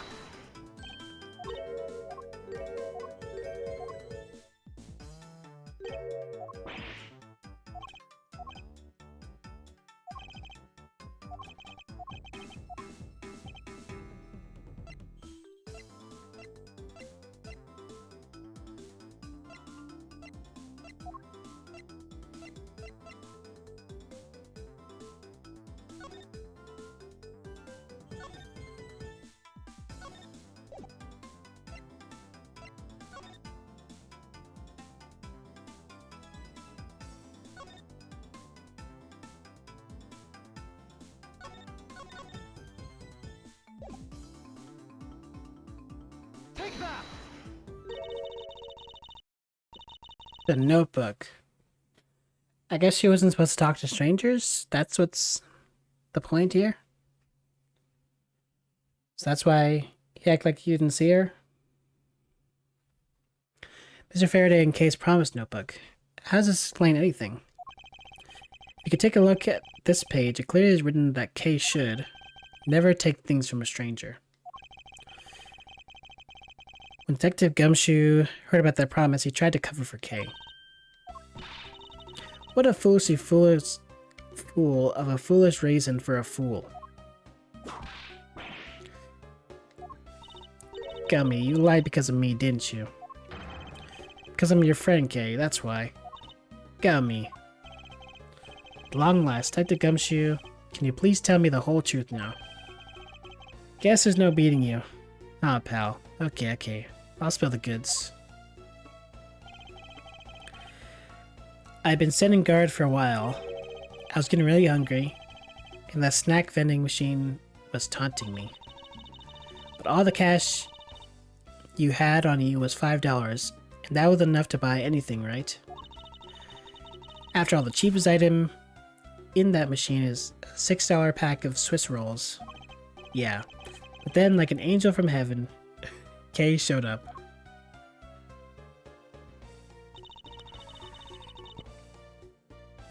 I was thinking about sharing a snack with Daddy, so I went to buy a Swiss roll. But I only have about $1 in coins. So we pulled my $5 and her $1 together, and bought a pack of Swiss rolls together. But I was worried about breaking one of my promises. So then Gummy said, Mr. Faraday's one scary guy when he gets mad. But don't worry, you won't get in trouble if I don't tell, right? Besides, you bought it with me. So you didn't really get it from me, you know? He told me it'd be okay. And he gave me a whole roll to save and give to Daddy. Who knew that Scruffy could be so considerate? Indeed. Detective, I take it that you then sat down at the bench and ate the rolls together? Yeah, we split the other roll and ate it right then. The sweet taste of that cake chocolate. I'll never forget as long as I live, pal. Anyway. Okay, I believe this also belongs to you. Oh, that's from the balloon I popped. It's bad manners to leave garbage lying around, Kay. I'm sorry. Well, I guess I can't blame you for not throwing this one piece away. It was sitting high up on the windowsill where you couldn't see it. So just this once, I forgive you. That balloon. I wanted to surprise Gummy a little, so I popped it on purpose. And because of me, Gummy dropped his half of the Swiss roll.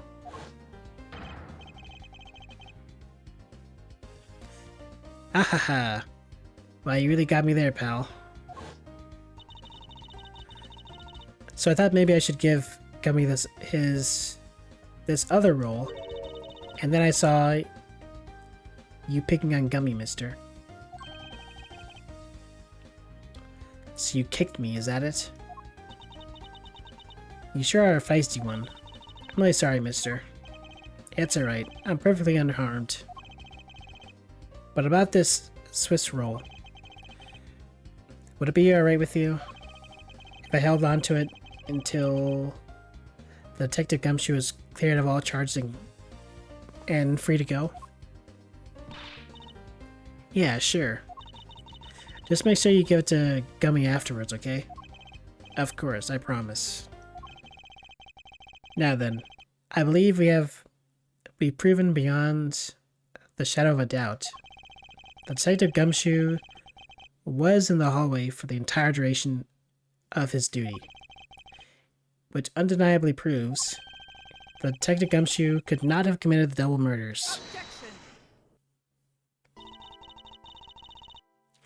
Actually proves just the opposite, Edgeworth. You've just shown that Detective Gumshoe is the only one who could have committed the crime. What do you mean? It's quite rude to eavesdrop, Miss Yu.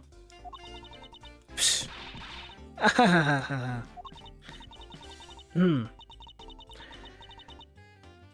I'm getting lectured on manners by a girl with a penchant for whipping people. What? How dare you talk back with such insolence? You're wrong, lady. Gummy's not the bad guy. Oh? And what have we here? What's the child doing here in the courtroom? In the courthouse? Bailiff. Please take this child away.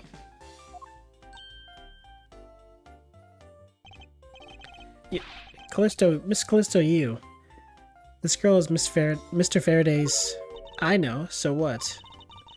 You think that just because she's the victim's daughter, she gets to just run wild around the crime scene? I think it's actually quite dangerous for her, to speak nothing of getting underfoot. I suppose you're right. However, as long as we're in agreement on that point, let's get back to the real issue at hand. Now then, Detective, you were in front of the door to lobby number 2 the entire time, correct?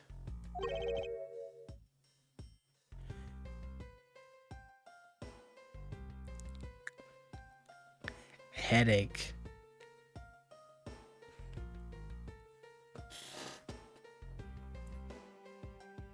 I hope you'll be awake, Jay.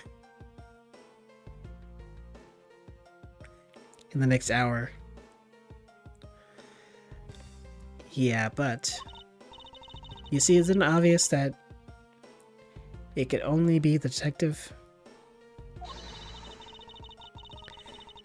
He's the only person who could have gone into lobby number 2 at the time of the murders.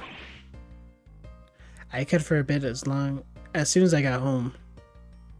I see. Ugh. I have no counter-argument to that. Wait.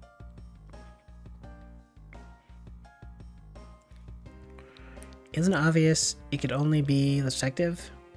He's the only person who could have gone into lobby number 2 at the time of the murders. I'm still convinced someone shot through the window. Don't worry, I've already put in the necessary paperwork for his formal arrest. The investigation is far from over. Oh, that's right. I was going to speak with you about that. Don't you think it's reckless to talk to the suspect out in the open without a guard? I suppose it is. Well, as someone with more experience in the law than you, allow me to share something. Always keep a good eye on a criminal, or you may regret what comes of your negligence.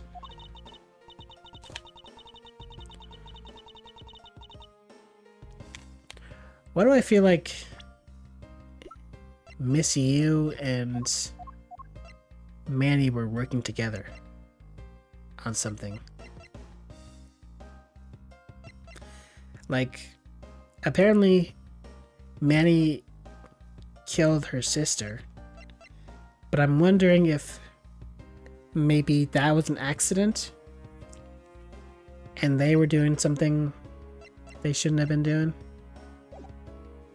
Anyways, we'll see. Oh, Miles, I can't believe you're letting this woman lecture you like this. This is unforgivable as a disciple of Von Karma. Ha ha ha. Down, Tigress.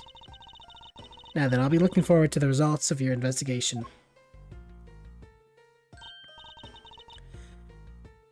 So, we're back to square one.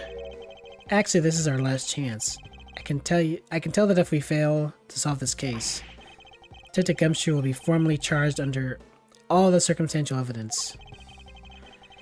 This investigation is not over yet. There's still one location we have yet to inspect. It's where Detective Bad and Missy Yu were at the time of the crime. Lobby number 1. To be continued.